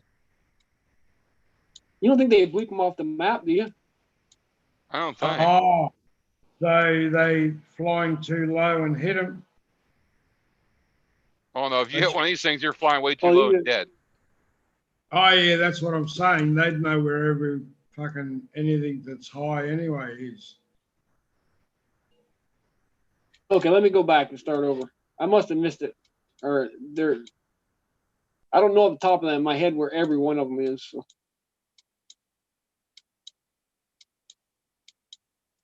I'm looking for something in particular. Yep. I know there's some south of Minot. Oh wait, is that one?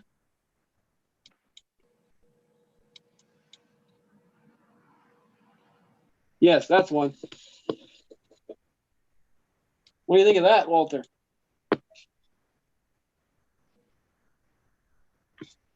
Can you guess? Big towers. Yes. That there is a nuclear missile silo.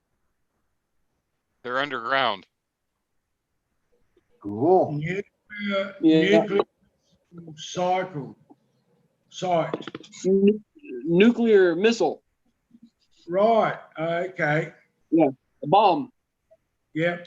Because you know America are supposed to put half a dozen or so in our north. Oh, really? Yeah. Why? Well, I'm still waiting for it because it was done about probably 18 months ago, your defense minister come out here and signed up a deal with Asia, and there's supposed to be a heap of nukes going in up there, plus in the northern Australia as well. And I can't wait for it because those What's with that turtle over there on the left? What's that? What's with that turtle over there on the left? it's a Oh, monument. that's my hometown. It's made of made of wheel rims, Bob. What? Made of wheel rims. Show him. Huh. Still wheel rims. Oh, wheel rims. Okay, cool. Together. Yeah, we live in what are called the Turtle Mountains, so they have a turtle in our hometown. Okay, that's nice. Here it is in the world. If you go to my hometown, it sits right here. Right there. There he is. Boy, it's wheel.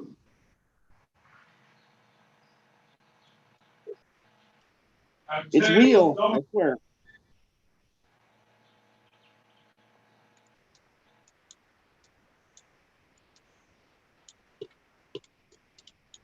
And here's the Badlands. This is where I want to go fly someday. Wouldn't that be fun? Doesn't even look like an Earth. Lovely.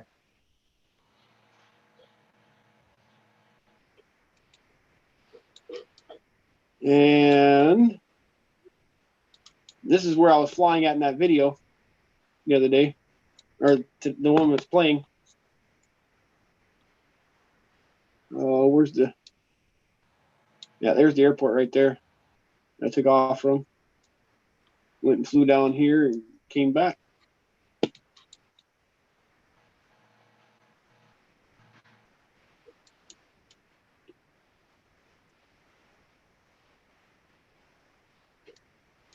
And over here is Nick's house, somewhere in this area.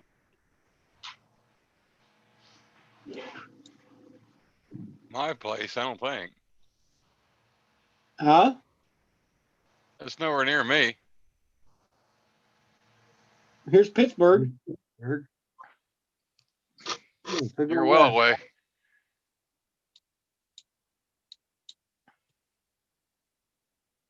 You're right in this area, aren't you? About where your pointer is, down a little bit. You gotta find that little.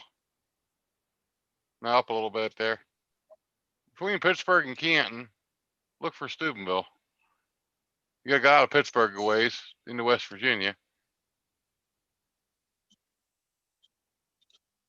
There's a little line. Newcomers down. No, that's too far out. Zoom in more. Keep going in. Okay, see where Wheeling's at? Right above your mouse pointer. Go above it a little bit. You should see Steubenville. I see Weirton. Just left of your pointer. Keep coming left. Keep coming left. Right about there. Whoop, no, too far. Way too far. See where it says Weirton? Looking. Go down some. You're up too high now. I'm looking at delay on here. Let me bring the delay away here and I'll be able to go better. Yeah, I'm on Sure. Barnesville. Okay, now you see where Wheeling's at? I'm looking for it. To the right quite a bit. Keep coming right.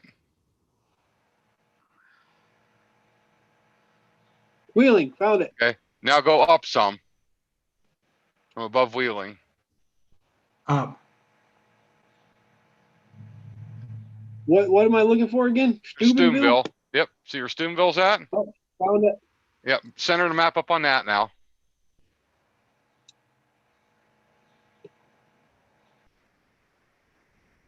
Okay, whoop. Went too far in. Go up a little bit. What am I looking for? I seen it a second ago. I actually seen the. Okay. Go a little bit, move the map to the right. No, the left. I keep thinking driving the wrong way. I see Wintersville, I'm just above Wintersville. Richmond. Yep.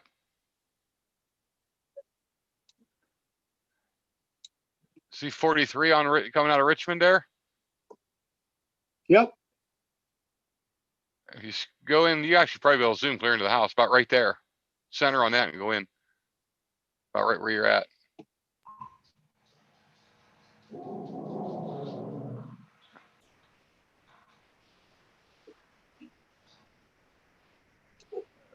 What's the name of the town I'm looking for? Oh, hold right there. Here's that country. Go back a little bit. Countryside. Oh, you're going. Found You're on the the right. golf You're course. on the wrong side of Richmond. You gotta go to the other side of Richmond. Go to the right. As long as you Yeah, follow fine, 40. Richmond. Okay. Move the map right. Okay. I'll stop right there. Go up a little bit. See where Dollar General's at? Nope. Down. Down some. I see Dollar General. See McConnell's Farm Market? Yeah, I remember that place. Okay. Well, if you go right past that, right where number 43 is below them. Let me look. I see it. See the green dot? Right here. Yep, there's a house right There's there. Nick's house. He Not came the in one the opposite way that I do. There you go. You can see the hot tub in the backyard.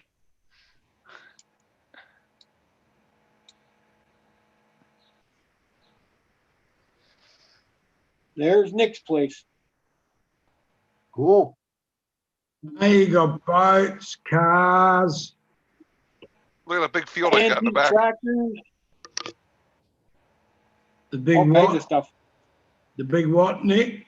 The big field. When he zooms out a little bit, look at the big field behind my place. It's all in the Yeah. valley, but you can launch it. Oh, okay. I want to get rid of that one big tree in the backyard, and there's a fence around the property, but I can hop over it coming down that hill. Yeah. All that field back there to play in. But you see right above his mouse pointer, how I got V's in right there? That all drops in that center V from all different directions. Yeah. And it drops a good ways. I'm talking like, for my property line down there, it's probably 40, 50-foot drop. Right. So you need to stay up the top. Or you can run down it Yeah, and take off. Yeah. I tell you, in fact, this car lot over here, Get permission from this guy.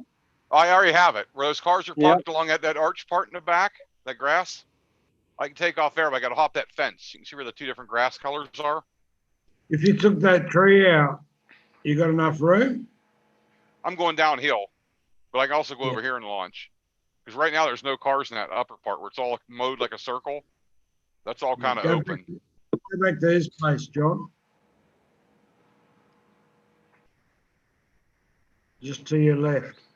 Yeah, that whole thing, that big circle where all the cars are at, that's all just gone now. They only park on the gravel. Yep. Like all those fields right there. Yeah, right. There's plenty of room there. But if you took out that tree out of your backyard, you'd probably do it in there, wouldn't you? I'm still doing an 18 to 20% grade downhill though. From the bottom of my driveway down there. Yeah, which way? Just get on a one wheel and take off. Which way's the wind come generally? Yeah, the wrong direction. It's usually pushing me down the hill. Yeah, But right. half the time it does come up the hill, and when it does, I can launch there.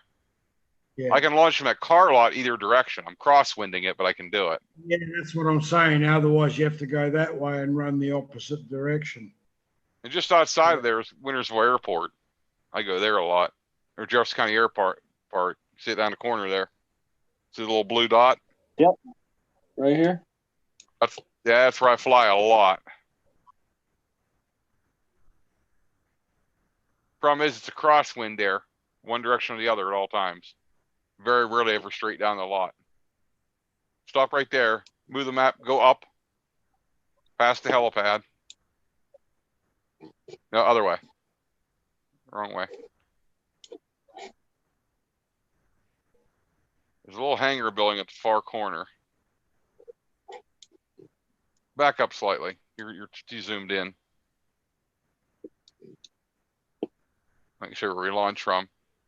See that red circle in front of the buildings right there? Yeah. Yeah. Right there. I launch from there usually. Heading from there Yep. towards the main complex, across the taxiway and up the runway. Or EAA building, there's where I park at. In fact, I park on a little curved road usually, and Yeah. Cool. I have quite a few videos of that one, and there's one up in Carrollton about 30 minutes away I go to.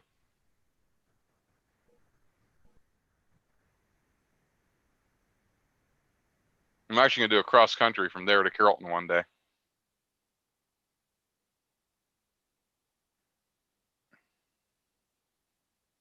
But you can take off from either of those and fly clear fly across from Ohio into West Virginia into Pennsylvania and back. 15-minute flight. Yeah, they're all connected right there almost, huh? Oh yeah, it's from my place to fly over across West Virginia into Pennsylvania is like 10 minutes.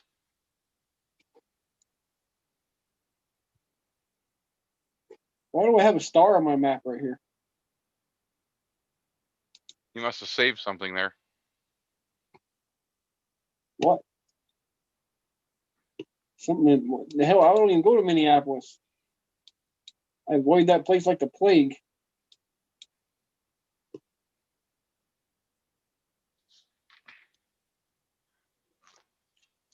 Why do I care about Chinese food? I've been to Chicago.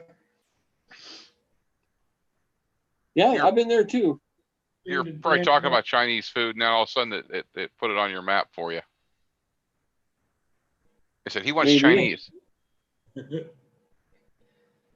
Speaking about food, You know where I want to go? I know where I want to go. Right about yeah, here. yeah. Somewhere in that neighborhood, huh? We'll go borrow his machine and You fly it. must be over this way, huh? Yep. Come down to Adelaide. Walter Right. let me borrow. Well, he Come wouldn't let over. you fly it, but he'll let me fly it. I have a license. See where all that green area is? See Kangaroo Island down the bottom? Right, Adelaide? Adelaide? Let me look at Where are you? Wandana. Nah, keep going. Where'd you go? I just zoomed out a little bit so we can see easier. Right, see where the green area is? Bottom right, By Port Adelaide. Lincoln here? Adelaide, over to your right. Yeah. Yeah. You see the top of that peninsula where Adelaide is, just the top of where the water is. Come back over here where Adelaide is, to your right. Right, now go up north. Go north. Whoop, whoop, whoop. Back, down. Down, down. Whoop, there. Well, up a bit. See that cross section there? Go to there. Zoom into there.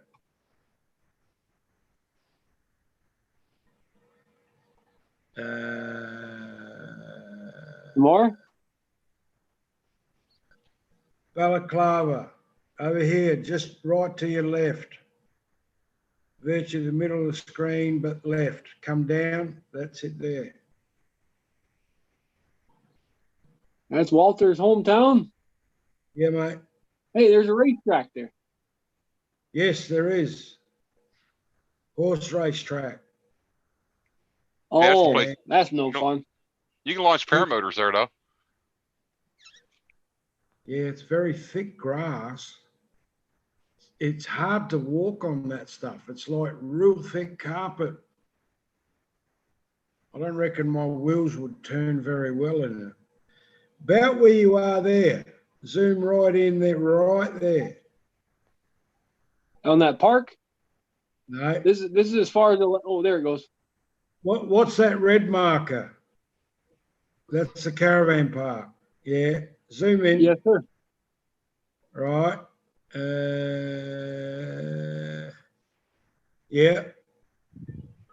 Okay, let me have a look. Where's the main street? Post office.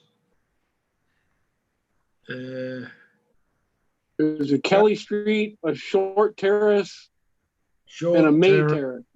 Kelly. Go left. Move the map to the right.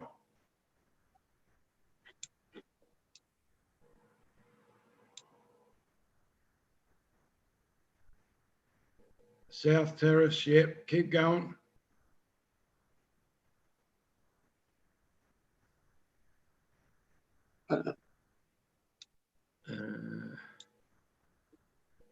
East Terrace, No, you're going the wrong way. Centenary Avenue. Yeah, you're going the wrong way. You're going to the farmlands. That's the outskirts. Okay. I went back the other way. It's going to take a second, though. I'm in the I see center. Wallace Street, Verco see- Street. There's the bowling courts. Yep.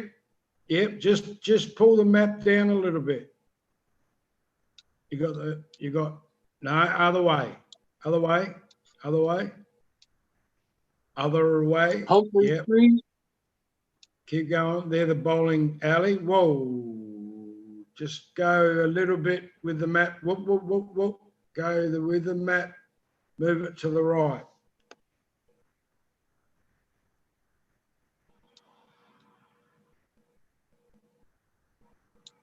Go right. No, you're going the wrong way. Going the wrong way. My other right. Okay, I see the post office and the town hall. Right. When you can see the post Bakery. office, you can see my place. There's the post office. Go up a little bit. Up with the map. Up. Other way. Other way.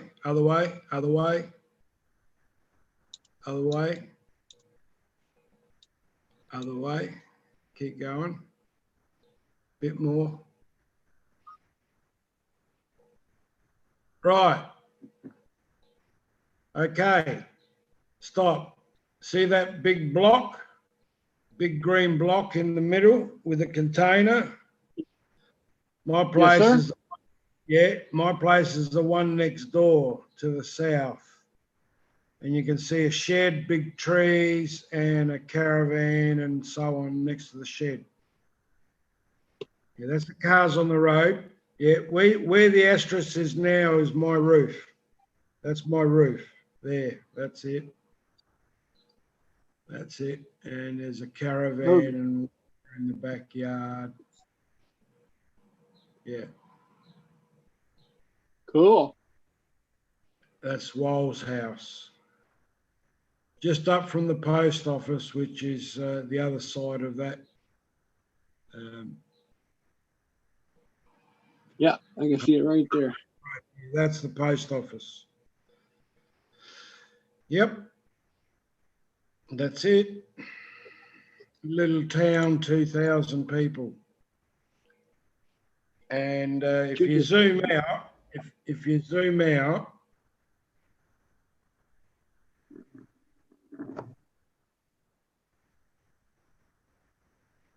yeah. How far?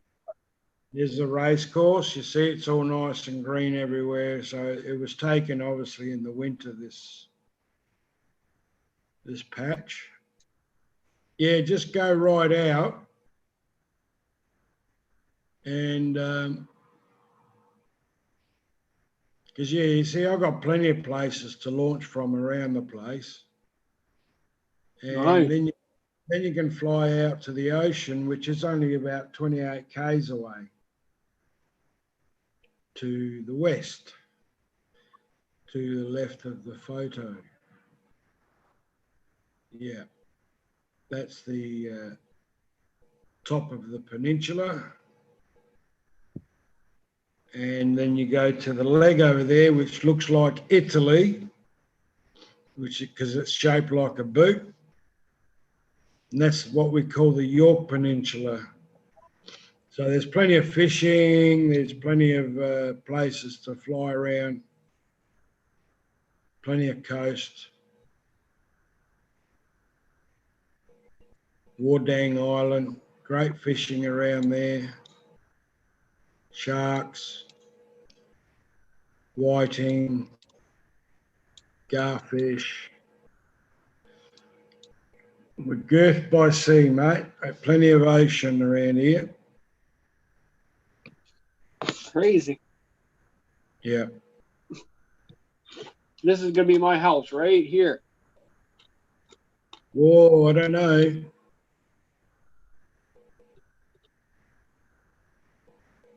Wow. Tell everybody else to bugger off. I don't know about living out there, mate. It looks a bit salty to me. Yeah, ain't much land out there. You might not have to really even launch. No. Did that have a name on it, John? Was there a name there? Curious. No, that one didn't. I don't think it's much bigger than a boat. That's a boat there. Oh, there's a There is a boat. boat. Wow. A fast boat at that. Yeah. Must have been a pretty big boat to be on that picture, huh? Yeah. No. We've got big Where is ocean. it? It goes down 3-4 miles out there, man. If you zoom out, I'll show you the map of Australia, the bottom part, what we call the mouth, the bite. Yeah, keep zooming out. Those peninsulas there, that's our main area where everything grows. Now, you see the bottom. The bottom has got like a big bite. That's what we call the bite, the Great Australian. No, over right in the middle in the water. Yeah, there. That's called the Great Australian Bite. It's like a shark, something's taken a big bite. Now, you see the water there. You see the light blue, right?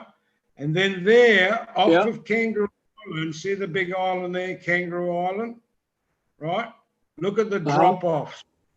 Look at the drop-offs there. That goes down 3, 4, 5 miles down there. Deep. Wow. Yeah. So if And you yet- lose your car keys, you're gonna have a long swim to get down there, huh? Yeah. Yeah, you wouldn't get down there, man. I don't think anyone's been down that far. And that's the problem, is they want to mine oil in that section, right? And they couldn't even fix that other oil spill. Yeah, there's Alaska. Alaska. Alaska fire. Sorry, I mean Antarctica. There you go. Yeah. You can see How how is this? big. You guys are so warm and you're that close to Antarctica. Yeah, because we're It's close. warm in the north. We're close to the equator, John. Yeah. The equator runs through New Guinea, just up the top there, where all that green section is up the top. Oh yeah, sure does. Yeah. Then you got New Zealand. You see New Zealand's to our south and below. Okay. Yeah, you just put your cursor on it over there. That's New Zealand. North Right. Island, South Island. That's right. Now, if you go back to Australia, first of all, see. Small island off the coast of New Zealand. First of all, go back to New Zealand, right? See the fault line in the ocean over there, Mm-hmm. right? Follow that up. Have a look how far that goes. That goes All the way to Fiji. that goes all the way up to Japan, man. Keep going.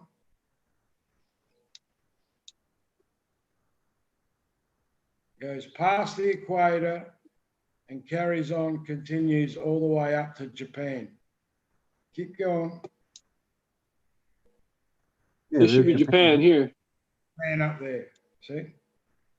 And see where you guys are? You're in the northern hemisphere there. Back it out. Then it goes back to Alaska. Yep. Yep. See, that's how close you guys are to us. Go back. No, go out. Zoom out. There's USA and there's Australia. You're right there, mate. Just a quick hop We're across. neighbors. It's actually a long hop. It's fucking roughly 17.5 hour flight. 23,000 miles. And then there's Europe. So it's about the same distance. Well, if you ever come back, California's going to be empty, Walter. Mate, I seen your country back in 91 and I loved it all. And I hate California's emptying out right now. Everybody's moving away. It really disappoints me greatly what's going on in your country at the moment. You got the best country in the world, man, and everyone belittles it. Okay. People Well, I can't say that I blame them when I look at the politics. The political parties have gone full retard. Forget about the politics. It's the idiots that can't understand you got the best free country in the world. And they want to get rid of it. Socialism, what's in their fucking head? Okay, what's socialism? So the shit flows out of them, will you? Socialism is newspeak for communism. Yeah, I know, man. I look, we're only a few days away. Like every time I hear somebody talking about that stuff, I say, well, why aren't you in North Korea? What is that? Where you belong. Well, if you don't like America, fuck off. It's the same as Australia. You come here, you live the way we do. Take those burqas off, all that shit, and live the way the Australians do. My parents were Italian, and they came here. They knew how to speak Australian. That's $10 you need to put in the tip jar, in the cuss jar. Oh, Bruce, what did I say? Bleep off. Yeah. Sorry, Nick. Yeah. Basically, Hey, when I cuss, I put my $10 in the cuss jar. Yeah, Uncle Bob puts his in all the time. Yeah, I know, but Uncle Bob, you can just about throw your coins from where you are and it'll hit his jar. Mine's got to cross the water, so they got to at least be skip that many times. They got to at least be paper notes so you can make them into a jet. See? Yeah, there you So go. we got that nice thing called internet. It just moves that money real quick these days. Yeah, no, it Super does too. chat, dude. Super chat. You can do it. No, I know. I can do it. I have faith in you. The trouble is, if I do it right now, there'll be a bouncing ball all the way, bouncing basketball all the way to Nick's place. I don't think he'd appreciate that. Got nothing left on your plastic, huh? No, I've been thrashing it a bit, and you know, with this post shit now, and you get something. It's like getting a present every few days, and it hooks you in. Yep. I always liked Christmases and birthday parties, so eBay to me is like one of my friends that keeps sending me stuff, but it's not free though, Bob. That's the problem. That sounds like me and Amazon. You got hooked on eBay. Yeah. Although I'm waiting for I found it on eBay. Yeah, everything's on there. I've actually got a paraglidingtalk.com neck, whatever you call it. Oh, the net one- gator. Talk.com. What do they call it? Robert Michaels. The net gator. Robert Michaels. I'm going to have the first one in Australia, I think. And summer's coming. Yeah, you'll actually start flying soon. Yeah, I know. Yeah, I could be flying right now. It's a beautiful day out there, actually. Well, get the damn thing out and fly it today then. Yeah, it's not in my town. You're I've got alive. I got to get my container here. I need a truck, Bob. Get my container here. Bring it home. Well, you got tons of lorries over there. You can borrow one. Yeah, no, they do. The only thing with the side of my house, they don't like coming down the side. They don't want to scratch their vehicles. They have fancy vehicles. No, I'll tell you what, you pay my airfare and you rent the lorry and I'll do the driving. No worries, Bob. That's easy. Easy done. No, I could get it all done here, but the mob that I use, they got really nice trucks and they won't come down my driveway, Bob. They won't sacrifice their beautiful trucks. I understand.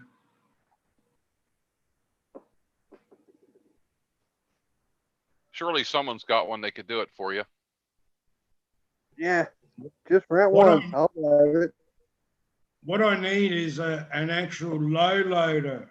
You know how like most of the ones that carry the containers, they're all built up high above their Yeah. wheels, right?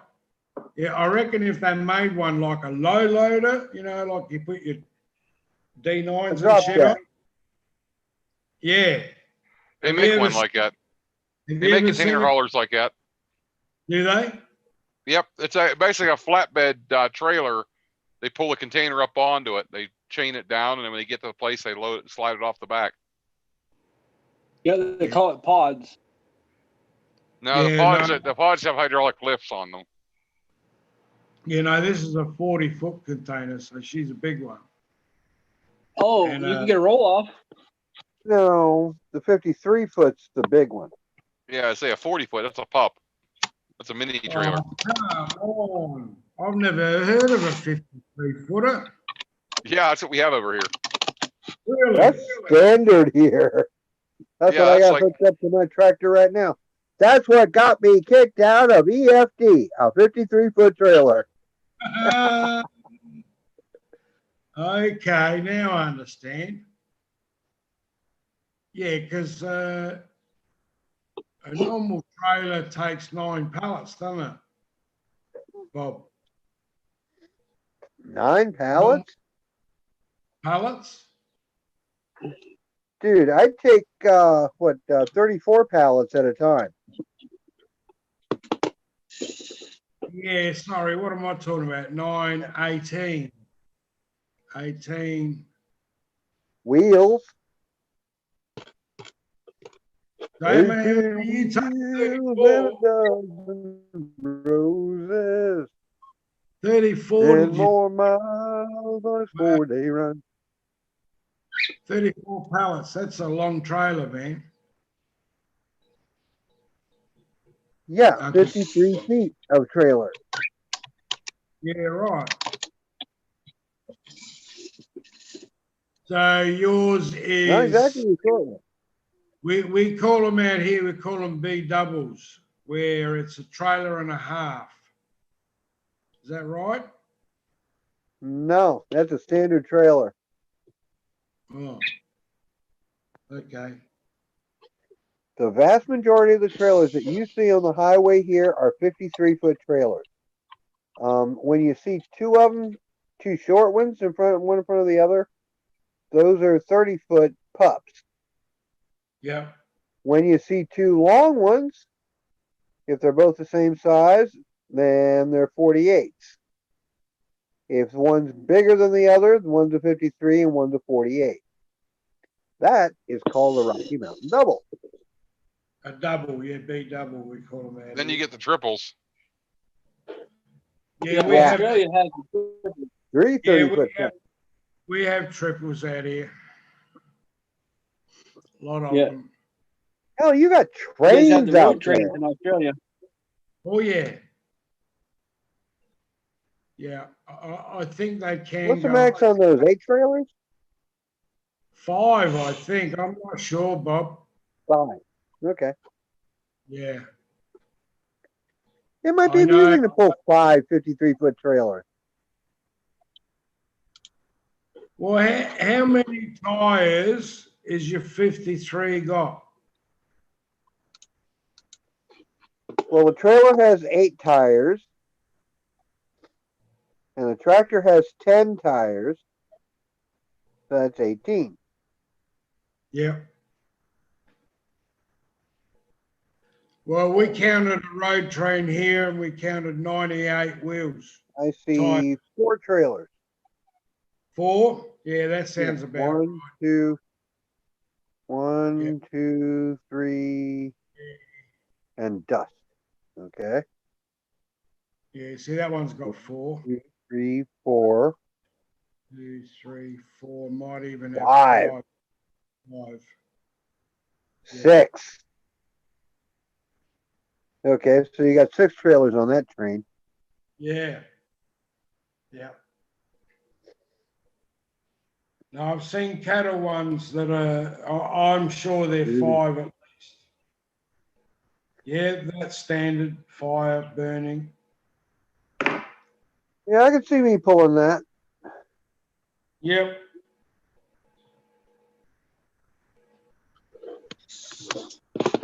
We just take a Yes, little bit sir. longer to get up to speed, that's all. They look like shorties anyway. Yeah, go through a few more gears.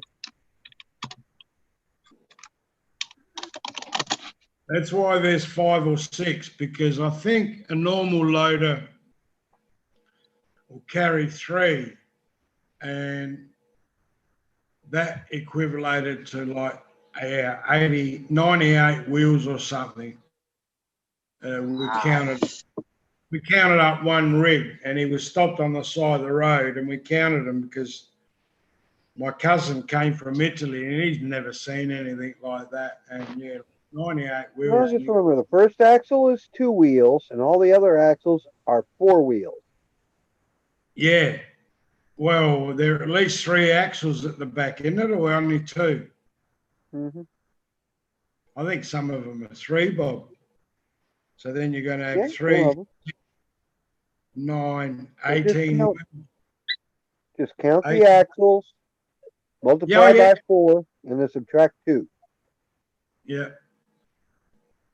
It's a lot of wheels. It's as he said, he goes, I'd hate to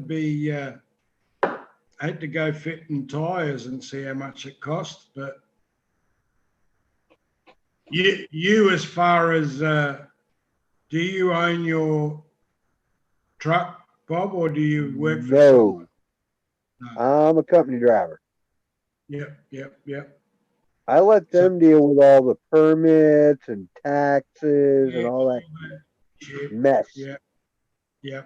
No, I I'm not understand. stupid enough to go owner operator. No, there are a lot of owner operators here, but more of them are moving into the big companies. Well, the owner operators here, they make better money than I do, but they also have a lot higher overhead. Yeah. They got to pay a lot more in maintenance and fuel and permits. It takes 81 permits to actually drive a truck in all 48 states. Yeah, right. Yeah. See, here a lot of it is big haulage. So it's, city to city or north to south, east to west. Now you're talking, I mean, just to go to Perth, we're talking 2,800 kilometres, which would be 2,000 miles, Bob. And Adelaide, we're basically in the centre. It's basically 1,600 miles, 2,000 miles each way. Mm-hmm. And going north, I think it's about 2,000 k's again north. Sorry, miles. Yep. But they're long trips, It's all big stuff. And the only way to make it feasible is with the doubles or triples. Yeah, you got to haul more to make it worthwhile. Yep. So But on average, I cover about 480 to 500 miles a day. Yeah. And people complain about driving. Oh, that's 8 miles, man. That's nothing. Yeah. 10 miles? Hell, I do that. What? When you're 50 used times to a day? driving those distances, Bob, it appears to be nothing. But I, who haven't done it To for a long me, time, it's nothing. To you, it's a long blinking way. oh, look, an hour's drive for me now. I mean, I used to drive 18 hours, 16 hours, no worries when I was younger, but Not me. not anymore. Not anymore. I'm lucky if I can drive it. One time, and only once, I drove from Lodi, Ohio to Los Angeles in one shot, only stopping for fuel. Yeah. That's Did how that we did. in 22, 23 hours, I think. Yeah, yeah. Well, that's how we do it with the race team. So generally we go in any direction, and yes, it's 20, 22 hours. No, 26 hours. Sydney's the shortest, which is 16 and a half hours. Melbourne's And eight quite and a half. frankly, I could not have done it without the aid of Starbucks. I got me a venti mocha frappuccino with 27 shots of espresso. Oh, Good far out. Lord. Can you say personal private earthquake about the time I Yep. reached Texas? Hey, Bob, I drove home from Sydney, which is 16 and a half hours, say, on my own. More, probably, I think it took me. Yeah. Anyway, from Sydney, it's a beautiful highway. You leave. So we left about 8 o'clock in the morning, and lunchtime we're hungry. So we pulled in for fuel. Oh, fuck it. We'll go to Hungry Jack's. So we go to Hungry Jack's. 2 hours down the road, Bob, I couldn't keep my eyes open. And we're at a place called Yes. And I pulled in there for fuel. And I went in and I said to the lady, I said, lad, I want a double short black, thanks. She goes, oh, I know what you want. And she came out in this little cup and it was full of black coffee. I took one sip, one mouthful, and it was like bling. It was like turning on a switch, right? Yep. I drove from Yes all the way back to Adelaide virtually on this one cup of coffee. We got to a place called Blanchetown, which is virtually an hour and a half out of Adelaide. But was it coffee or was it coffee Villa? No, just straight coffee, man. And one swig, and it was just like turning on a switch. It's like bing, yep, I'm good to go. And yeah, I would have driven probably another 14 hours for 12 hours on that one coffee. Brilliant. Yeah. I drove 26 hours on one cup of coffee. You can call it that. But that's not one cup of coffee, Bob. That's 26 shots. Of espresso. Yeah, beautiful, mate. Coffee. Like I said, by the time I reached Texas, I was vibrating like a chihuahua. Oh, yeah. Yeah. No, it's all good. We still had paper logs. I was fortunate, Bob, to be involved in drag racing and have to drive around our country. So I got to see it all in my lifetime. And yeah, it's a big place, just like I've been to America and drove around a lot of that and probably saw a quarter of it. You know, we did 8,500 miles in the States and probably lucky if we saw a third of it. Wow. Yep.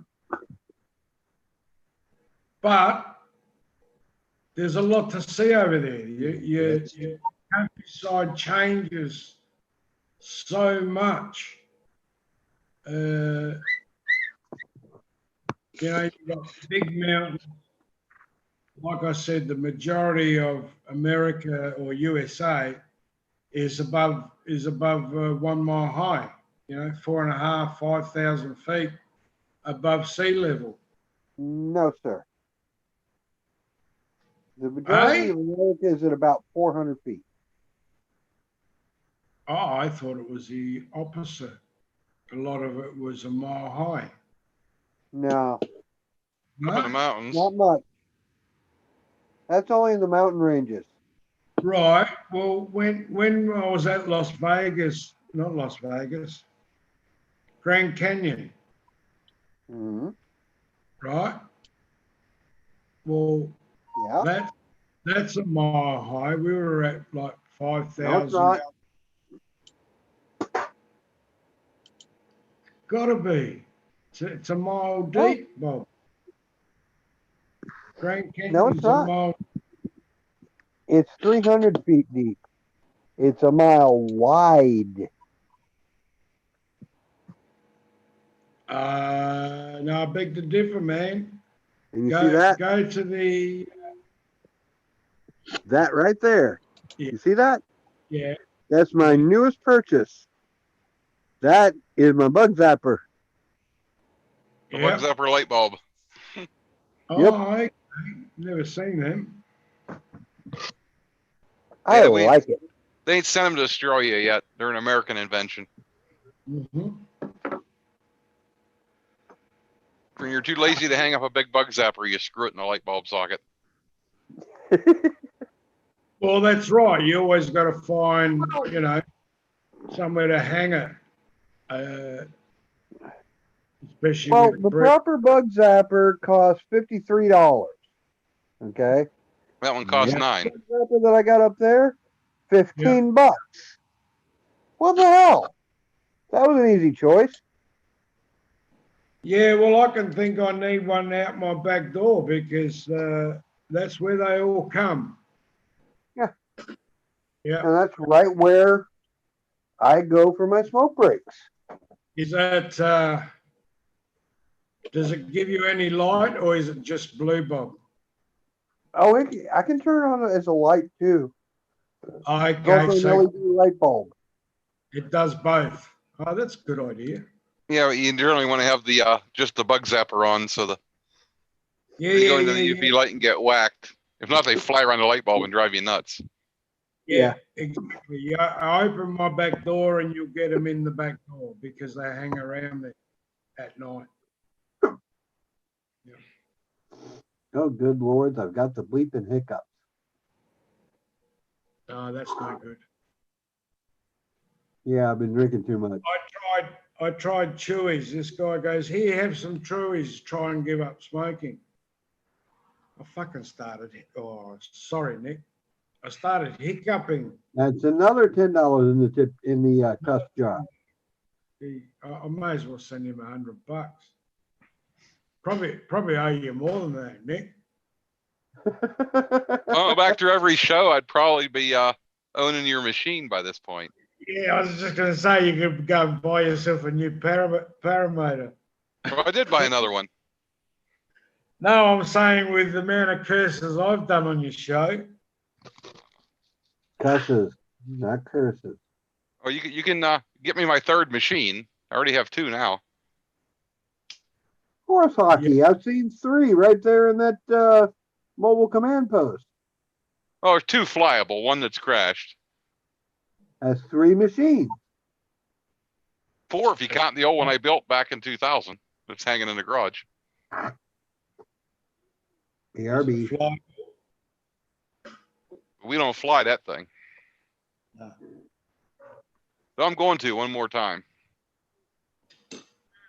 Why? Huh? Why? Why put yourself through it? I just want to. I want to take it to a fly-in one day and show what I flew back in 2000. Is it safe?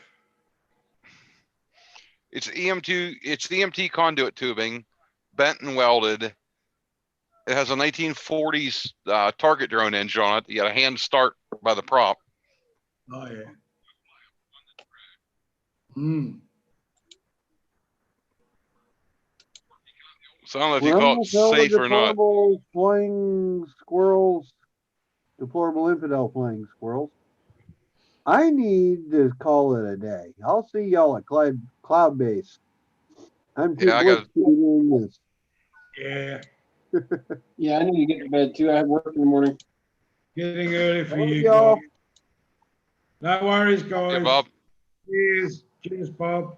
See you at Cloud Base. Good night. Good night. Good night.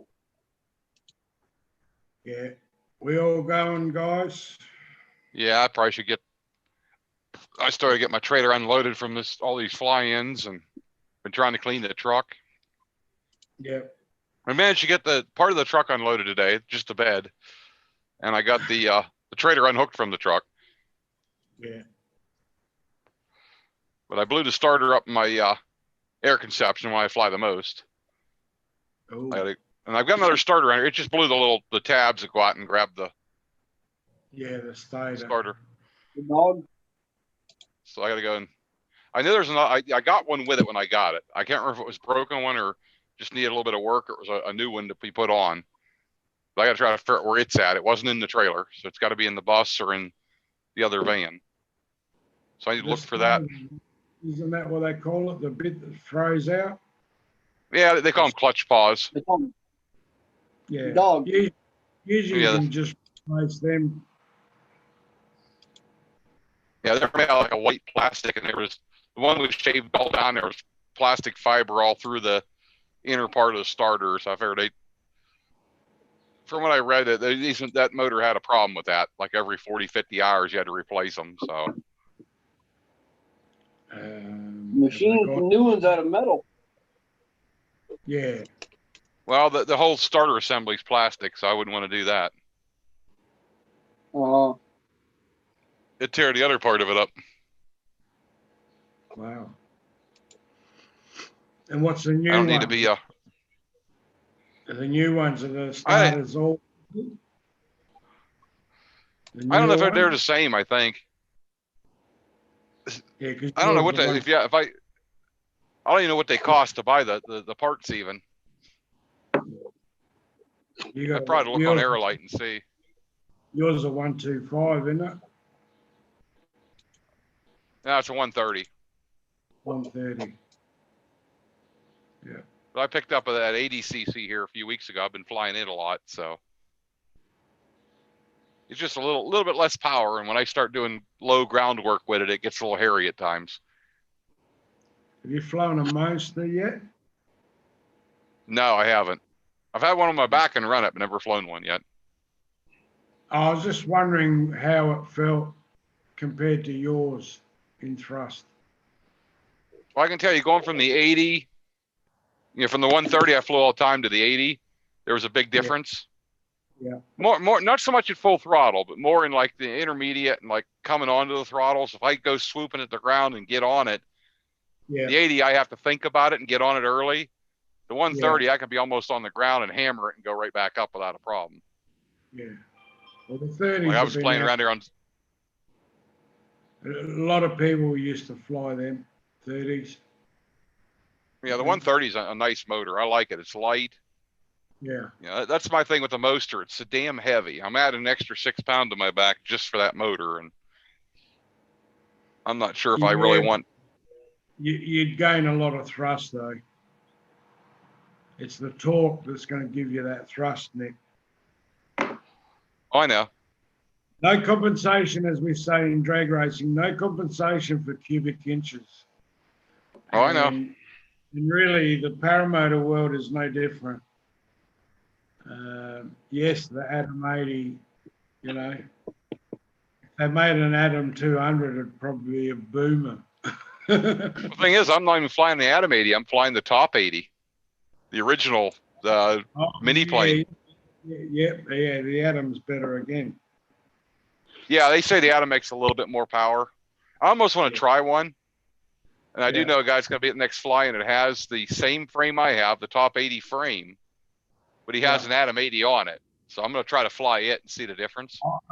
I'd like to see the new Viterazzi racing version with a CNC crankcase and all that. Yeah, I seen one. The guy had one up at the EFD, and it has all Oh. titanium bolts. They have titanium bolts in it. The exhaust is titanium. Yep. Oh, my sound is Super- bad, but I was just letting you guys know my phone died on me. But I'm gonna go ahead and head out. Yeah, no worries, John. Yeah, no problem. Yeah. I'm gonna be getting off here soon anyway because I got a few things to do and I gotta get to bed and Yeah, get up in the morning, do it all over again. Yeah, getting back to that one, Nick, because it's a CNC case, it's going to be heavier than a cast case, right? No, it's lighter. What? It Yeah. shouldn't be. It shouldn't be. Cast is always lighter than, I mean, it really depends how thin it is. Well, it's high grade aluminum, so it's lighter. The cast has like more of a pot metal and is always heavier. Of course it is. Cast is weak, so they've got to make it thicker. So the CNC one, in fact, will be thinner in places, but where it needs to be, it'll still be quite big and bulky around the bearings and all From what I of that. understand, they shaved like 3 pounds or 4 pounds off of it by going with the CNC case, the titanium bolts, and the titanium exhaust. Oh yeah, like yes, going titanium on the exhaust. Well, there's straight away it's going to be probably a third of the weight. And then you look at the all the bolts on the motor going from regular steel to titanium. That shaves a lot of weight off.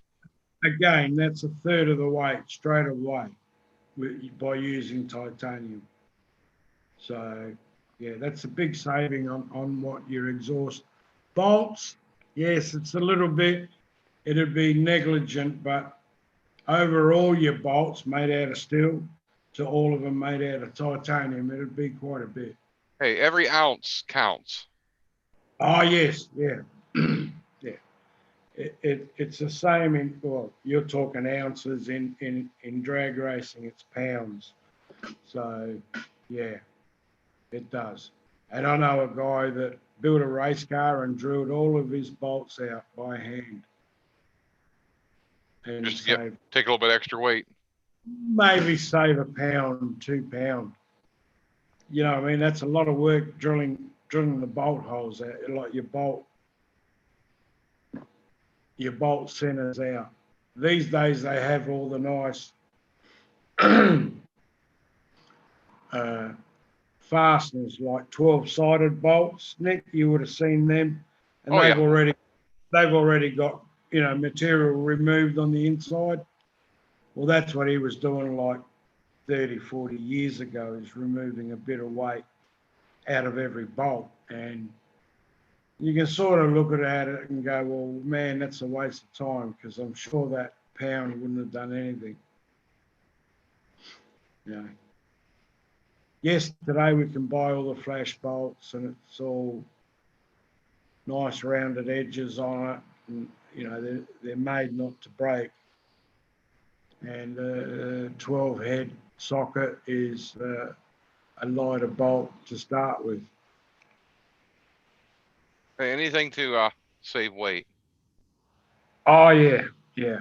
Look, in paramotors, whatever you can, if you can turn a pound of that into thrust, you're gaining both ways, aren't you? Mm-hmm.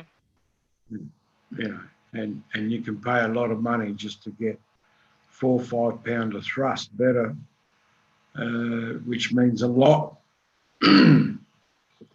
When, you know, especially if you've got a slightly smaller motor and you can put a better prop.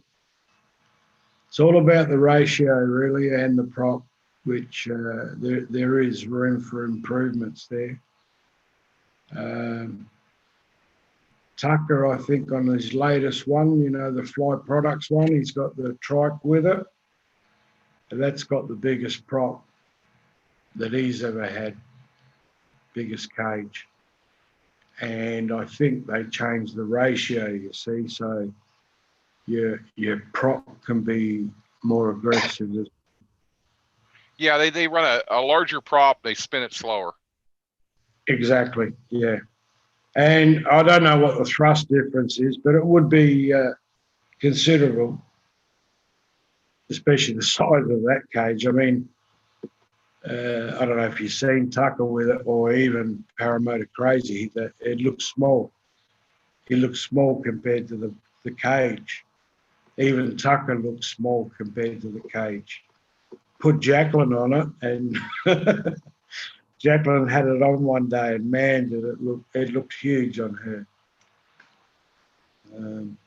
Yeah, hey, it's good to see everyone going to trikes, and it's good to know what everyone feels, especially that they're sort of flying. Everyone seems to be going to the same machines that fly products, so it's good to get everyone's. Well, I think with the for the trikes, that's probably right now the best one out, I think. Yeah. But for someone like Tucker, who's specifically being foot launched, and he's gone that way, it's good to get his perception of it. Do you know what I mean?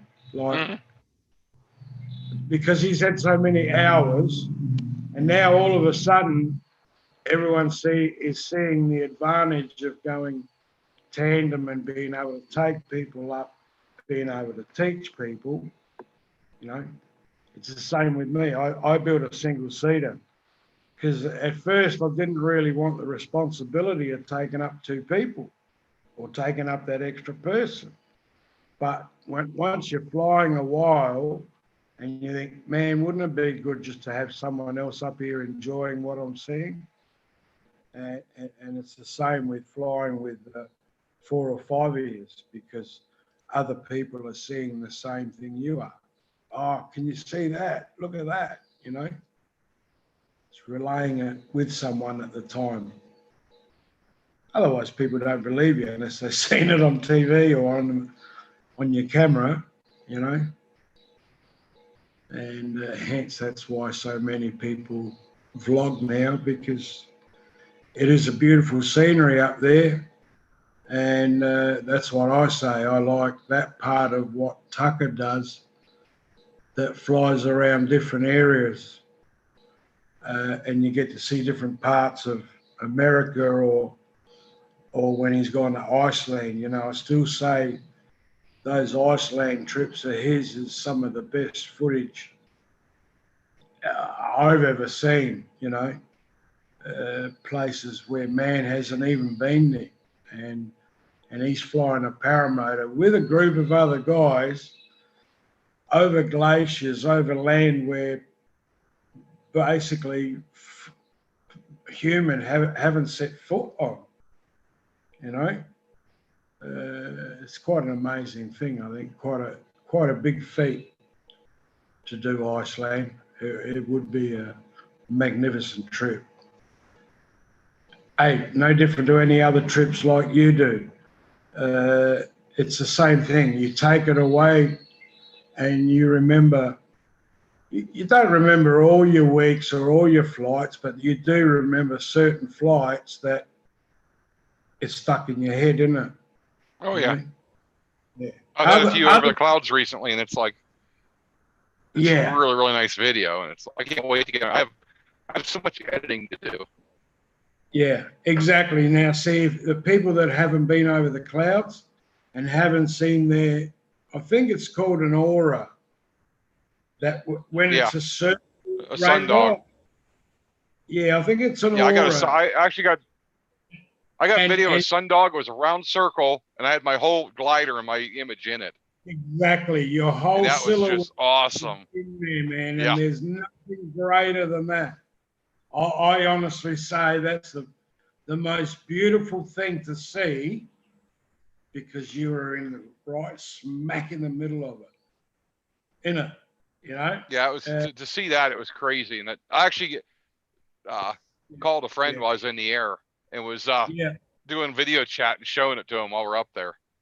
Yeah. No, it's fantastic. And same with any female. If you show them that, they go, oh, wow, I want to do that. Yeah, then you need a trike to do tandems with. That's right. And that's why too, a lot of people that have done tandem flights, foot launch it's pretty risky. Man. I'd rather have someone in three wheels than foot launching. One little trip and you're both over. Yeah, not only you fall to the ground, you end up breaking equipment. Yeah, yeah. Plus scaring the person in front who may not want to go up again. Oh, look, trikes can be iffy too. Again, they if you're not set up right, I've been over in mine and it wasn't little, man. It was a big fucking, really big hit, and surprised me. And Yeah, not fun. It's my own fault, and I kicked myself for not checking at the last moment. It's just like not throwing that little bit of grass or checking the windsock. And yeah, I'm my hardest critic, Nick. So yeah, when I fuck up, I'm a bit hard on myself. Yeah, we all make mistakes. That's right. The main thing is you got to learn from it, so you don't do it again. It makes you safer. All right, man. I'm going to call it quits. You got to go and get some sleep. I've got to go and make some tea, actually. All right, bud. Hey, can I make a suggestion? Why don't you move to Wednesdays? Move the show to Wednesdays. Yeah, because that way you don't clash with Sean. Yeah, but I started mine on Mondays. That's the bad thing. I thought about doing that, but it's kind of a pain. Yeah, I know. I just, well, I don't know who was first, whatever. I've got no idea, but. Well, I started all of it, and. Yeah, it's just a shame that you both clash, Nick, because, yeah, it's two good shows and it needs to go separate nights. It's just a shame that it's on at the same time. I wanted to ask you about that and seeing where just us two. You know, I started at the stuff, and then after that Rodman thing, he decided to split off and do his own. Well, how can he be up to 30-something episodes already? Yeah, He was already doing podcasts, so he just like bumped his numbers up. Okay. Yeah, he just wasn't doing Monday nights like that. Yeah. He just started numbering them off his podcast instead of actually. Yeah. Because I have been watching it the last couple, and it's been quite interesting. I can't remember what last week was about, but yeah, a few good subjects on there. And I just thought, yeah, it's just a shame that you're on at the same time. Mm-hmm. I just thought because Parramatta Crazy's back to Sundays, aren't they? They do something Wednesday night, I think, too. Oh, okay. Yeah. Just something for you to think about. I've thought about it back and forth for a while. Yeah. Well, for the fact I'm busy on weekends, I'd do it on a weekend night, but that's too busy for me with fly-ins and stuff like that. Yeah, yeah. It's all right during winter. You can do like even Colo used to do the odd Friday nights, and that was interesting. Friday night with Kyle, just talking about whatever. But yeah, he's doing so much, so he's rattling himself,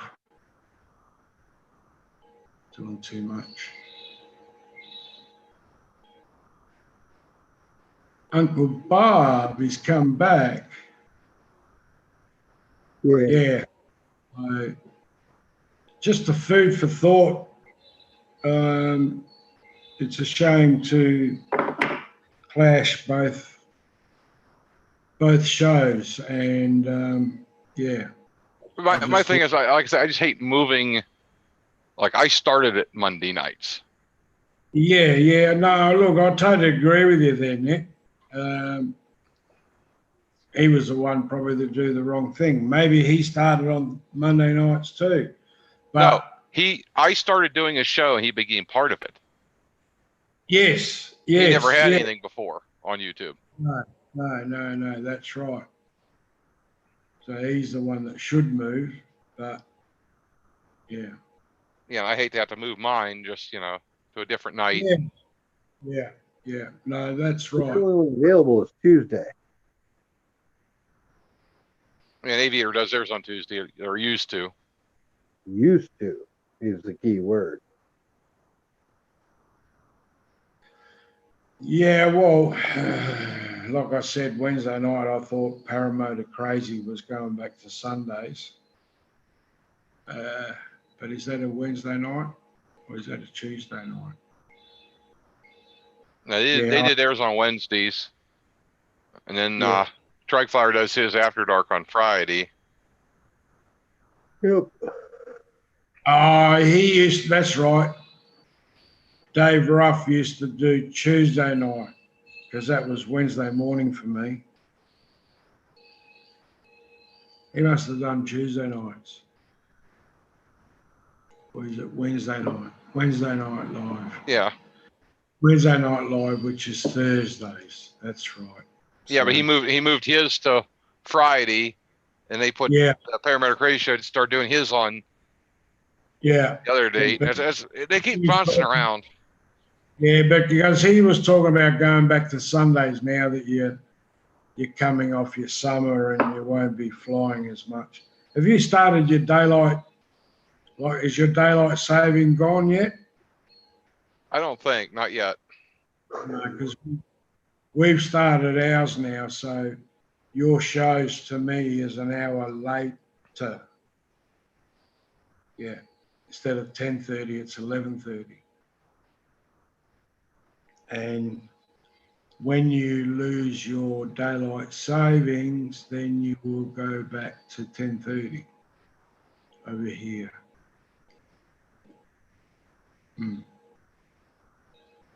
We started ours last weekend. Yep. Daylight saving, which is great. I love it. And do more later. Well, I can do more later in the evening. I'm not a morning person, Bob. Yeah. I've always. I'm not a person either. I'm just forced into it. Yeah, a lot of my life I spent working at nights. So for me, I come alive, 4:30, 5 o'clock in the afternoon, because I'm used to working during the night, early mornings, all sorts of shit. Yeah, always been a night owl. Yep. They try to get me to do overnights over in the trucking industry, and I'm like, no. Do you I ever drove truck, I worry? drove at night. I liked it actually driving dark. Less cars on the road. Same here, but our problem, I was going to ask Bob, do you have any problems at night of hitting animals though? Not yet, but I did witness a rather interesting one. Guy in a pickup truck had just passed me. It was about 100 yards in front of me. And a deer ran out, and he hit the deer, and he went off into the median and into the trees. He lost it. Yeah. I was not involved, but I witnessed it. We've got those kangaroos. Yep. And yeah, they can be quite quite large. Yep. Right on the car, easy as pie. They come through front windscreens and kick the shit out of the people in the car. Yep. Right. If they come through, because the car's low, they tend to go into the windshield head first. Yeah. So their front arms are scratching to get out, and they can bloody claw someone to death. Yeah. With a truck, they don't do a lot of damage, but the the big bullocks and that up north, they wander across the road, and they're probably, I don't know, 1,000 pound or more each. And most of the trucks up north, they have the bull bars, whatever you want to call them. And yeah, the big cows just on the side, stiff, legs out. And yeah, the trucks keep going. Yep. Yeah.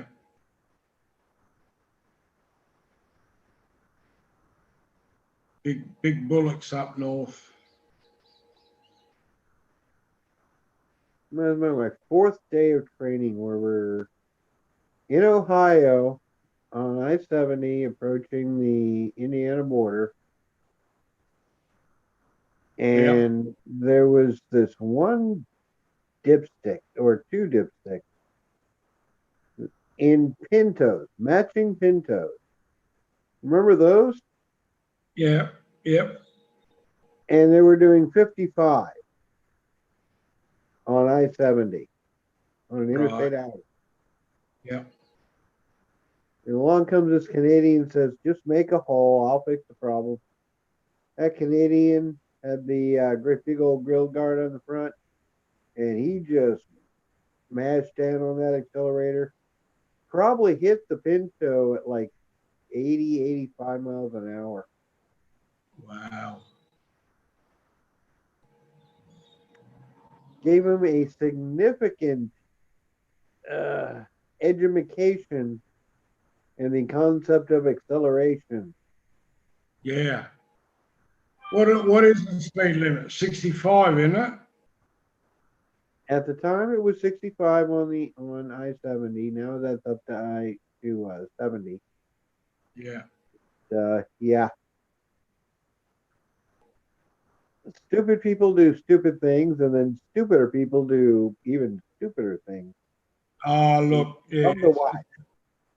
it's the same here. You spot some people and you think, how the hell did you get a license?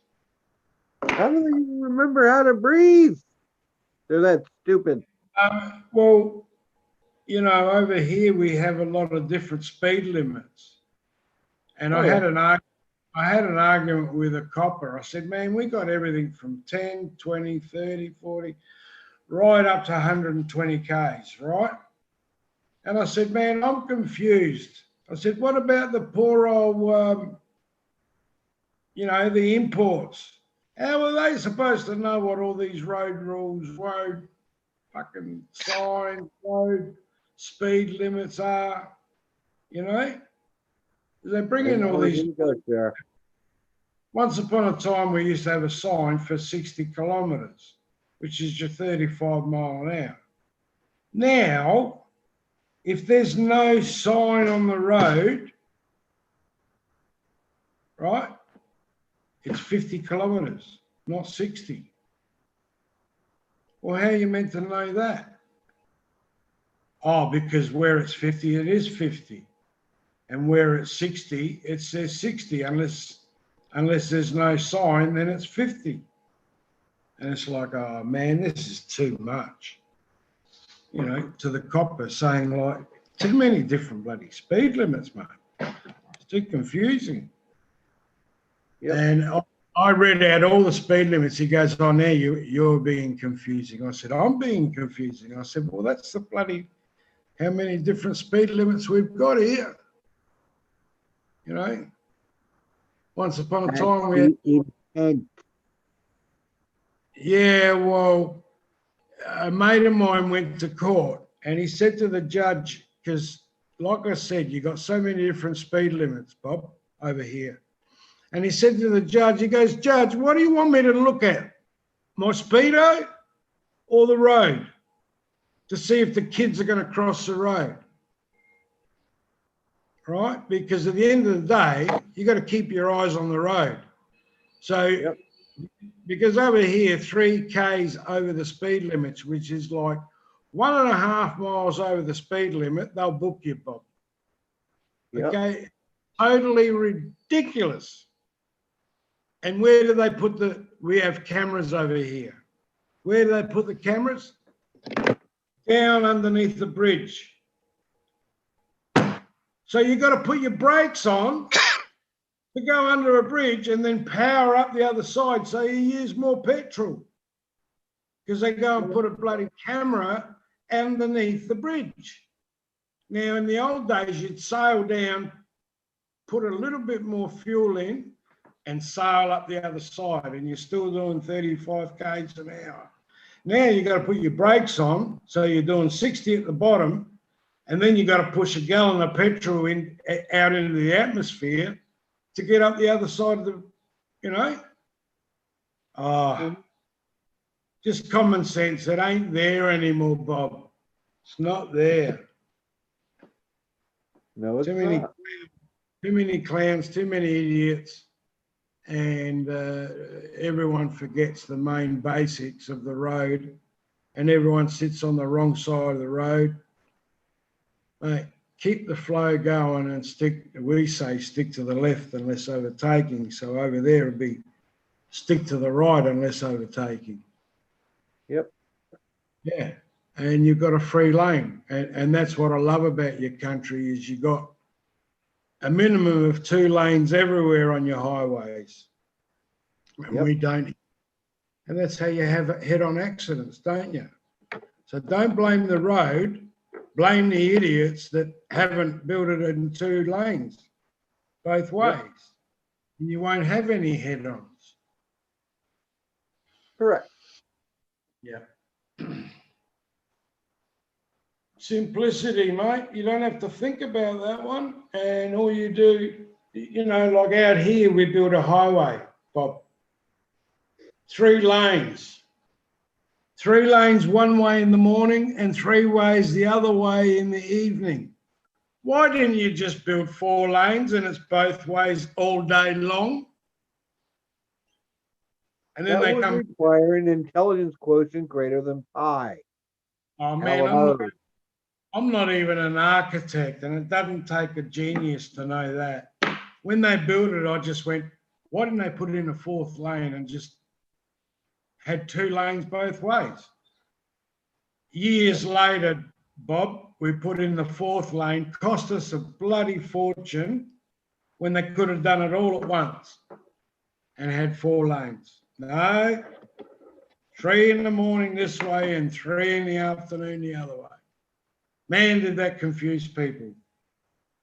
And especially if it just gone lunchtime and you wanted to go up and you couldn't.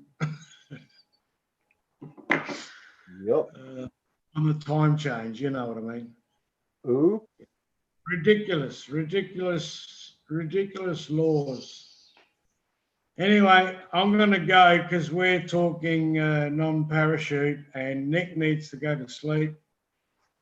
Yeah, I'm getting me some sleep and get up in the morning. Bob's already in bed, so I'm going to shut up and sing a lullaby and go. Bob says, no, please don't. I'll have nightmares all night. Yeah, good night, fellas. Nick? Don't tempt me. I'll sing a lullaby for you. Yeah. No, spit on the bananas. See you guys. See you next week. No worries. Ciao. Ciao.